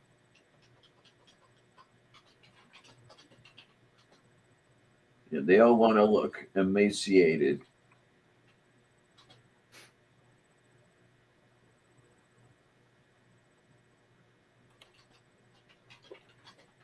All one look the same, more like it. Yeah. But they think there's one specific image they all have to look for, like. There's there's an in-look all the time, and people try and achieve that in-look even if their body doesn't suit it. And it's a shame that like people can't just appreciate all the different varieties, or they can't market all the different varieties. Apparently, Well, it is one thing I think that the internet is allowing more of that. Just because it's allowing, you know, independent producers and even people to just kind of market themselves if they feel like it. But it's interesting when you look at, say, the swimsuit models in Sports Illustrated and that sort of thing from, let's say, 50 years ago. They looked like real women. Yeah. Yeah, especially like in the 90s, they really... Well, you know, a lot of it happened too that they wound up photoshopping everything, so none of them were real women. Yeah, yeah. You know, they stretch all the photos out to make them look skinnier and taller. They even photoshopped the good-looking ones. Yeah. Yeah, even the women that were supposed to be supermodels, if you saw them in person, they didn't look like they did in the magazines. Yeah.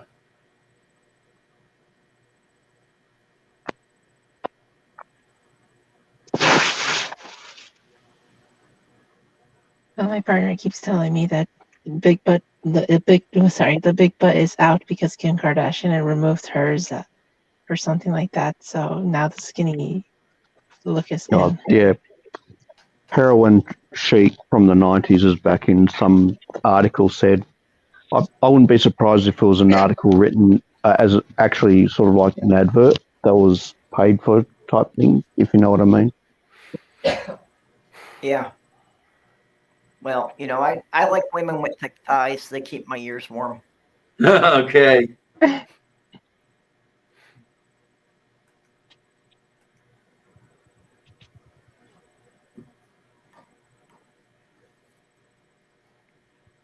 I'm desperately trying to get some thick thighs.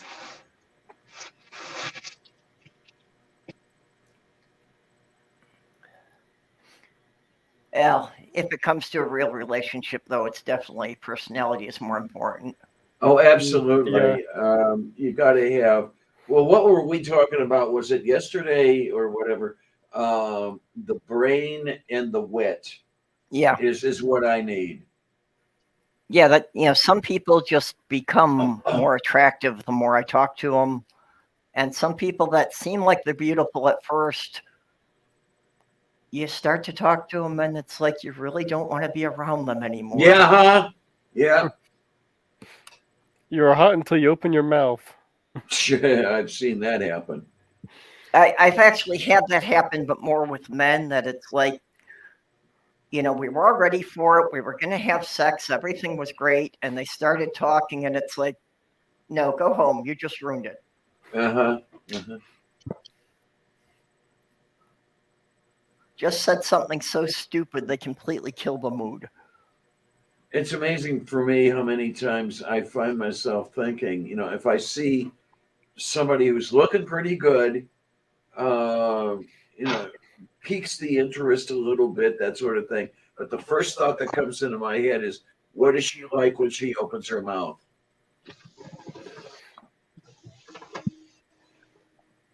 And yes, I'm definitely kind of feeling.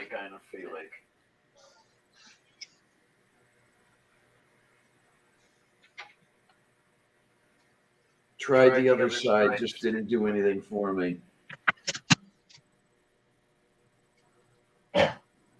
Yeah, for me, any preference is simply a matter of my mood at the time and the available partners.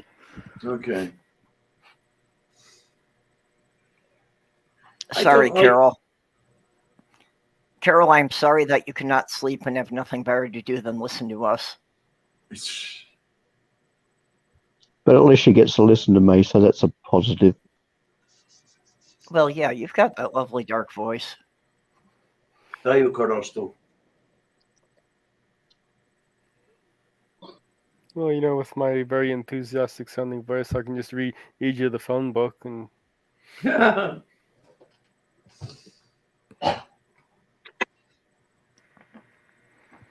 Yeah, Diane and I were talking about that last night. Just that there are some people on YouTube that if I could afford it, I would just hire them to read books to me. Uh-huh. I used to love reading to my girlfriends to help her go to sleep at night.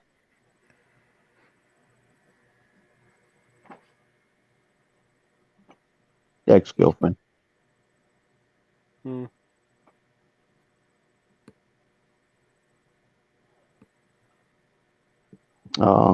That's a shame. Carol apparently loves your voice a lot more than my voice, Purple. I tell you, as far as voices go, one thing I really like is, say, a Belarusian accent. There's just something. A Slavic accent? Yeah. There's just something about it. For me, there are certain British accents and some Australian accents, that especially with the women can really get to me. Mm. So what I need is Natasha Fatale.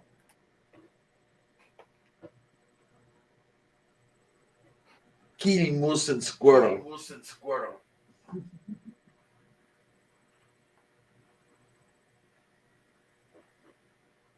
Squirrel? Yeah, Rocky and Bullwinkle. Yep. Ah, now I'm getting you. Boris and Natasha. Boris and Natasha.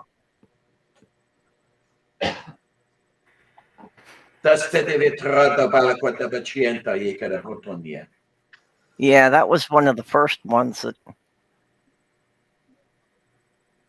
people need to get the idea that cartoons aren't necessarily for kids. Oh man, I tell you, yes.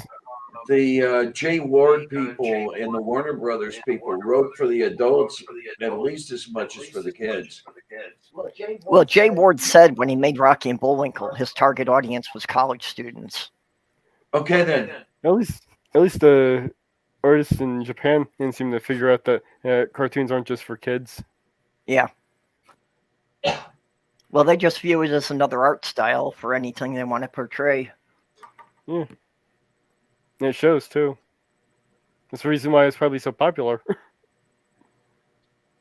Yeah. Yep, we lost Andrew again.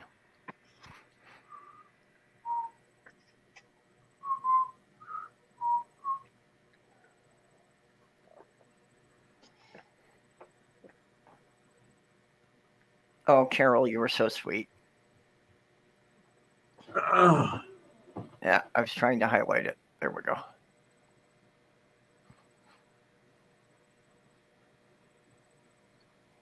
Yeah, I am not thrilled about how my voice sounds. But at least I like that nobody thinks it sounds particularly masculine. Yeah, you've got an advantage there. Because I get clocked on the phone every time.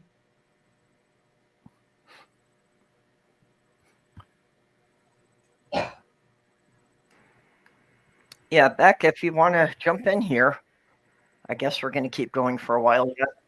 At least another minute and a half.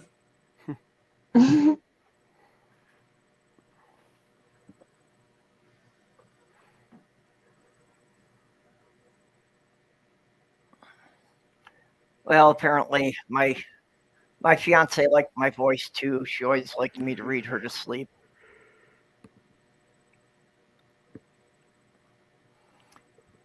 That's one of the things with why I have a mixed reaction to the Harry Potter books. That I often read her to sleep with those. Okay. I am not a fan of J.K. Rowling. Well, I'm not anymore either, but of course that was before we knew about those attitudes. I like their books. Don't like any critiques. I actually liked the first 5 books of the Harry Potter series. I didn't really think much of the last 2. Okay. I thought she had really lost her own storyline and was going off in weird directions. The last one, I noticed there were a few errors in grammar.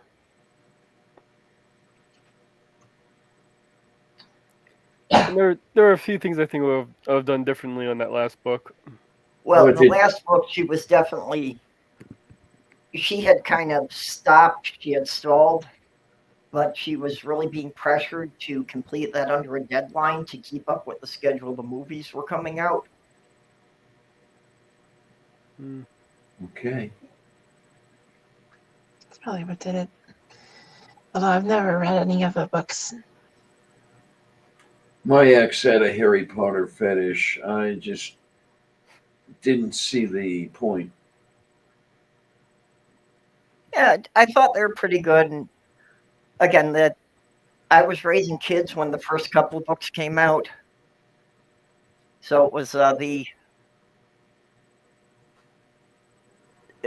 third or the fourth book that I wound up in the Mall of America waiting in line at midnight with one of my daughters for the bookstore to open. Oh, jeez. Again, not something I would have ever done on my own, but, Okay.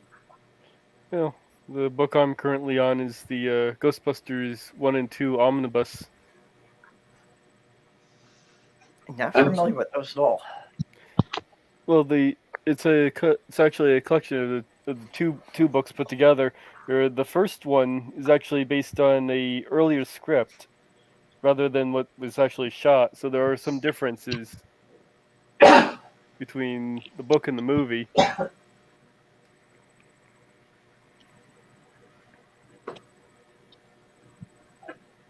Yeah, and Beck, it never bothered me when people misgendered me. And that was kind of one of the signs that most men would have been really offended by that. I never found it anything worse than mildly humorous. Mhm. And since a lot of my interaction had been in through the chat, a lot of people would think I'm a girl. Well, still my favorite reaction of all when I came out was one person on here who said, "Which way?" Because I had been streaming with him about once a month for 2 years, and he had never figured out what gender I was to begin with.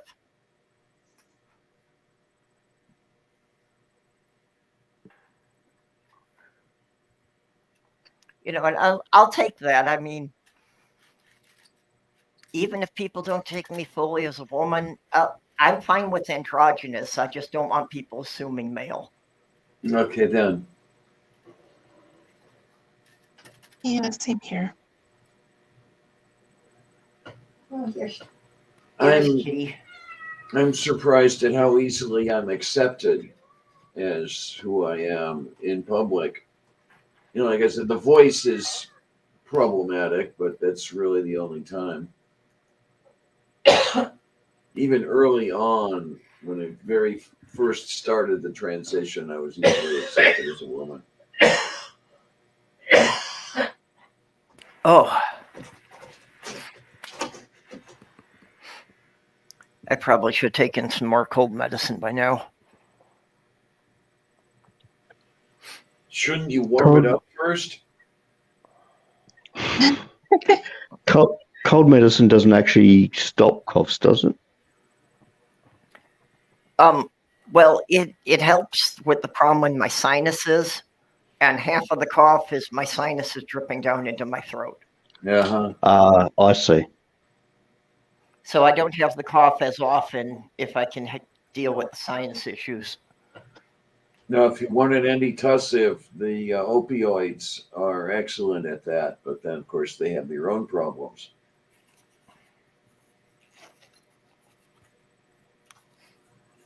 Well, that's I've been finding that these fizzy cold meds work, but they've got the phenylphedrine, and that triggers my migraines. Oops. Although with the way this cough has been going, I'm considering that an acceptable trade now. I prefer the pseudoephedrine, but in this time around, that doesn't seem to be working as well. God, what you've got to go through to get that stuff. Yeah, that's the other problem, that I need to show an ID to get it. So unless I'm going out in grunge mode and actually look like my ID, I can't get it from the pharmacy anymore. Uh-huh. Still carding you, huh? For the cold medicine, they have to. They have to actually scan your ID in Minnesota for it. They have to check in the database when was the last time you bought it.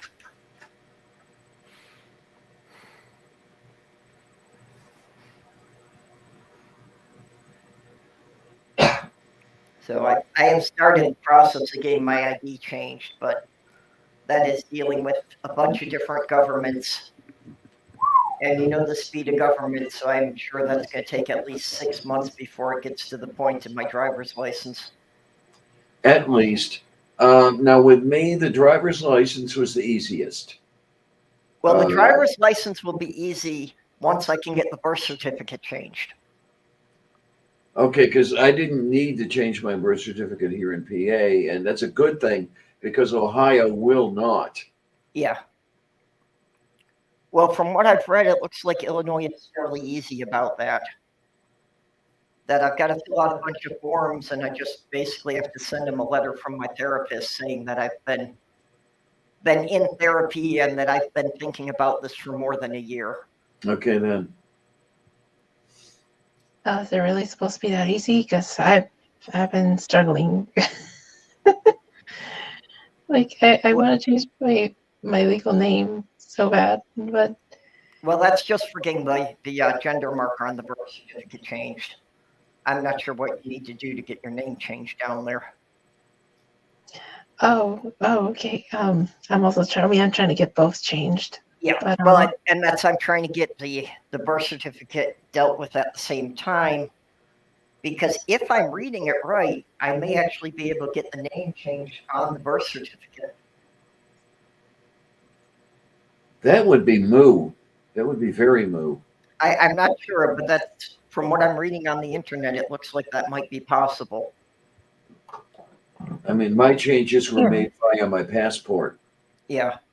So for the name change, I just have to go through the Minnesota court, and that's really not that hard. They'll give me a court date, and I have to show up with 2 witnesses to say I'm not doing it to avoid the law or get out of debt. Yeah, yeah.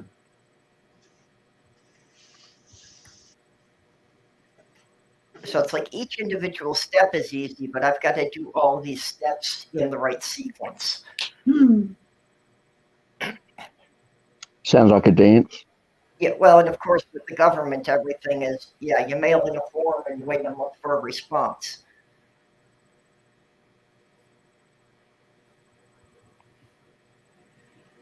Oh, boy. But my driver's license is going to expire on my next birthday. So I'm hoping I can get everything done so that when I renew it, I can get everything done and basically not have to pay for doing it twice. Yeah. Get yourself a birthday present. Yeah, make it all official. yeah, I'm gonna try to make it a goal for my birthday too.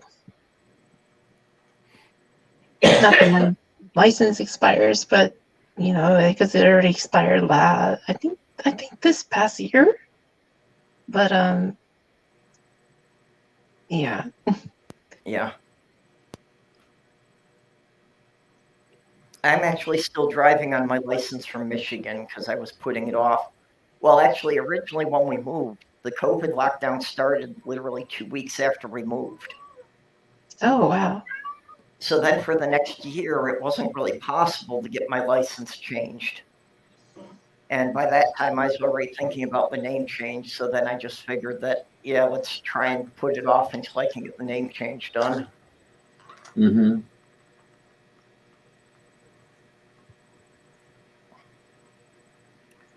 And see if they will give me one of the enhanced license, and possibly that will let me drive into Michigan or drive into Canada.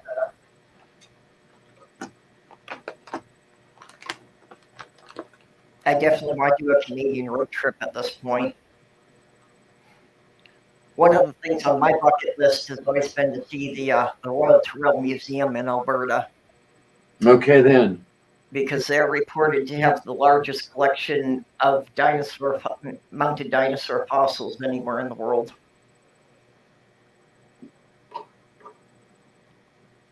Yeah, I'd like to do a trip into Ontario one of these days. Stop in Niagara Falls because Jen and Alan are in that neighborhood, and I'd like to see them before I die. I was figuring on going the other direction. I mean, if I'm going to drive as far as Alberta and I'm already going to be up there, I should just extend it and drive up to British Vancouver. And, then I can meet Dick Dawson and Neil. And there's really like a half a dozen people all in a cluster there. I'd like to see Neil, definitely.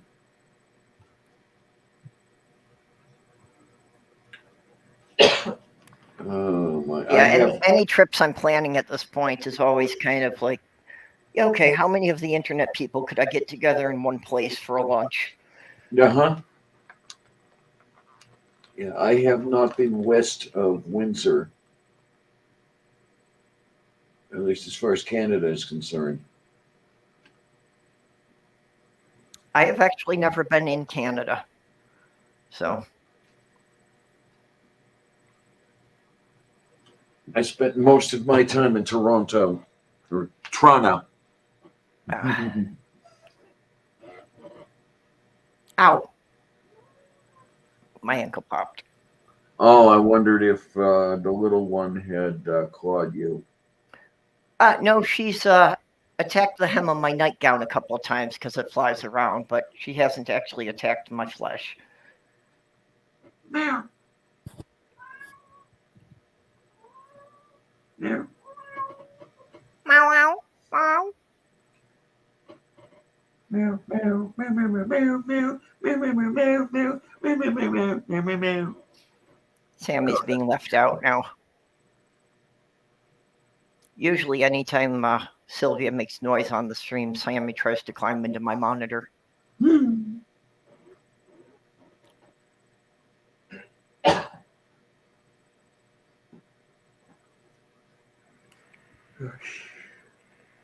Oh. Oh. Sorry, trying to catch up on the side chat now.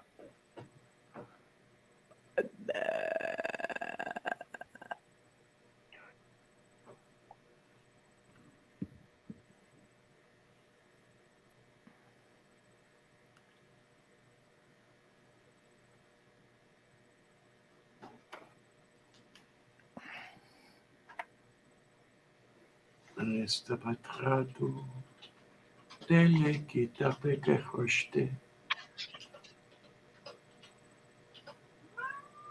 Meow. Meow.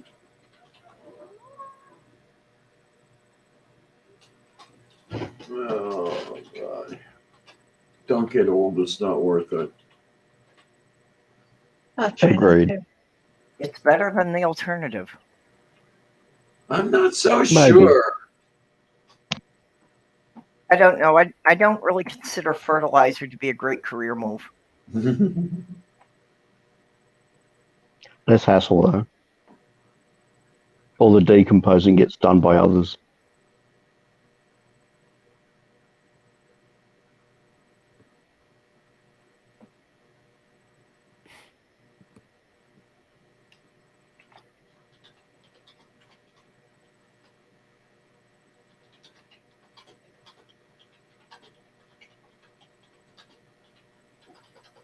You all falling asleep out there? I don't know. It's getting close. And the damn thing is, I just woke up not that long ago.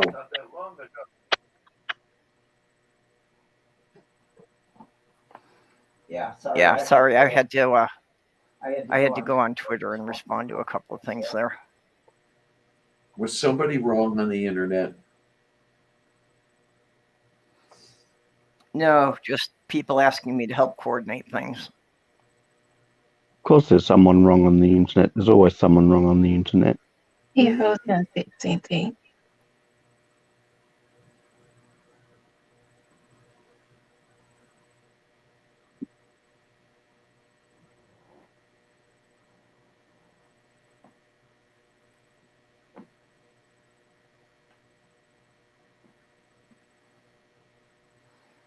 Oh yeah, Carol.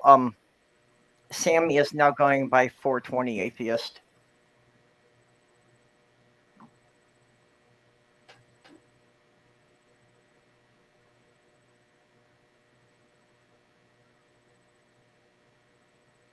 But when I was saying Sammy, I meant Sammy's son is my furry roommate. He is my kitty pal, and he has a crush on Sylvia. Though honestly, I think she's too young for him.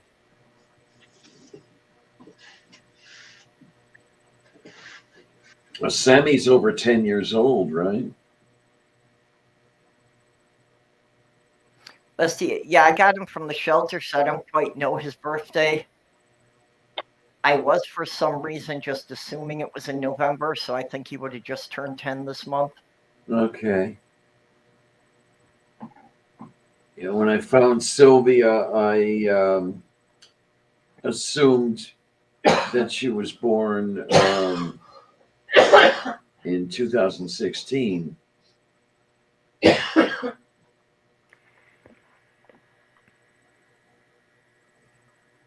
Just by her size, when I found her, she looked like she was about 12 weeks old.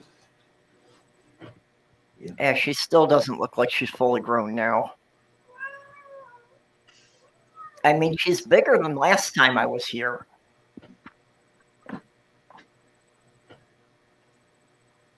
Yeah, we're talking about you. She's just a skinny little girl.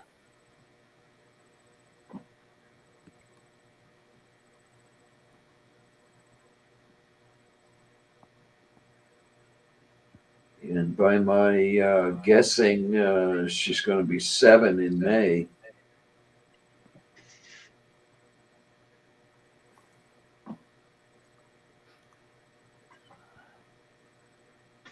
See, now I'm kind of even losing track of. I guess Sammy is over 10 already.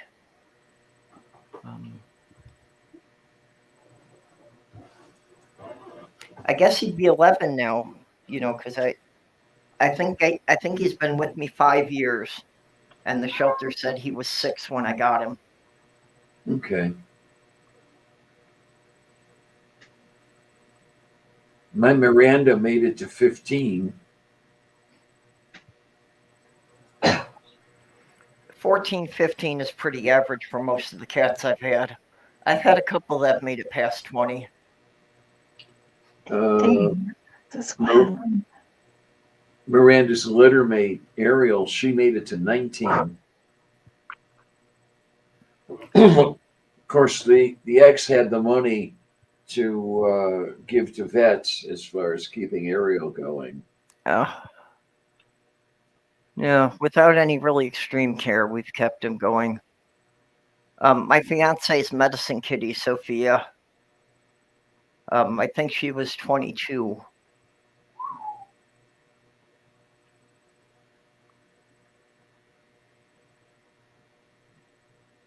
And then Ariel was dealing with chronic kidney disease the last few years of her life. And she was receiving dialysis. One of my cats, Tasha, was having kidney issues that was, causing severe dehydration. So for the last year and a half of her life, we had to be giving her saline IV between her shoulder blades every day. Mm-hmm. Yep. That's what Ariel was receiving.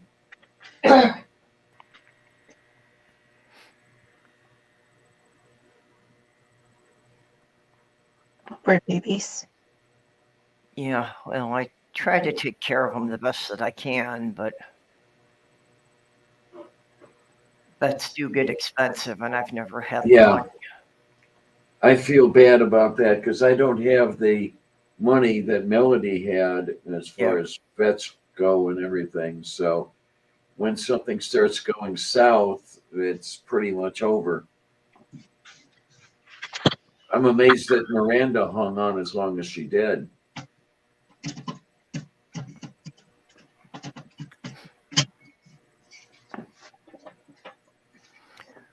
Yeah, fortunately, I haven't had any.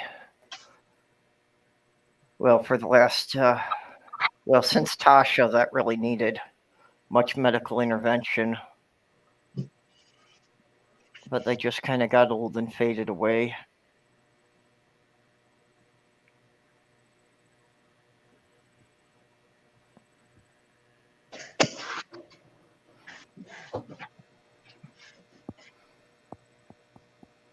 My fiance wound up losing both of her kitties in the same year. And in both cases, I was up late, and they came up and they sat on my lap for a bit. And then they went and crawled under the table, and I checked on them a couple hours later, and they were gone. Okay. Yeah, I had Miranda in my lap pretty much all that last day, and I wanted her to die in my lap because that's where she felt safe. That was the only place she ever felt safe, but she refused. Yeah, I would have rather had them, go sitting in my lap, but they felt they needed to go off alone for the final minutes. Yeah. Cats tend to be like that. I buried both of them under the same tree in the forest preserve.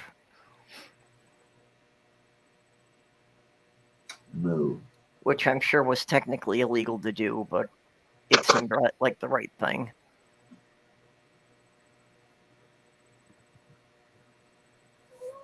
Yeah, we lost our kitten this past spring.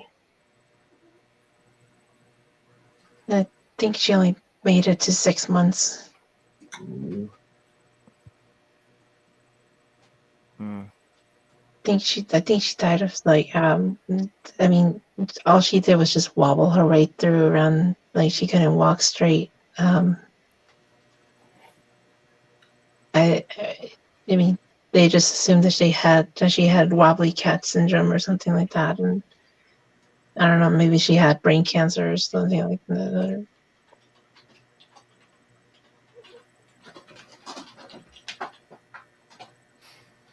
Okay, I'm gonna have to take my headphones off for a bit so I can go make some cold medicine.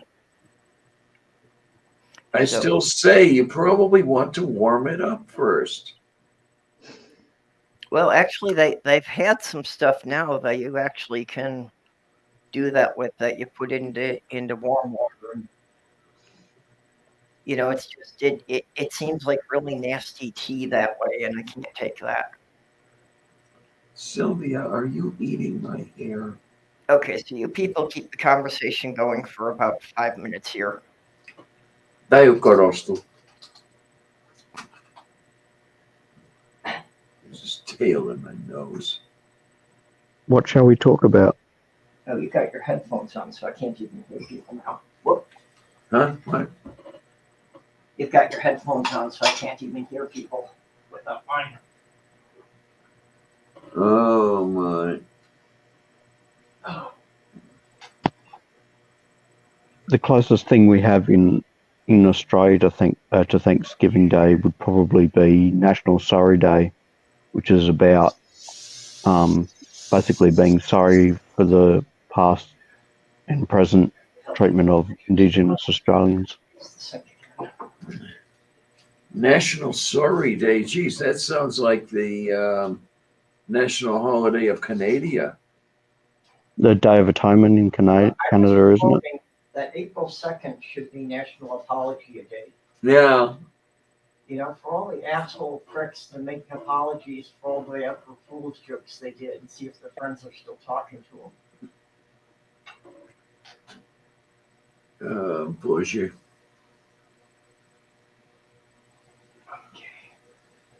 Yeah, I'm sure a stream was labeled under Apology Day here. Later.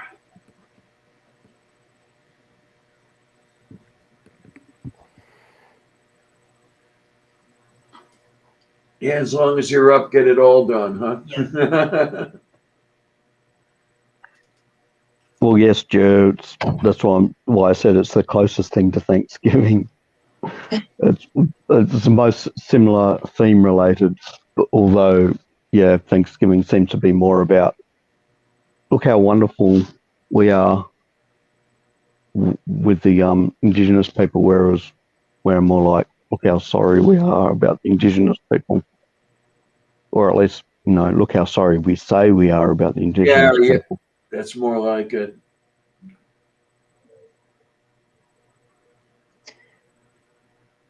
It's so easy to say I'm sorry. It's not quite as easy to do something about it.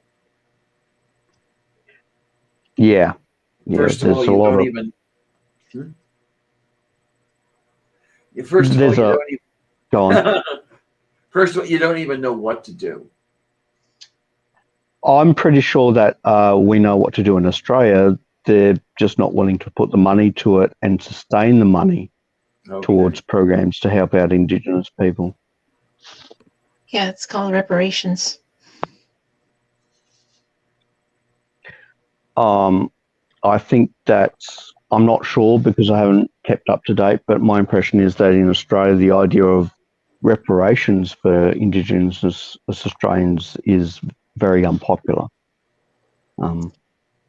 Yeah. Like, I think the idea is to help them out a little bit is okay, but I can't remember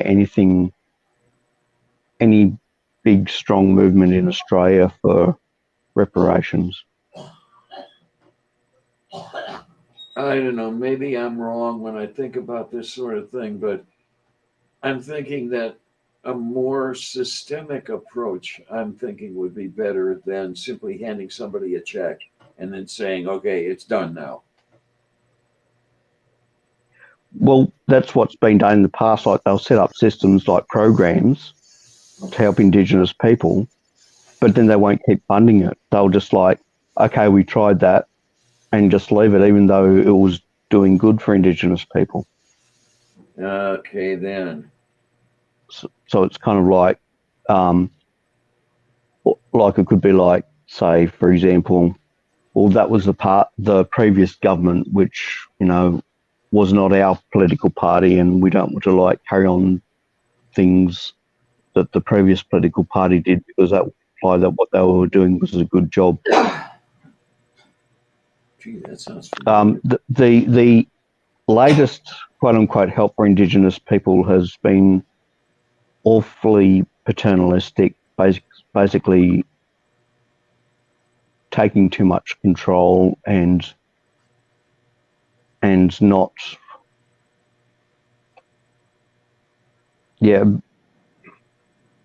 treating Indigenous Australians like Americans seem to treat people on unemployment in America. Okay, yeah. Like, they're not allowed to have money. They have to use the equivalent of food stamps and whatnot. Yeah, that one really, really gets me. It's they can't be allowed even the smallest luxury. And let's face it, as far as I'm concerned, there are sometimes a luxury is a necessity. You can't simply have the barest essentials. You need a little bit more sometimes. You can't have good mental health if you don't treat yourself once in a while. Yeah. If you're just surviving, if you don't have a life, that's no good. Yeah, if you're just barely a subsistence level. I know I've lived that way for so much of my own life,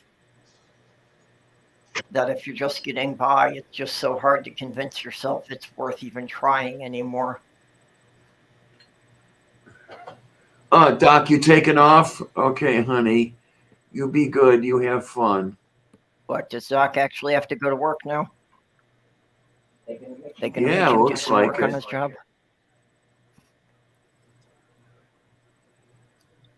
Looks like he's lucky he gets to work on a jet, apparently.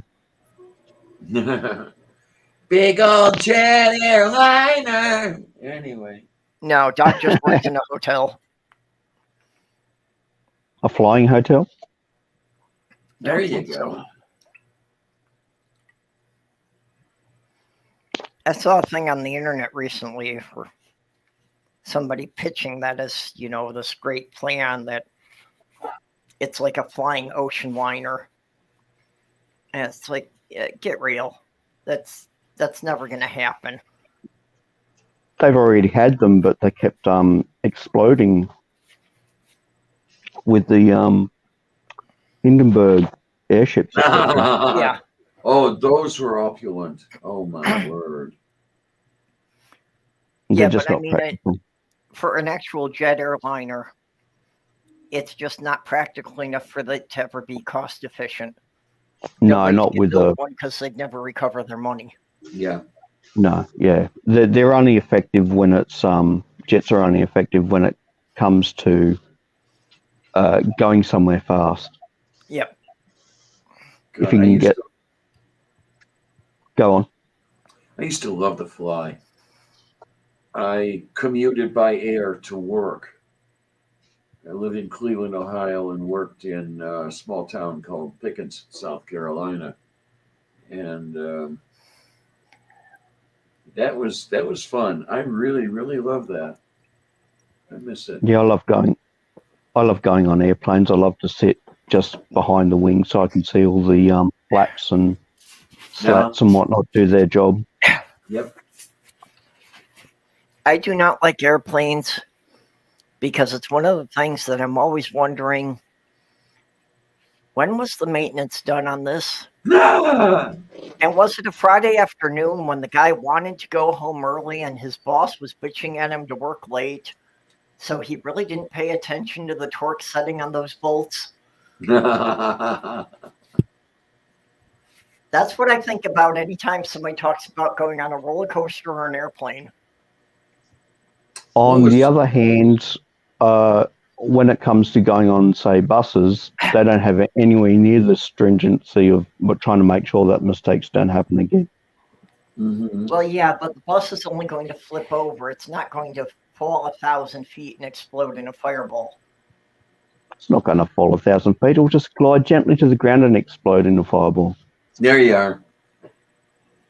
Oh, man. When I was flying, this was like 35 years ago, pre-World Trade Center.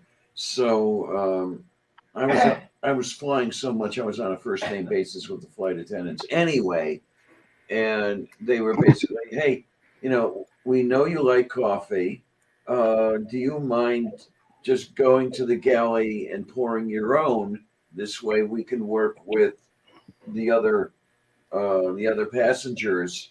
We're not taken up with you all the time. And I was fine with that. So I'd get up out of my seat, go back to the galley, pour a cup of coffee. Try to do that now. I can imagine. A guy I used to see, his partner worked for the airline, so he could always fly standby for free. Basically, all he had to do was sit around in the airport until there was a plane with empty seats, and he could go to Amsterdam for free a couple times a year. Oh, jeez. Yeah. Yeah, I love watching the Aircraft Investigations TV show, also known as Mayday, where they go through all the airplane accidents and how exactly they crashed and whatnot. Sloth Girl likes watching those kind of things, the disaster investigations on YouTube a lot. Yeah. On YouTube, I've been watching lately stuff like caving accidents. Lately, I've been watching things about bridge collapses. I discovered to my surprise that if the person is upside down for too long, they die. I didn't know about that before watching about the caving. I knew that was potentially a problem. I didn't know if it was an automatic. Yeah, it's if you're not out of that position in terms of hours, I think if you're in it for just over a day, you'll die. Okay, yeah, that the blood pools in the bad places. Yeah, because the circulatory system's not designed to pump blood around with gravity in the opposite direction. Yeah, your heart's designed to pump blood up to your brain, not to actually suck it back down, so it's not returning. Yep. And it makes it harder for pumping the blood up to the legs as well. Yeah, Native, we're still going. And going, and going, and going. And We're like going. the Energizer Bunny. Okay, Antier's asking what you mean by paving.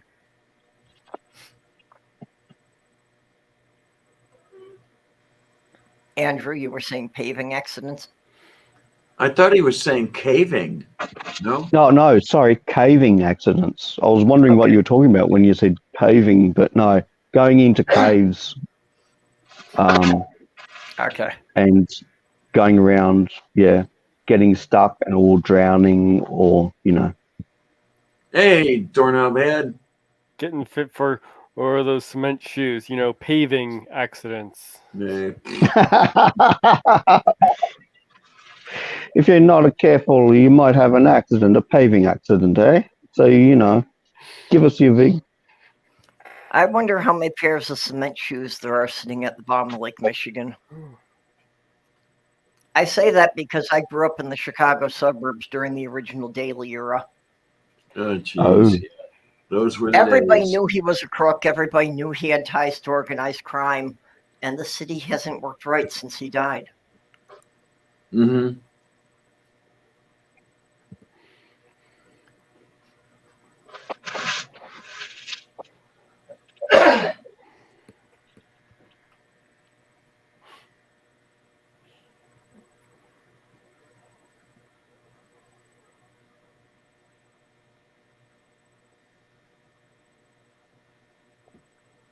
Yeah, one of these days I'll actually maybe get OSB to work and be able to put some animations or banners in at least.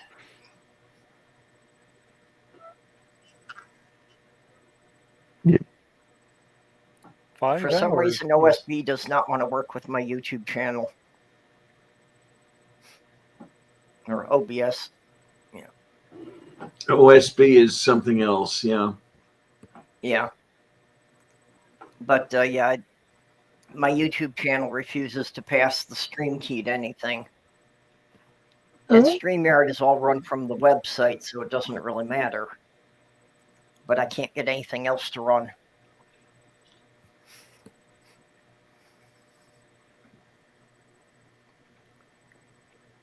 And I keep getting people telling me that, oh no, it's got to be something in your settings. And I've had like 4 people who run their own streams all the time look at it and wind up after a couple hours shrugging their shoulders and saying, that's weird.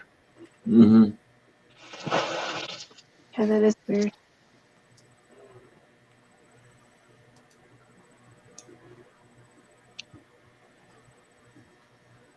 This might be one of your longest streams yet. Oh, that's what I was going to do. I was going to look. 5 hours. Actually, I would just hit the 5-hour mark. How long was the longest stream? Oh, way back when I started, when Diane and I were doing these together, we had some that ran 8 or 9 hours. Yeah, easily. Wow. And still, if you get me started, I can do a 10 or 12-hour stream. Don't worry. You're going to do the Christmas marathon thing again? Yeah, I'm going to be looking for people to host slots for the Christmas marathon. Well, I suppose that I should throw my hat in the ring. My streams don't last long. They only reach the toilet. Mm-hmm. Yeah, here's one that's 5 hours and 34 minutes and 31 seconds from 11 months ago. Yeah, if the conversation's going, I just let it keep running. But yeah, for the Christmas marathon again, we'll be running 48 hours straight. So we need a bunch of people who are willing to cover 2-hour time slots. What are you talking about straight when I'm here?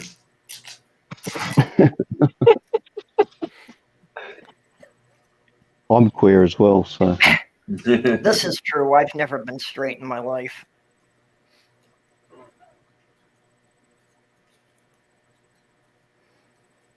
That's kind of the weird thing about transitioning. It's just that this is the first thing that shows, physically to the rest of the world. Mm-hmm. Up until now, everybody could always pretend that I was a straight cishet white man. Mm. Not that I ever tried to tell them that, but just people were more comfortable believing that.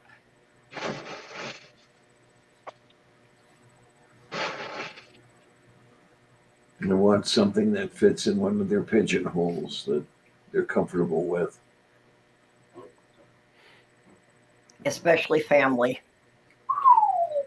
Yeah. They don't want something that could make the family look weird. Oh, I I know got- that was. Yeah. I got news for you people. Try listening when they think you're not around. They already thought the family was weird.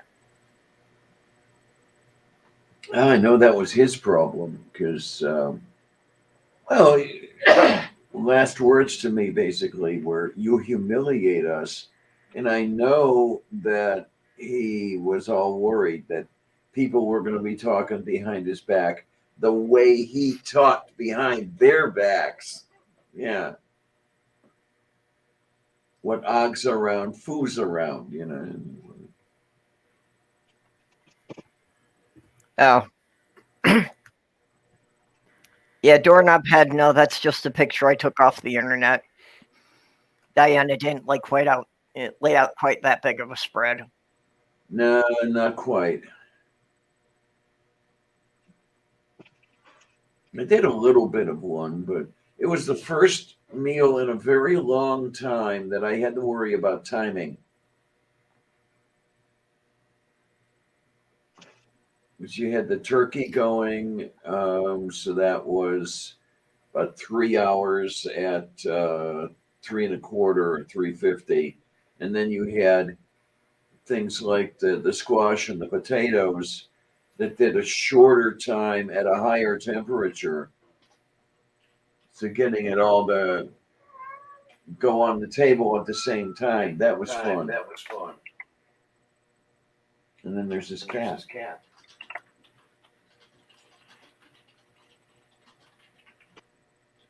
Cat fur gravy. Dude.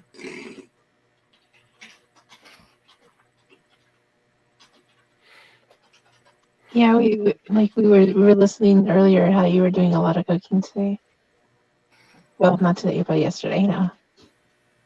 What? Just I was posting on Twitter about all the stuff you were making. Oh, moo. But it was fun. I appreciate making meals for people.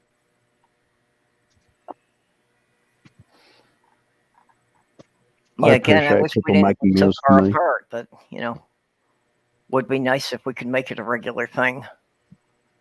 Dayo Corosto. Well, when are you going to move down here? Other way around. Well, just consider the politics here and the politics in Minnesota. I'm staying with Minnesota. I do worry on a national level where things are headed, because if they head the way I think they're going to eventually head, even Minnesota won't be safe. Yeah, I'm just figuring Minnesota can hold out longer to see if things turn around. Moo. And I am still not giving up my plan to get Canada to annex Minnesota. I'm not making any progress, but I'm not giving up on it.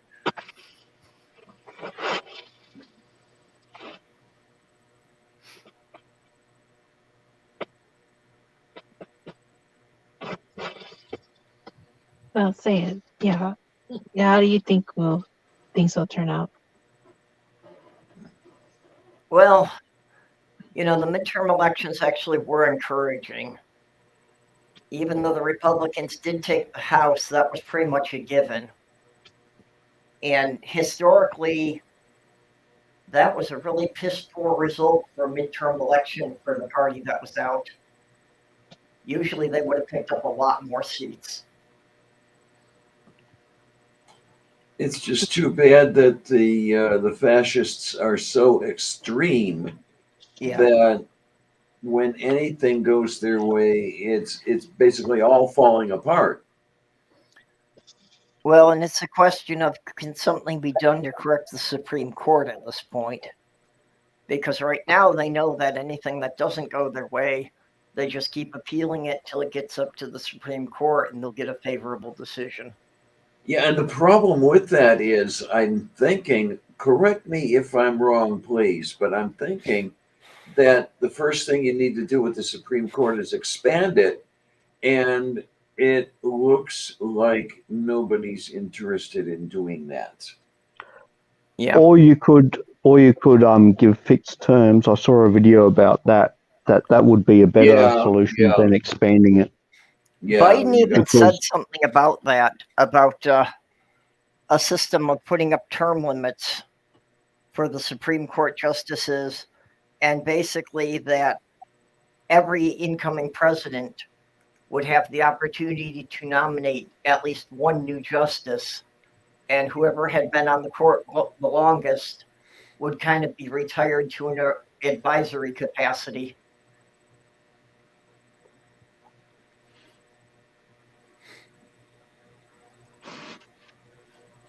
Yeah, because when we were telling people in 2016 that the Supreme Court was at stake, we met it, and it turned out that there it went. Well, it was obvious after the Republicans had, prevented the Democrats from putting anyone new on the court. And that had no basis. And this is the thing that really gets me. The fascists can do whatever they want, rules or no rules.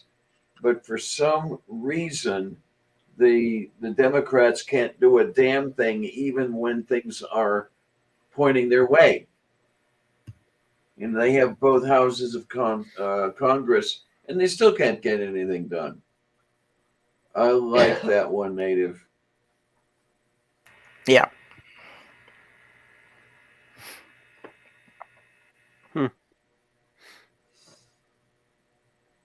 Well, Florida's getting there.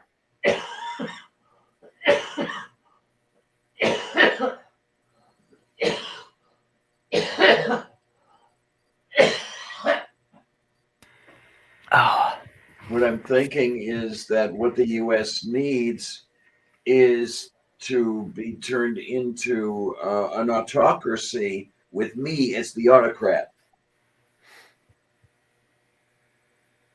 I think it would be better. That's partially right, but it would be even better if I was the autocrat. Oh, okay. Maybe. But you're going in the right direction. actually, if we were bringing in somebody from another country, they couldn't complain about it being partisan, right? Right. Exactly.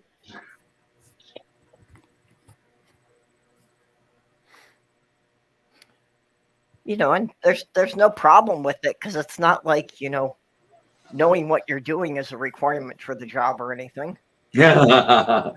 Yeah, they proved that one, didn't they? Yep. Yeah, I think I might be able to reach that standard. Yeah, I still do not understand how the standards are so low that Lauren Boebert and Marjorie Taylor Greene got into Congress. I mean, is it my imagination, or did the standards drop precipitously over the last, say, even 40 years? There are standards? That's what I mean. Back in the 70s, I thought there were. I'm not sure since then. Did it drop when Reagan got into power or after that? Reagan was kind of the spearhead of it, and everything's Yeah. just been grinding down since then.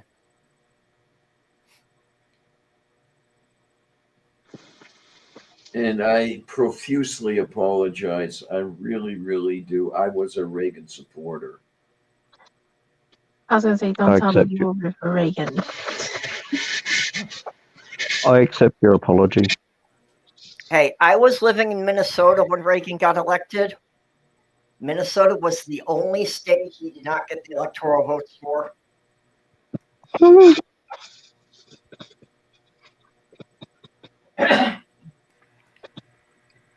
Yes, Trump was like a budget Reagan.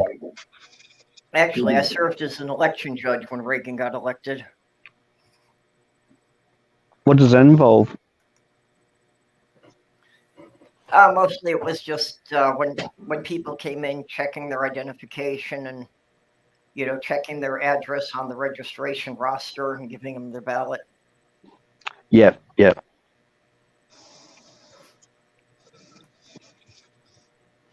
I had to get something to drink. I've served as an election judge in 3 different states.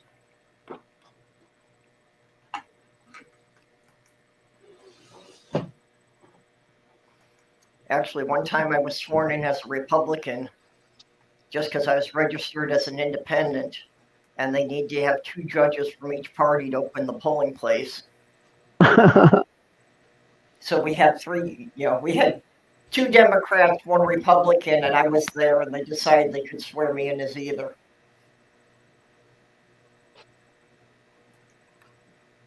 I was fine with it. The whole point was just making sure everybody got to vote. Mm-hmm. Yeah.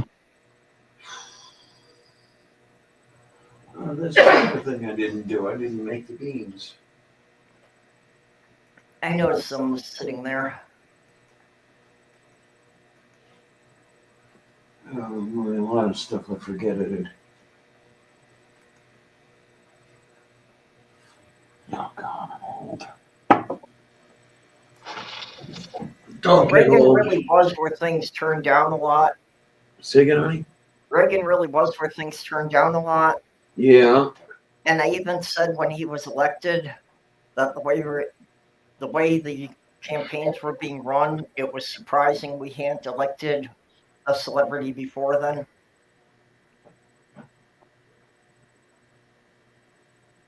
It was just all about presence on camera. It had nothing to do with anybody's qualifications. Uh-huh. That started with Nixon, didn't it? Well, it pretty much started as soon as they started televising the debates, but That's what I meant. Yeah, Like the first that wasn't the was first so televised kidding, debate Nixon. with Nixon in it, and Nixon was like all sweaty and whatnot, so he came across bad. yeah, that was actually before I was old enough to vote, so I don't remember as much about it back then. Okay, I've only read about it, or watched YouTube videos about it. Hmm.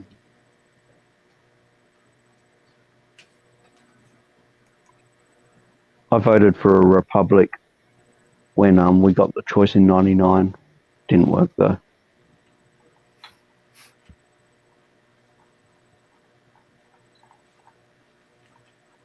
There we are. Blarg.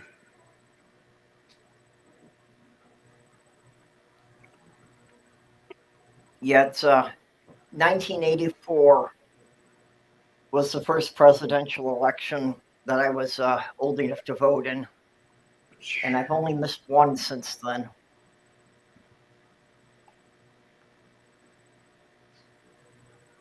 I do consider voting to be not just a right, but I consider it to be a civic responsibility. Yep, absolutely.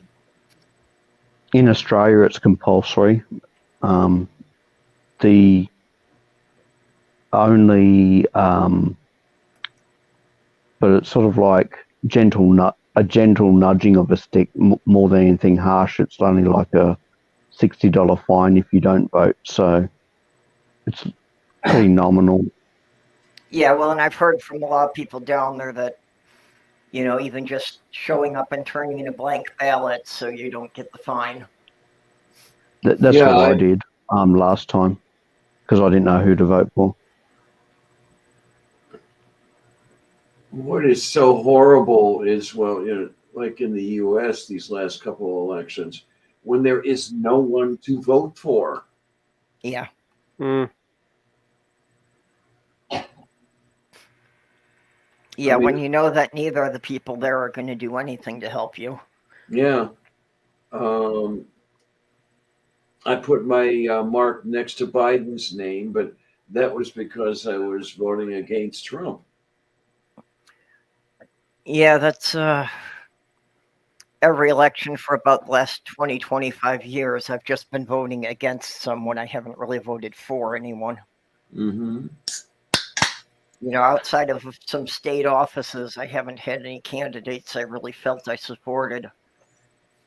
So you didn't feel that, say, for example, Obama was worth voting for. It was just that Bush was so bad you wanted to get him out. There was a little of that going on, yeah. I kind of mildly supported Obama, but definitely not a Biden supporter as such. Now, Fetterman, I rather do like John. I enthusiastically voted for him. That's good. Yeah, even Obama, I had looked into his record of when he was a senator for Illinois, Mm. and I did have some reservations about some things he had supported in the past. Do you I remember don't which remember ones? specifically what Oh. it was now, but I Okay. just know at the time there were still some things that made me think that, well, yeah, he'd be better, but there's still things I don't like. Yeah. I think because it involves people, anytime that there's a choice for voting for a politician, it's always going to be for the lesser evil. Yeah. I just hate that with our system, the choice is either or. You know, that it's not viable for there to be more than two candidates. Yeah. I think it would be a lot more, we would get people that would represent us better, if we could have 4 or 5 candidates for each office on the ballot. And this just gives us a ratcheting effect, like where things just keep getting worse. Yeah. Because the other candidate doesn't need to be a good candidate; they just need to be less worse than the other one. Yep. Mhm. And that's the way they run the elections. That nobody tells you what they're going to do.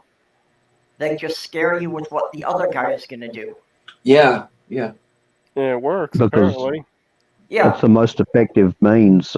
Being positive is not very effective when it comes to manipulating people to first get out to vote and then vote for you. Well, but that's why things don't get any better, because we're not electing anybody who actually has a plan to do anything. That's why things are getting worse. I know the Republicans have plans for things like, stopping abortion, stopping gay marriages, stopping heaps of things. I still don't understand why the Supreme Court released the abortion decision over the summer, and why they didn't just keep quiet about it until after the midterm. Because it got leaked. If it hadn't gotten leaked, I don't think they would have felt the pressure to go that fast. Well, I know it got leaked, but my understanding was the leak only came like a month before they had actually planned on releasing it. Yeah. Oh, they were planning on, they were intending on releasing it for the midterm, were they? I thought they were intending to release it like in August, so it would have still been a couple of months before the midterm. Yeah, it would have been before the midterm. Must be Republican stupidity then. They actually thought it was going to fire up their base enough that they wouldn't have to worry about who was going to oppose it.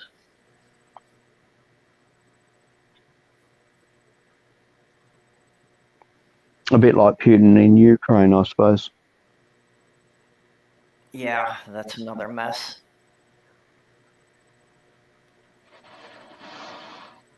That's one that there really can't be any resolution for, because Putin's not going to stop unless he has a way to save face. Putin might get assassinated. To agree to just let him have part of the territory. Might be solved by Putin being assassinated. I don't know. Would that help? Or are there? Takes over after him. That's where I was headed. And that's really the problem, that even the people in the know in the U.S. government aren't really sure who would be taking over if he was gone. Well, if the stories are true, he's only got a few years left anyway. Yeah.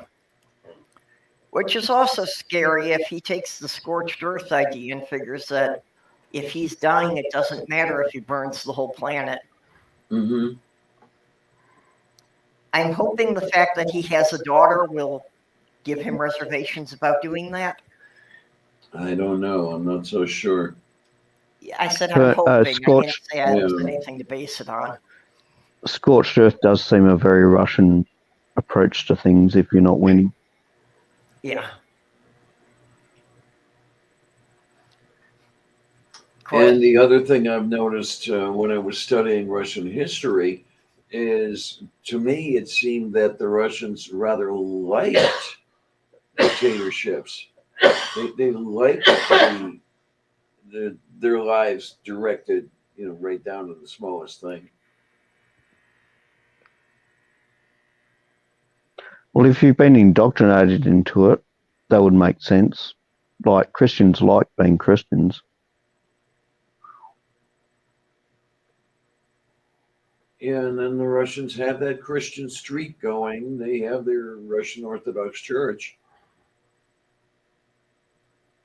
Yeah, I was disappointed how quickly that came back after being officially an atheist state for decades. Never really worked well. I'm trying to remember how Christopher Hitchens put it. Were you Joseph Stalin, you would have been insane to not take advantage of the infrastructure that was already in place in the Russian Orthodox Church.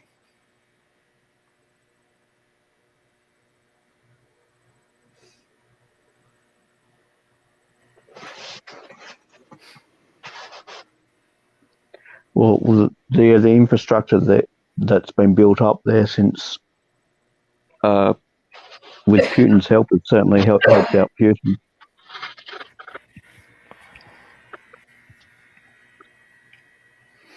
again, it kind of depends who survives, who takes over. Mm-hmm.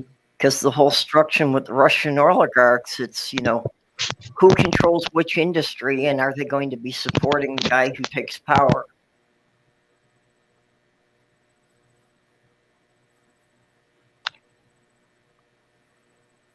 I think the solution for Russia is the same as America. Put me in as the autocrat. Yeah.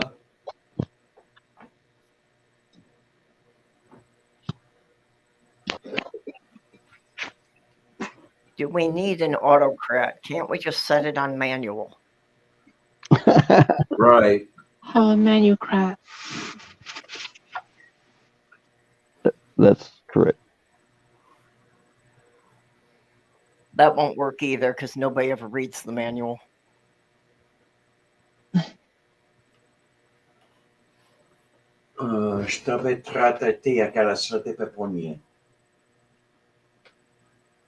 I did.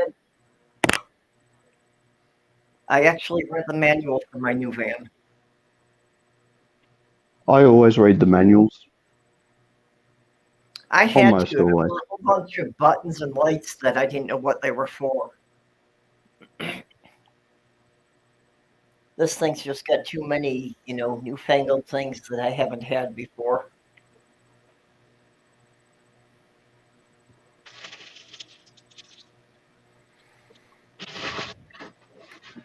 Some of them are nice.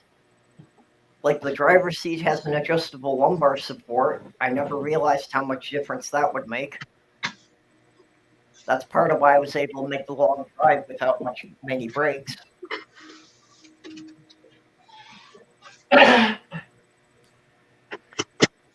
Some of the stuff they've got in there just makes absolutely no sense.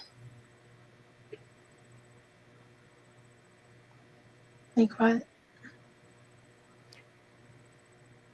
Like a button under the steering wheel that opens the back vent windows.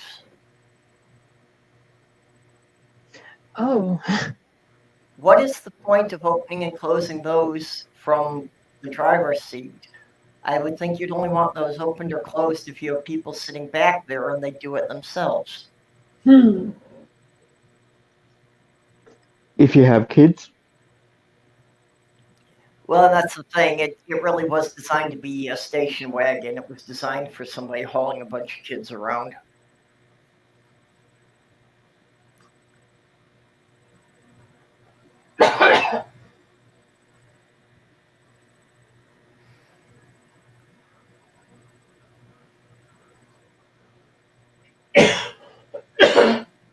And like I can't understand understand why why the back row row seats will just fold will down just flat right into the floor. That's great.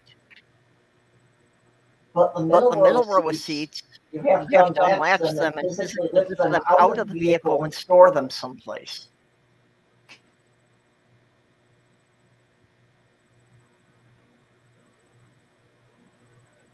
You know, how does that make any sense?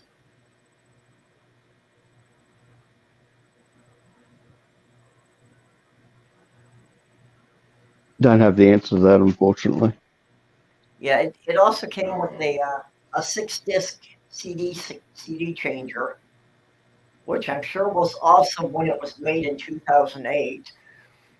But now it's just people are kind of like, that's so quaint.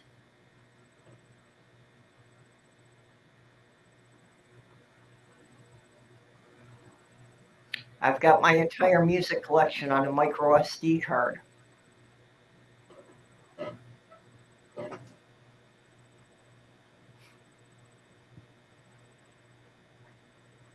Must be nice. I've actually bypassed the stereo completely because my GPS plays the music off the card. Okay.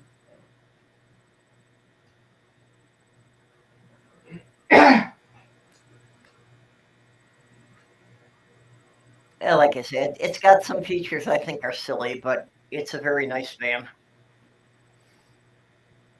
He says it's 2008. Yeah. And these have a good reputation for going over 250,000 miles. And this one only had 130,000, so it basically was only halfway to its lifespan. That's the amazing thing I noticed. The transportation that takes me to and from dialysis, they have a number of sedans that they use there. And the one I was in just recently had 300,000 some odd miles on it.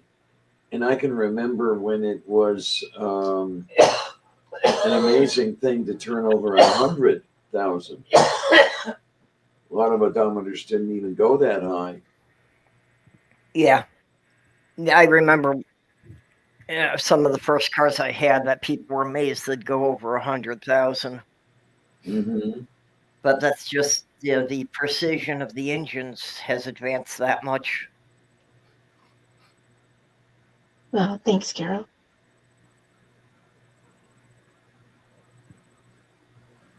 Carol is just buttering all of us up, and it's like, that's really not necessary.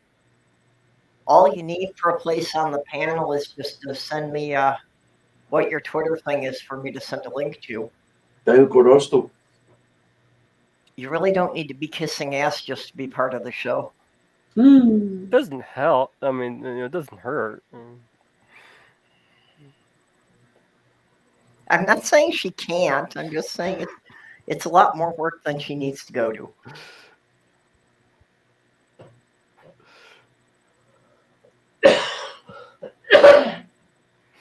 Okay, are we finally feeling we should wrap up here? Well, seeing as it's almost morning now, yeah.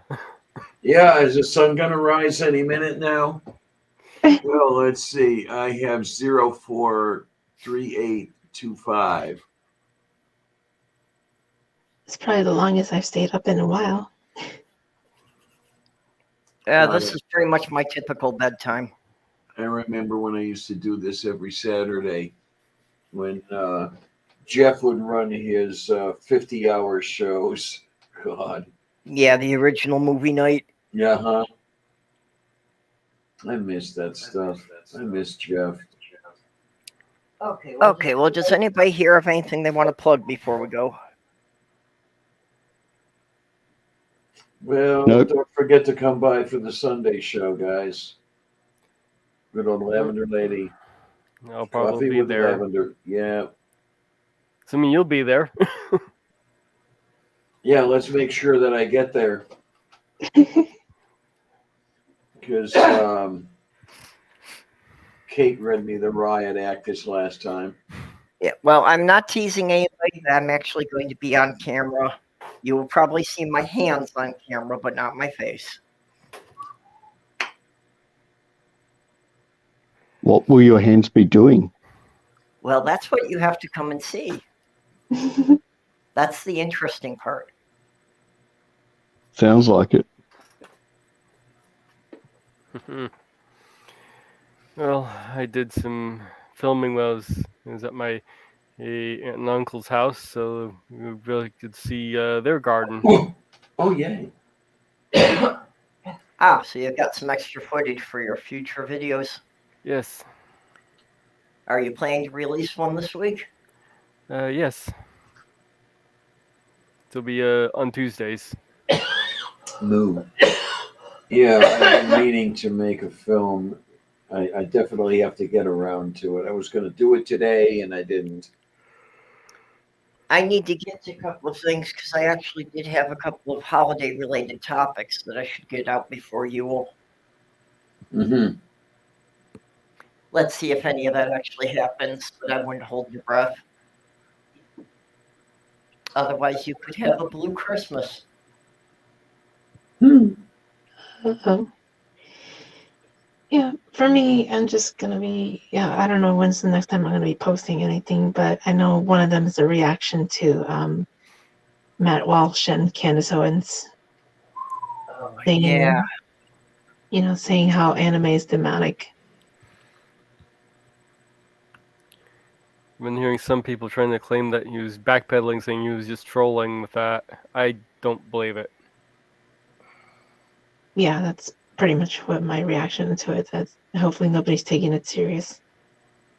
Now, Candace Owen, I am convinced, will say whatever they're willing to pay her to say. I don't think she has any scruples at all. And then another video I'm trying to work on is anime makes you trans.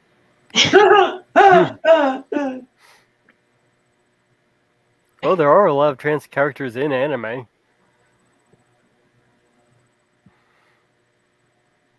Yeah, I don't follow anime much, so I know of it. I know that Naruto was able to transform himself into a beautiful woman. Yep. A sexy Is jutsu. is the Bridget character in an anime?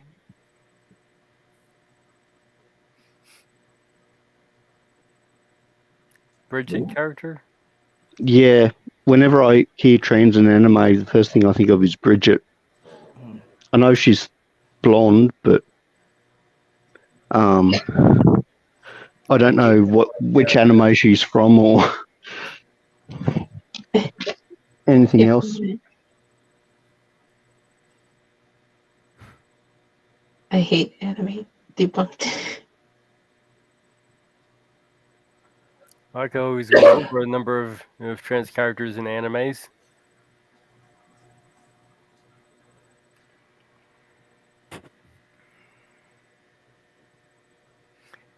Okay, well, I guess we will bid you all a good night here. Have fun, kids. Later. I just Good night. need to thank all the people who help me keep things running here. My subscribers on Patreon who are paying for me to have StreamYard and helping to pay my internet bill. So Junie and Lavender here. Who the hell is that Lavender person? Yep, and Ox and Skit Crasher. Greg Hartwick. I'm having to do this from memory because my computer is refusing to bring up my list now. Okay, yes, I was missing Kitty and Robert X and Dog and Vonrek. So appreciate all of you helping. Special thanks to Titan was out there tonight helping with moderating. Yay. And of course, Mage and Jenny, who are here for me every show to keep things going. So thank you all for, just helping make this, possible to keep going. So with that, we will bid you all a good night. Good Or night. good morning.